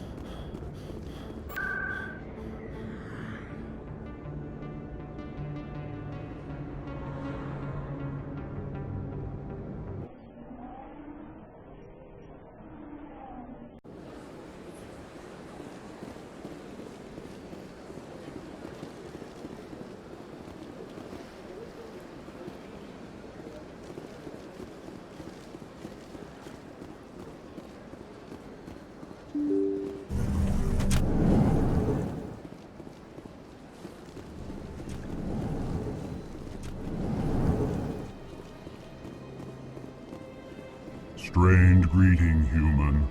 This is really not a good time. I know who revealed your secret. It was a Turian named Septimus. Unbelieving. I know this Septimus, and he could not learn my secrets. The only way he could learn them is from the Asari consort. Not true. Look at this. Confused. This is difficult to fathom. If the Turian could learn this on his own, dismayed, anyone can discover my secret. Septimus is a powerful man, and it wasn't easy for him to find. Relieved. I suppose you are correct, human. Thank you for this information. Startled realization. I must speak with the consort. She will be most displeased with my actions. Anxious request. Please, human, if you will excuse me, I must go now. I'm sure she'll forgive you. It was an honest mistake. Doubtful. Perhaps you are right, human. I can only hope so. Thankful. That was a great thing you did, Commander. Approving. You see, Din, not all humans are as you say. I'm sure the Earth Clan stands to profit from this in some way. Apologetic. Do not listen to my Volus compatriot. It was a good thing you did, regardless of your intentions.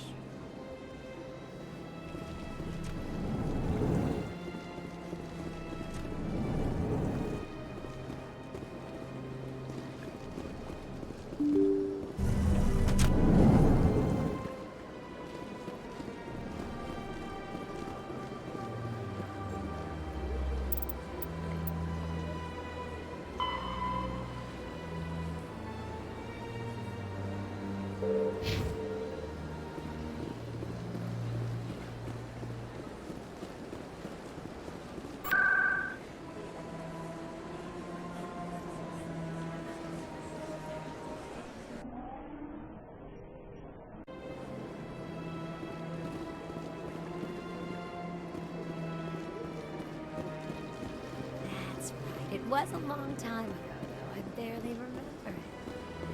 What drew you back to the Citadel and to the console? I don't know exactly. It may sound strange, but I simply felt... That's not strange. Commander, I recently received a lovely note from Septimus. Thank you for speaking with him. Even the Alcor diplomat has withdrawn his campaign against me. It was my honor to aid you. You are too kind, Commander, but I would not expect you to help me out of the kindness of your heart. I also have one more thing to give you, if you're interested. I'd be honored.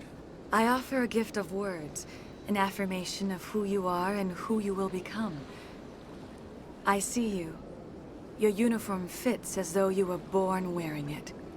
You are a soldier through and through, proud, solitary, alone, but it gives you strength. It is that strength that people are drawn to. It is why you lead and others follow without question. you will need that leadership in the battles to come. This may be who you are, but it is not who you will become. It only forms the basis for your future greatness. Remember these words when doubt descends, Commander. You have quite a gift, Shaira. Thank you. Not everyone appreciates it as you do. Never underestimate the power of words. Here, Commander.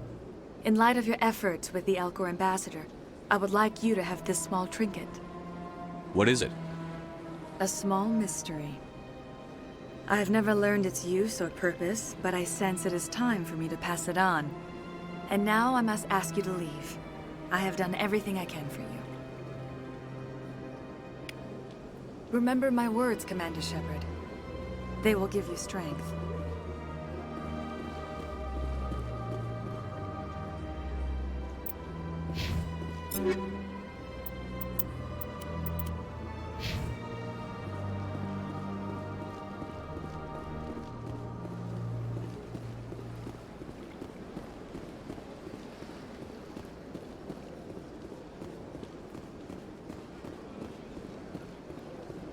Hello again. The consort is very pleased with everything that you have done for her.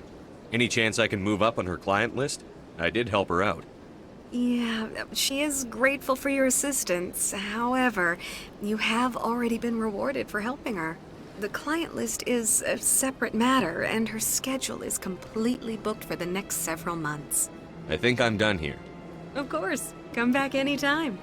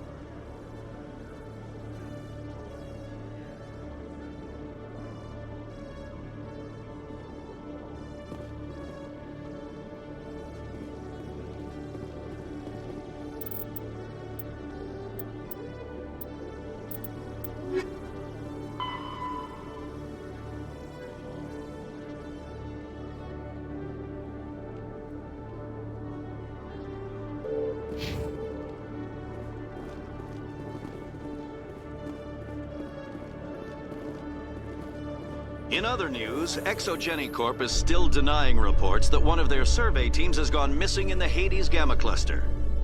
When asked why communication with the survey team was suddenly cut off last week, company officials refused to comment.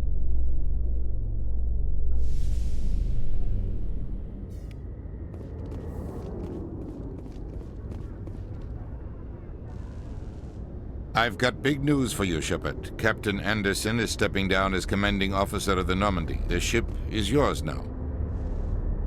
She's quick and quiet, and you know the crew. Perfect ship for a Spectre. Treat her well, Commander. I want the truth. Why are you stepping down, sir? You needed your own ship. A Spectre can't answer to anyone but the Council. And it's time for me to step down. Come clean with me, Captain. You owe me that much. I was in your shoes 20 years ago, Shepard. They were considering me for the Spectres. What happened? I failed. I couldn't make the cut. It's not something I'm proud of. Ask me later and I'll tell you the whole story. For now, all you need to know is, I was sent on a mission with Saren, and he made sure the Council rejected me. I had my shot. It came and went. Now you have a chance to make up for my mistakes. I won't let you down, sir. Saren's gone. Don't even try to find him. But we know what he's after. The conduit. He's got his Geth scouring the Traverse looking for clues. We had reports of Geth in the Pharos system shortly before our colony there dropped out of contact, and there have been sightings around Noveria. Find out what Saren was after on Pharos and Noveria. Maybe you can figure out where the conduit is before he does. The Reapers are the real threat. I'm with the Council on this one, Shepard. I'm not sure they even exist. But if they do exist, the conduit's the key to bringing them back. Stop Saren from getting the conduit, and we stop the Reapers from returning. I'll stop him. We have one more lead. Matriarch Benezia, the other voice in that recording. She has a daughter, a scientist who specializes in the Protheans. We don't know if she's involved, but it might be a good idea to try and find her. See what she knows. Her name's Liara, Dr. Liara Tassoni.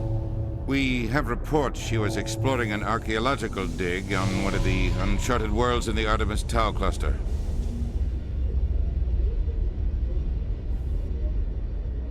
The colonists on Pharos might still be alive. It's your decision, Commander. You're a Spectre now. You don't answer to us. But your actions still reflect on humanity as a whole.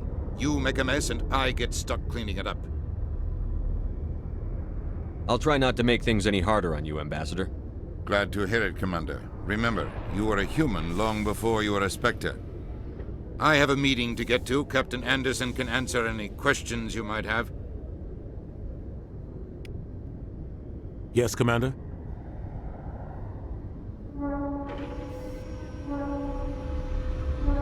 How are you holding up?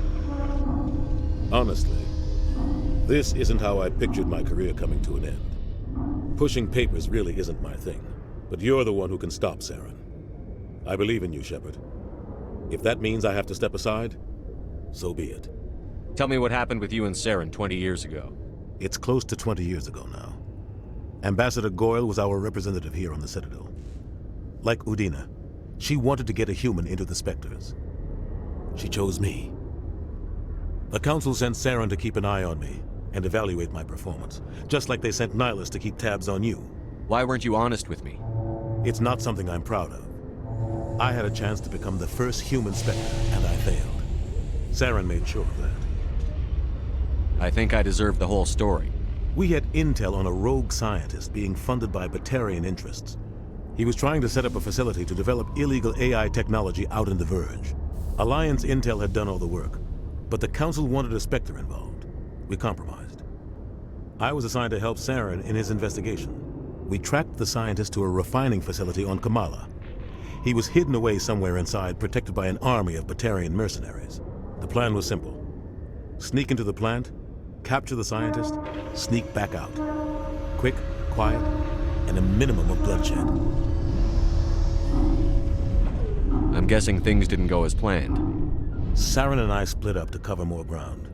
Then about halfway through the mission, there was a massive explosion in the refinery core. Officially, it was ruled an accident, but I think Saren detonated it on purpose to draw off the enemy guards.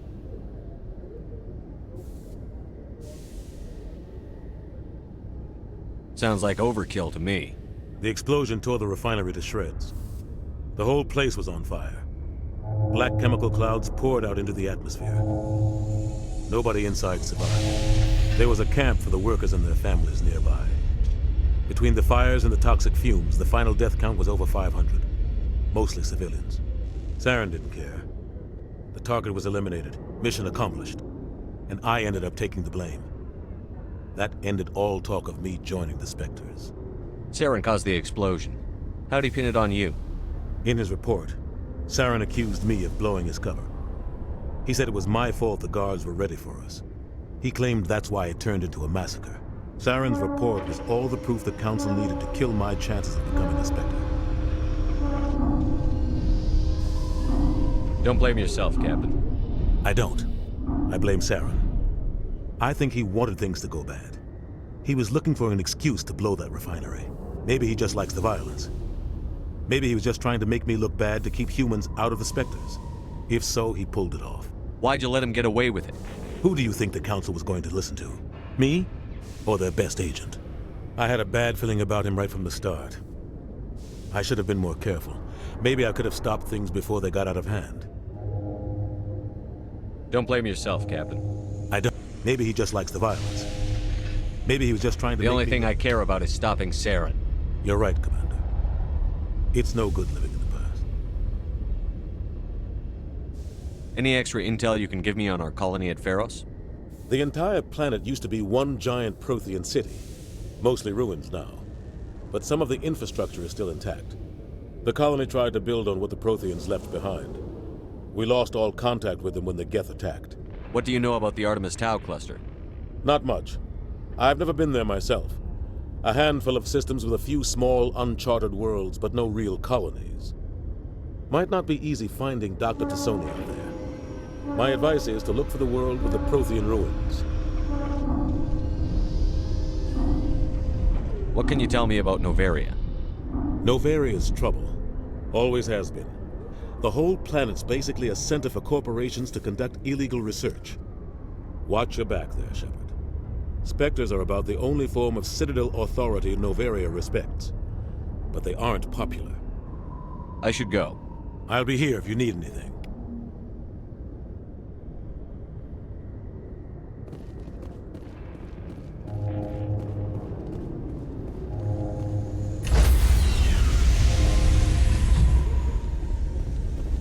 Stand by, shore party.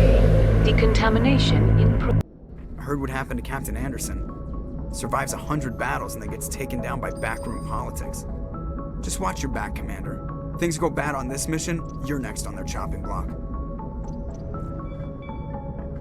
Saren's out there somewhere, and we're gonna find him. Everyone on this ship's behind you, Commander. 100%. Intercom's open. If you got anything you want to say to the crew, now's the time. This is Commander Shepard speaking. We have our orders. Find Saren before he finds the conduit. I won't lie to you, crew. This mission isn't going to be easy.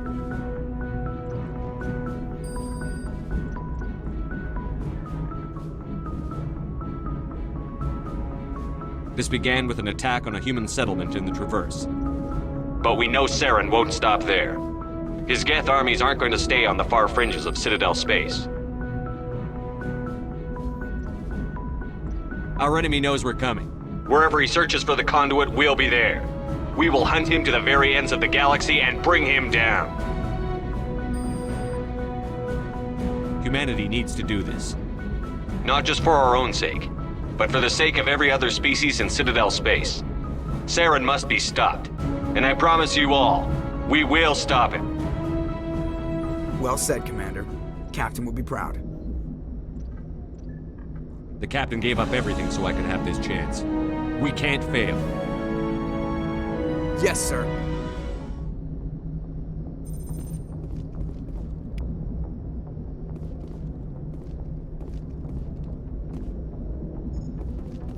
Commander, something you need? How's the Normandy performing? Is she everything they said she'd be? She's the best ship in the fleet, if you've got a pilot who knows how to handle her. Balance isn't what you'd expect.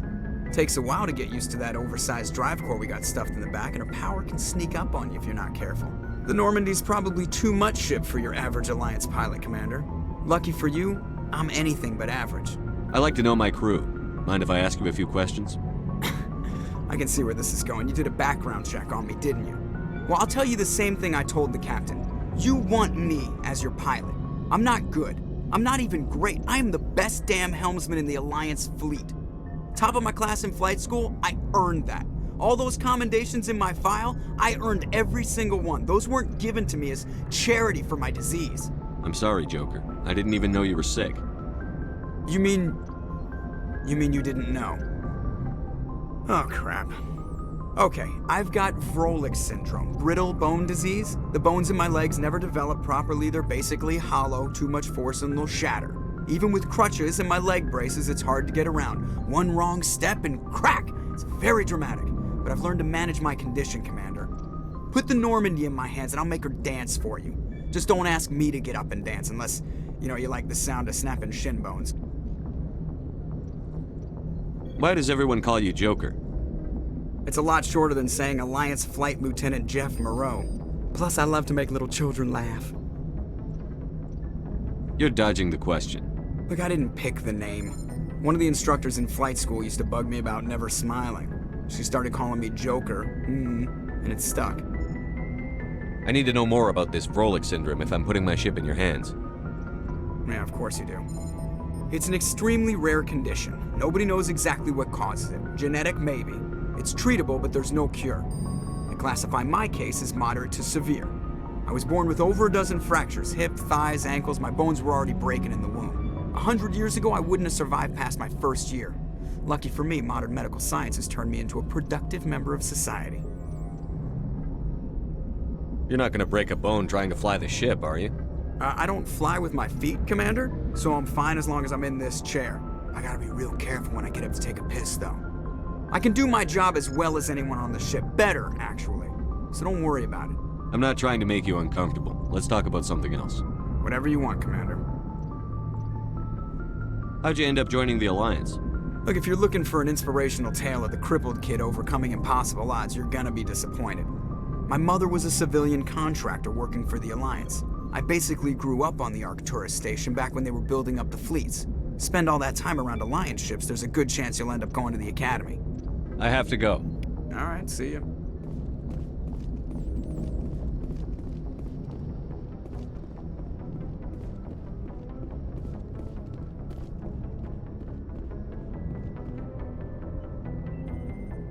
If anyone has to take over for Captain Anderson, I'm glad it's you. I'm not sure about having non-humans on our ship, though. We're all on the same team here, Presley. With all due respect, sir, that's what they said about Nihilus. Look how that turned out. I'm in charge here, Presley. I decide if we have non-humans on this vessel. Yes, sir. Understood, sir. Speak freely, Presley. I want to know if you have a problem with non-humans. It's not that, Commander. Humanity has always handled its own problems. Saren attacked one of our colonies. We should be the ones to stop him. We don't need their help. Some people think asking for help is a sign of weakness. That's just being stupid and stubborn. No matter how strong you are, allies can make you stronger. I guess so. Maybe I'm just stuck in the old ways of thinking. But don't worry, Commander, this won't be a problem.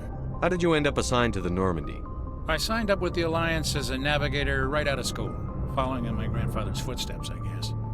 My first posting was on the Agincourt. We were one of the first reinforcements to arrive at Elysium after the Blitz hit.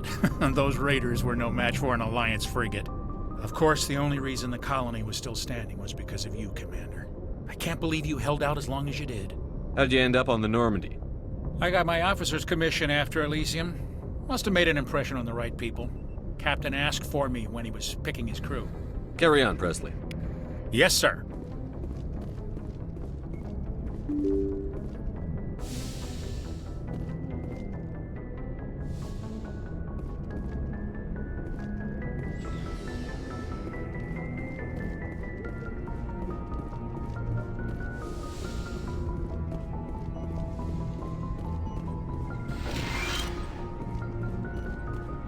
Yes, Commander?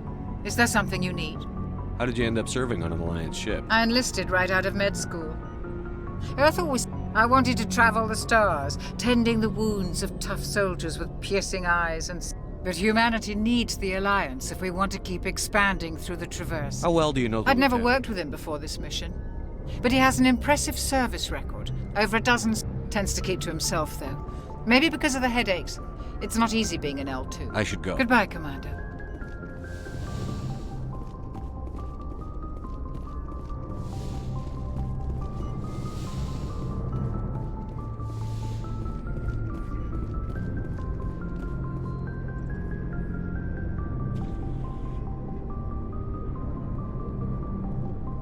Anything you need, Commander?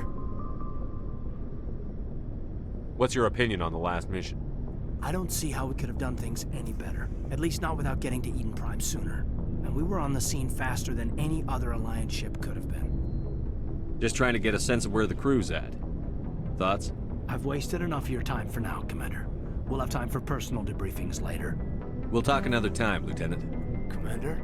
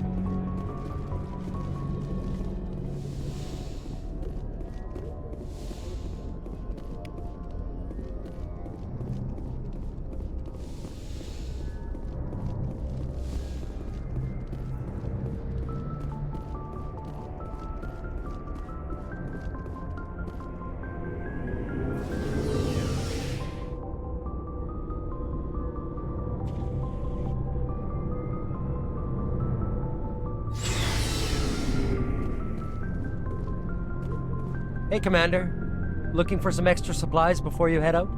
What have you got? Whatever you want. Armor, weapons, mods. It's not standard Alliance issue, but that's not necessarily a bad thing. Well, as long as you don't mind paying for it.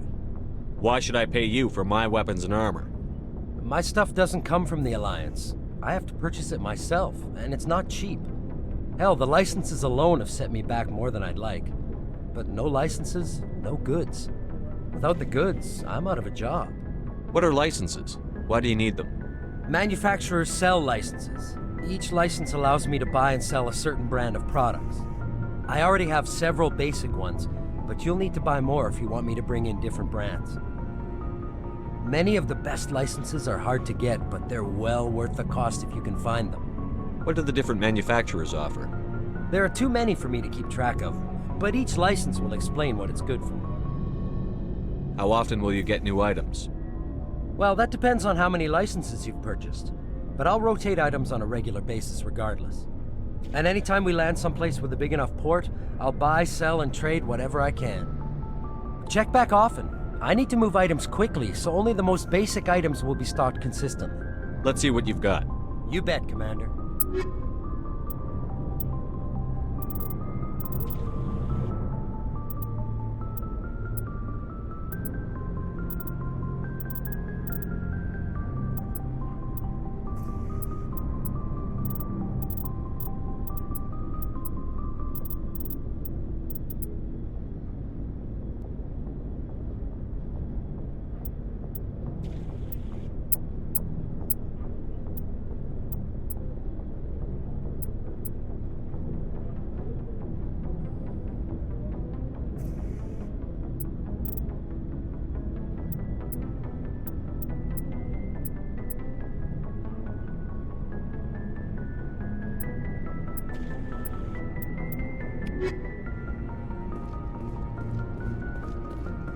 Thanks for bringing me on board, Commander. I knew working with the Spectre would be better than life at CSEC. Have you worked with a Spectre before?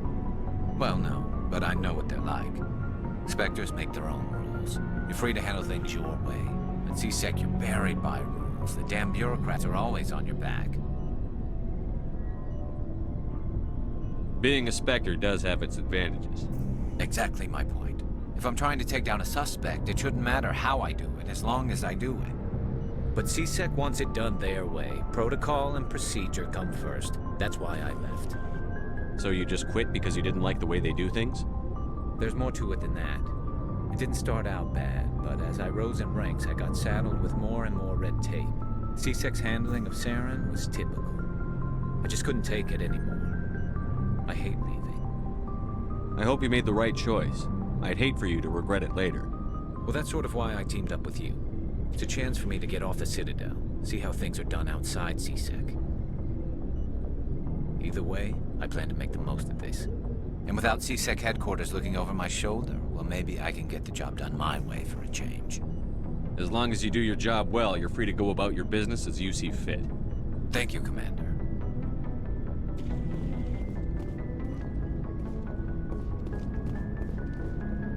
Commander? What's your opinion on the last mission? Kinda wish you'd got there sooner, Commander. No offense, I appreciate the rescue. I just wish...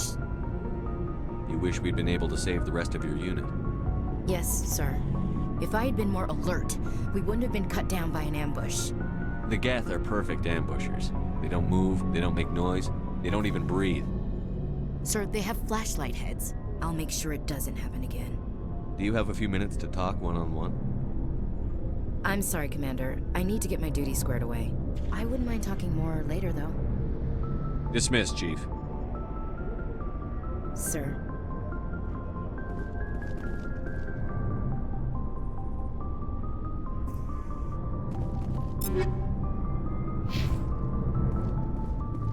Nice ship you've got, Shepard. What can I do for you? What's your story, Rex? There's no story. Go ask the Quarian if you want stories. You Krogan live for centuries. Don't tell me you haven't had a few interesting adventures. Well, there was this one time the Turians almost wiped out our entire race. That was fun. I heard about that. You know, they almost did the same to us. It's not the same. It seems pretty much the same to me. So your people were infected with a genetic mutation? An infection that makes only a few in 1,000 children survive birth? And I suppose it's destroying your entire species? I suppose it isn't all the same. I don't expect you to understand, but don't compare humanity's fate with the Krogan. I was just making conversation.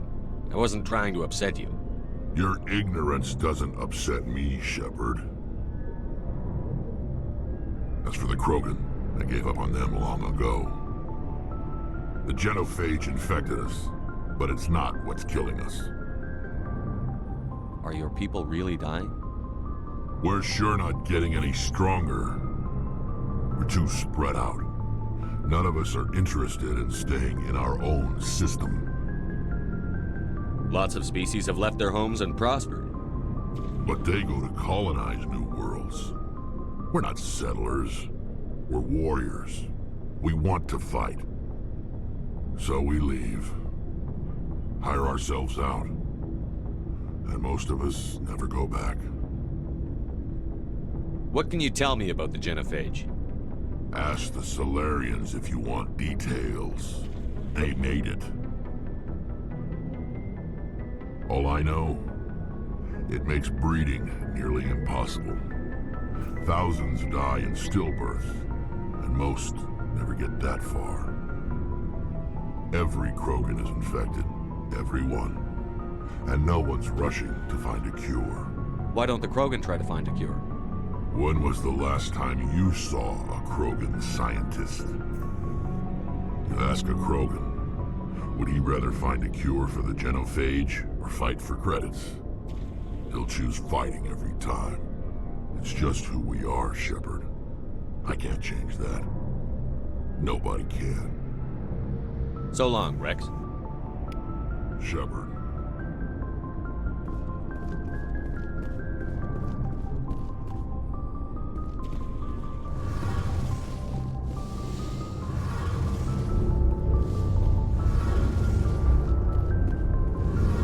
Your ship's amazing, Shepard. I've never seen a drive core like this before. I can't believe you were able to fit it into a ship this small.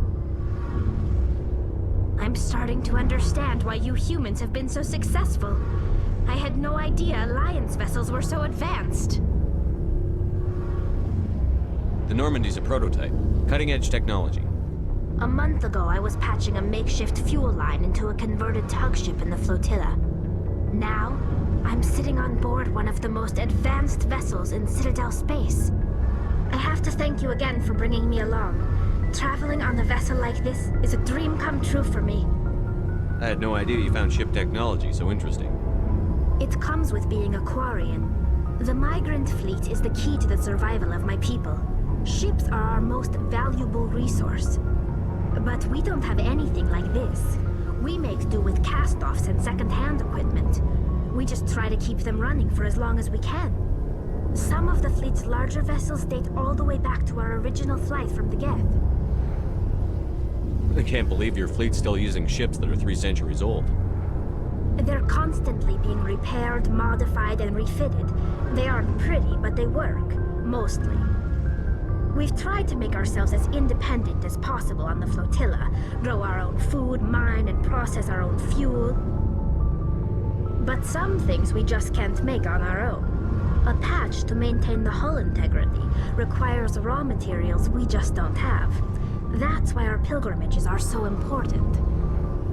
Tell me about your people. Our lives aren't easy. Resources are scarce, and we are constantly on the move. Everything we do must in some way contribute to the continuation of the migrant fleet. There are 17 million Quarians in the flotilla, and each of us relies on the others for survival. The bonds among my people are strong. Unfortunately, we have had to surrender many of the freedoms and civil liberties other species take for granted. What kind of freedoms? Well, it's illegal for parents to have more than one child. If our population grows too much, it would strain our resources to their breaking point. Of course, we also can't allow our numbers to become too few. If our population is in decline, the rule against single births is temporarily repealed.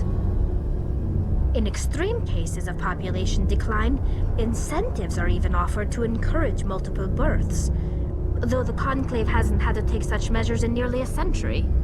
That's your government. The Conclave is our civilian branch of government. Each ship can elect a representative to serve on the Conclave and make decisions that affect the fleet as a whole. On matters that affect an individual ship, however, the captain has the final say. It's a tradition that dates back to the early days, when the fleet was governed by martial law. Fortunately, most captains nowadays are smart enough to have an elected council from their crew to give them advice and guidance. So the ultimate power rests with elected officials. In practice, the Conclave and the respective council for each ship tend to set the rules that govern our daily lives. But in theory, we are still under military jurisdiction. The 5 top-ranking military officials in the fleet serve on the Admiralty Board. These 5 have the power to overrule any decision by the Conclave in case of emergency. To do so requires unanimous agreement among the Admiralty, and they can only do this once. After that, the entire board must resign their posts. It's a safeguard that served us well. In nearly 3 centuries, the Admiralty Board has only overruled the Conclave 4 times. I want to know more about the Geth. I doubt I can tell you anything you don't already know. It's been almost 3 centuries since they drove my people into exile. All I know is the story of their origins, what they were when we created them, and how they turned on us. Interesting. The Geth were originally created to serve as an automated manual labor force. Initially, their intelligence was as limited as any VI. Over time, we made small modifications to their programming to allow them to perform more varied and complex tasks, bringing them closer and closer to true AI status. How come the Council didn't step in and stop you? This wasn't true AI research. We may have been skirting the bounds of the law, but we never did anything that was actually illegal. The changes were so insignificant, so gradual, that we were able to control them. Or so we thought. But one thing we underestimated was the power of the neural network. A million Geth thinking simultaneously created an inherently unstable matrix. So, the Geth share brain power? Many of the Geth's logic systems were designed to work in concert with other nearby Geth. Basically, the more of them you have in the group, the smarter they are. So there's some sort of group consciousness? No, nothing like that. They cannot share sensory data or information. Their programming cannot handle that much simultaneous input. Each Geth maintains an individual awareness and identity. The neural network only operates on a process-based level. It's basically the synthetic equivalent of a subconscious. But when they're in close proximity, they can coordinate low-level functional processes, freeing up more capacity for original or independent thought. That doesn't make any sense. I'm probably oversimplifying. The Geth are incredibly advanced and complex creations. All you need to know is that they get smarter when they gather in large numbers. As we built more and more Geth, their effective intelligence became more sophisticated, more abstract. One day, a Geth began to ask its Quarian overseer questions about the nature of its existence. Am I alive? Why am I here? What is my purpose? As you can imagine, this caused a near panic among my people. I don't see what's so bad about those questions. The Geth were created to engage in mundane, repetitive, or dangerous manual labor. That's fine for machines, but it won't satisfy a sentient being for long. The Geth were showing signs of rudimentary self-awareness and independent thought. If the Geth were intelligent, then we were essentially using them as slaves. It was inevitable the newly sentient Geth would rebel against their situation. We knew they would rise up against us, so we acted first. A general order went out across all Quarian-controlled systems to permanently deactivate all Geth. The Geth responded to this order violently. You can't blame them for fighting for their survival. We had no other choice. The Geth were already on the verge of revolution. By acting quickly, we had a chance to end the war before it began. The hope was that most of the Geth would still be little more than machines, incapable of organized resistance. But they had progressed much further than anyone anticipated. The war was long and bloody. Millions upon millions of Quarians died at their hands. In the end, we were forced to flee our own homeworld. We feared the Geth would pursue us, but they never came beyond the Veil. Now we drift through space, exile searching for a way to reclaim what was once ours.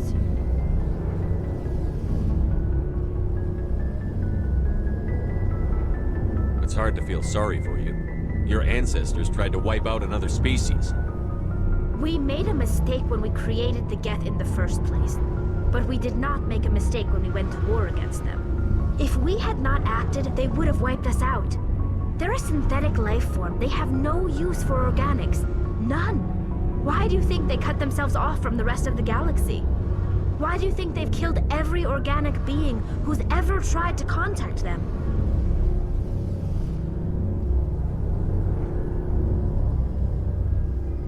I didn't mean to offend you. I'm sorry. I didn't mean to get so worked up. Most Quarians tend to have pretty strong opinions about the Geth. I want to know more about the pilgrimage. When my people reach maturity, we leave our birth ships and seek acceptance with a new crew. It's necessary to maintain genetic diversity among the fleet.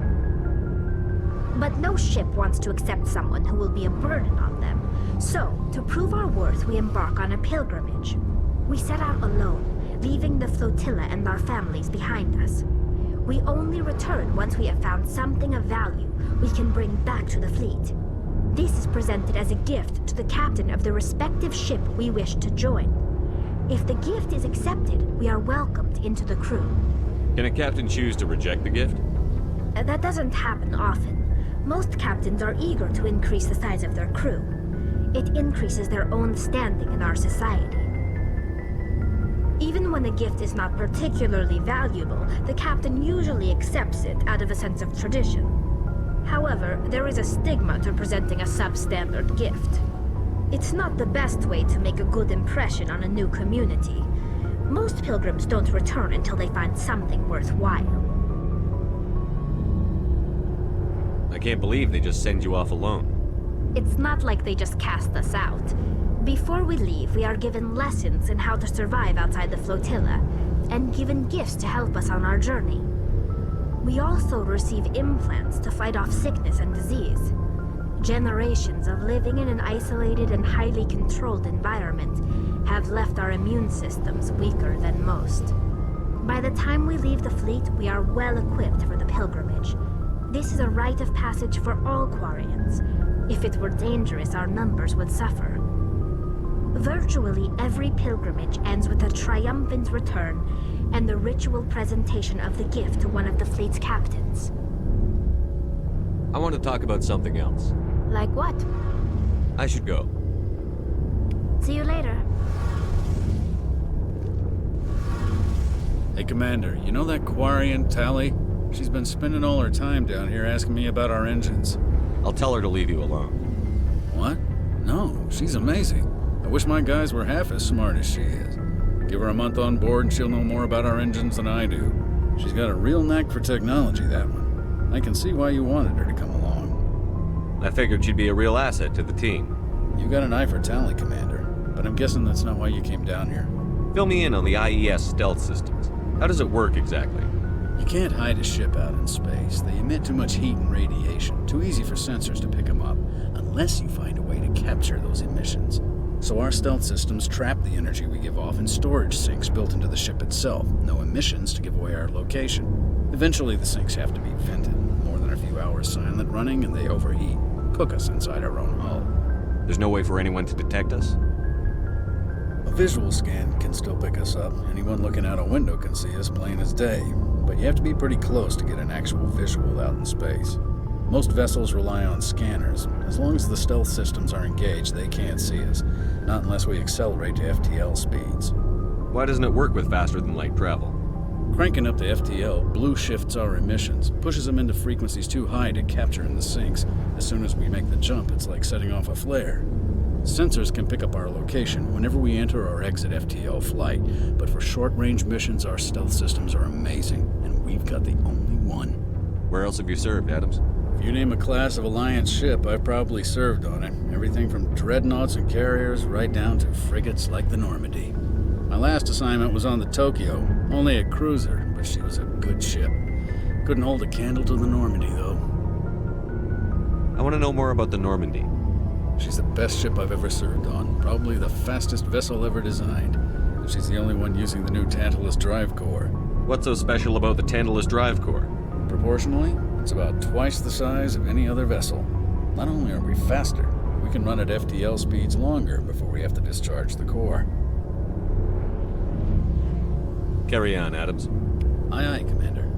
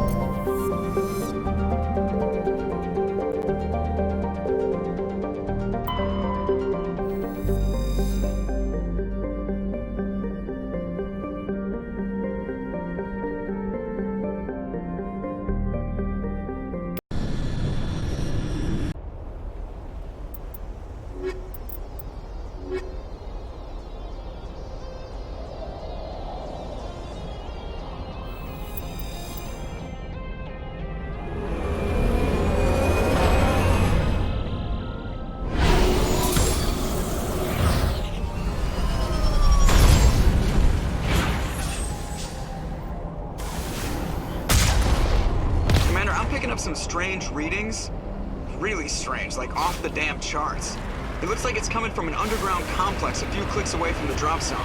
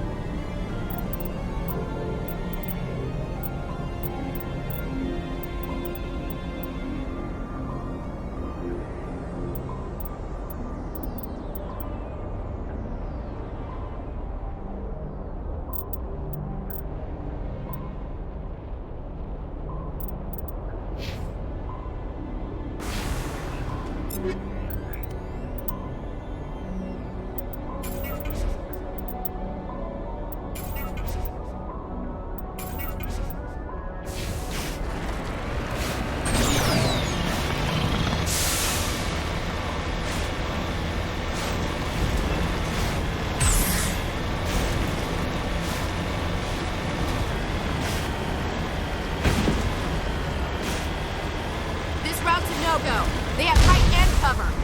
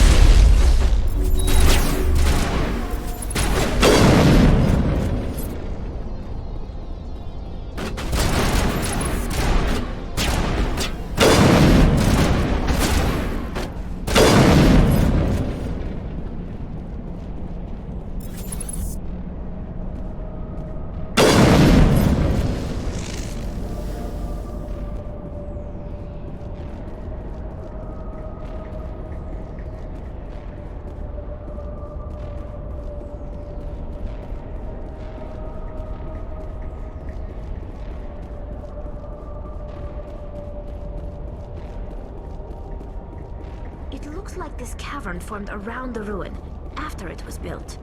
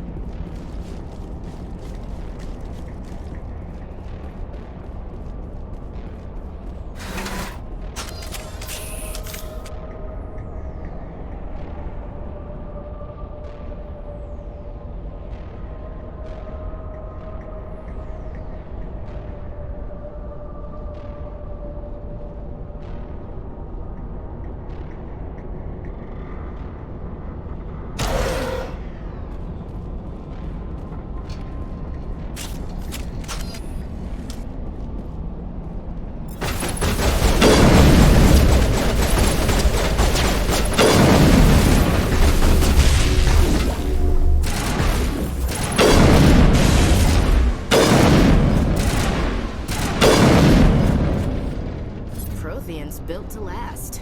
Looks like a lava flow poured in here.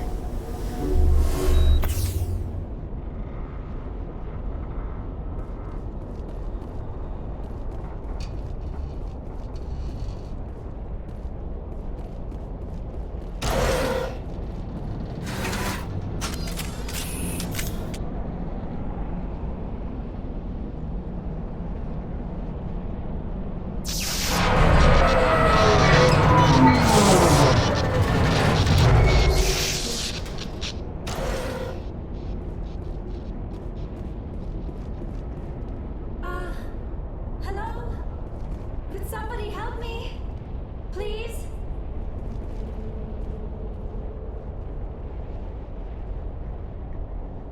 Can you hear me out there? I'm trapped. I need help. Liara Tassoni, I presume. Thank the goddess.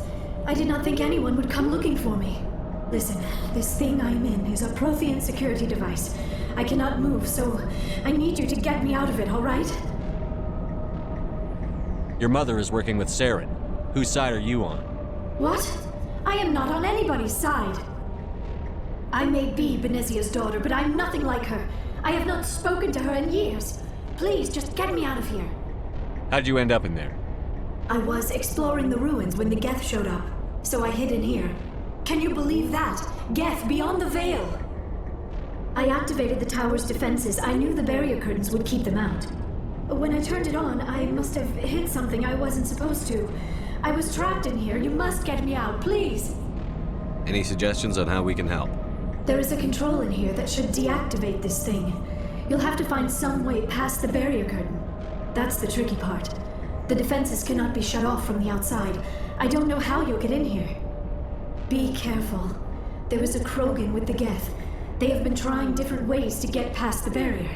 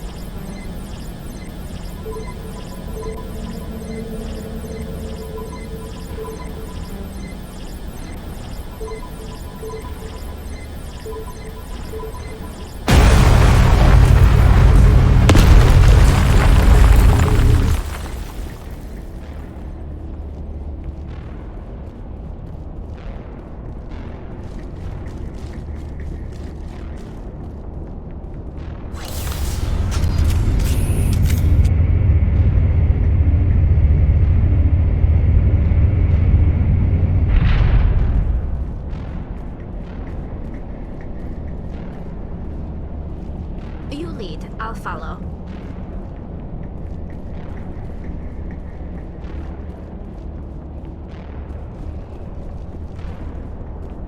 Oh, how did you get in here? I didn't think there was any way past the barrier. We have to get you out of here before more Geth arrive. Yes, you're right. I've seen enough of them to last a lifetime. That button should shut down my containment field.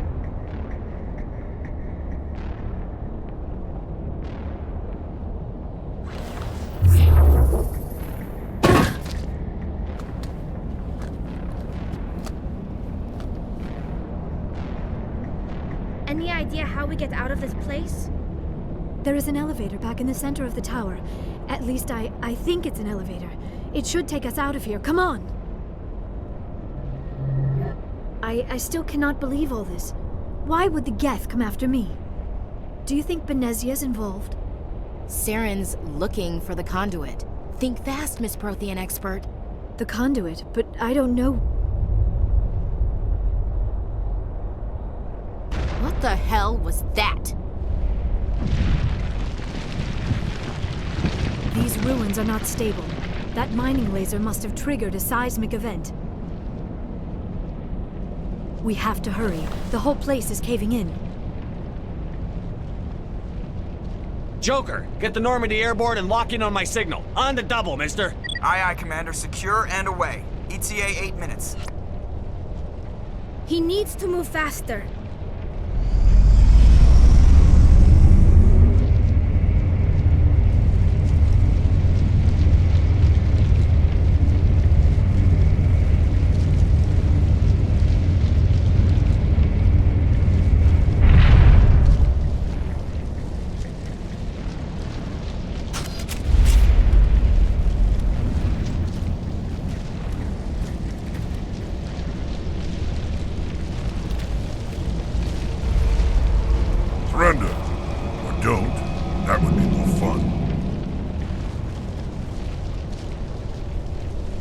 there a reason you're in my way?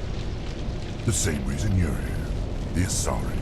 Thanks for getting rid of those energy fields for us. Hand the doctor over. Whatever it is you want, you are not getting it from me. She'll stay with us, thanks. Not an option. Saren wants her, and he always gets what he wants. Kill him. Spare the Asari if you can. If not, doesn't matter.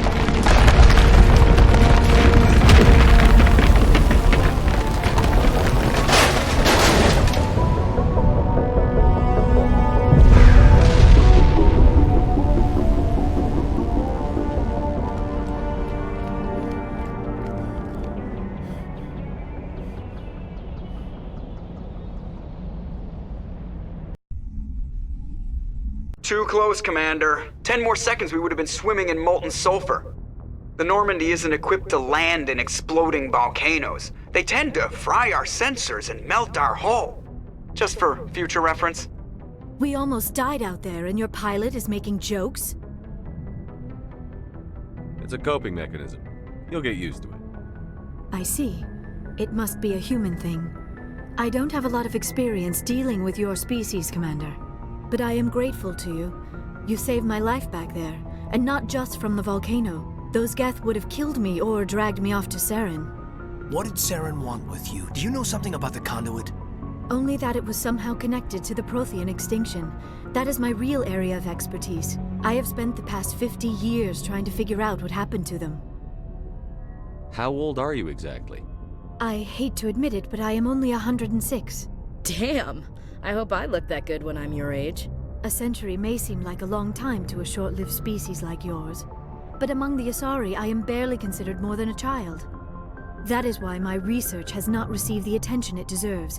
Because of my youth, other Asari scholars tend to dismiss my theories on what happened to the Protheans. Did your research turn up anything interesting? What is interesting is what I did not turn up. There is remarkably little archaeological evidence of the Protheans, and even less that might explain why they disappeared. It is almost as if someone did not want the mystery solved. It is like someone came along after the Protheans were gone and cleansed the galaxy of clues. But here is the incredible part. According to my findings, the Protheans were not the first galactic civilization to mysteriously vanish. This cycle began long before them. Where'd you come up with this theory? I thought there wasn't any evidence. I have been working on this for 50 years. I have tracked down every scrap and shred of evidence. Eventually, subtle patterns start to emerge, patterns that hint at the truth. It is difficult to explain to someone else. I cannot point to one specific thing to prove my case. It is more a feeling derived from a half-century of dedicated research. But I know I'm right, and eventually I will be able to prove it. There were other civilizations before the Protheans. This cycle has repeated itself many times over. What cycle? What are you talking about? The galaxy is built on a cycle of extinction. Each time a great civilization rises up, it is suddenly and violently cast down. Only ruins survive. The Protheans rose up from a single world until their empire spanned the entire galaxy. Yet even they climbed to the top on the remains of those who came before. Their greatest achievements, the mass relays and the Citadel, are based on the technology of those who came before them. And then, like all the other forgotten civilizations throughout galactic history, the Protheans disappeared. I have dedicated my life to figuring out why. They were wiped out by a race of sentient machines. The Reapers. The Reapers? But I have never heard of. How do you know this? What evidence do you have? There was a damaged Prothean beacon on Eden Prime. It burned a vision into my brain. I'm still trying to sort out what it all means. Visions? Yes, that makes sense. The beacons were designed to transmit information directly into the mind of the user. Finding one that still works is extremely rare. No wonder the Geth attacked Eden Prime. The chance to acquire a working beacon, even a badly damaged one, is worth almost any risk. But the beacons were only programmed to interact with Prothean physiology. Whatever information you received would have been confused, unclear. I am amazed you were able to make sense of it at all.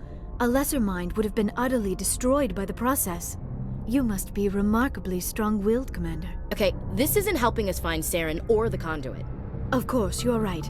I am sorry, my scientific curiosity got the better of me. Unfortunately, I do not have any information that could help you find the conduit, or Saren. I don't know why Saren wanted you out of the picture, but I think we'll be a lot better off if we bring you along. Thank you, Commander. Saren might come after me again. I cannot think of anywhere safer than here on your ship. And my knowledge of the Protheans might be useful later on. And her biotics will come in handy when the fighting starts. Good to have you on the team, Liara. Thank you, Commander. I am very grateful. Oh, I am afraid I am feeling a bit lightheaded. When was the last time you ate? Or slept? Dr. Chakwa should take a look at you. It is probably just mental exhaustion, coupled with the shock of discovering the Protheans' true fate. I need some time to process all this. Still, it could not hurt to be examined by a medical professional. It will give me the chance to think things over. Are we finished here, Commander? Go see the doctor. The rest of you, dismissed. Mission reports are filed, Commander. You want me to patch you through to the Council? Patch him through, Joker. Setting up the link now, Commander. We've received your report, Commander. I understand Dr. Tassoni is on the Normandy. I assume you're taking the necessary security precautions. Liara's on our side. The Geth were trying to kill her. Benezia would never allow Saren to kill her daughter. Maybe she doesn't know. Or maybe we don't know her. We never expected she could become a traitor. At least the mission was a success. Apart from the utter destruction of a major Prothean ruin. Was that really necessary, Shepard? The Geth were crawling all over those ruins. We were lucky to make it out alive. Of course, Commander. The mission must always take priority. Good luck, Commander. Remember, we are all counting on you.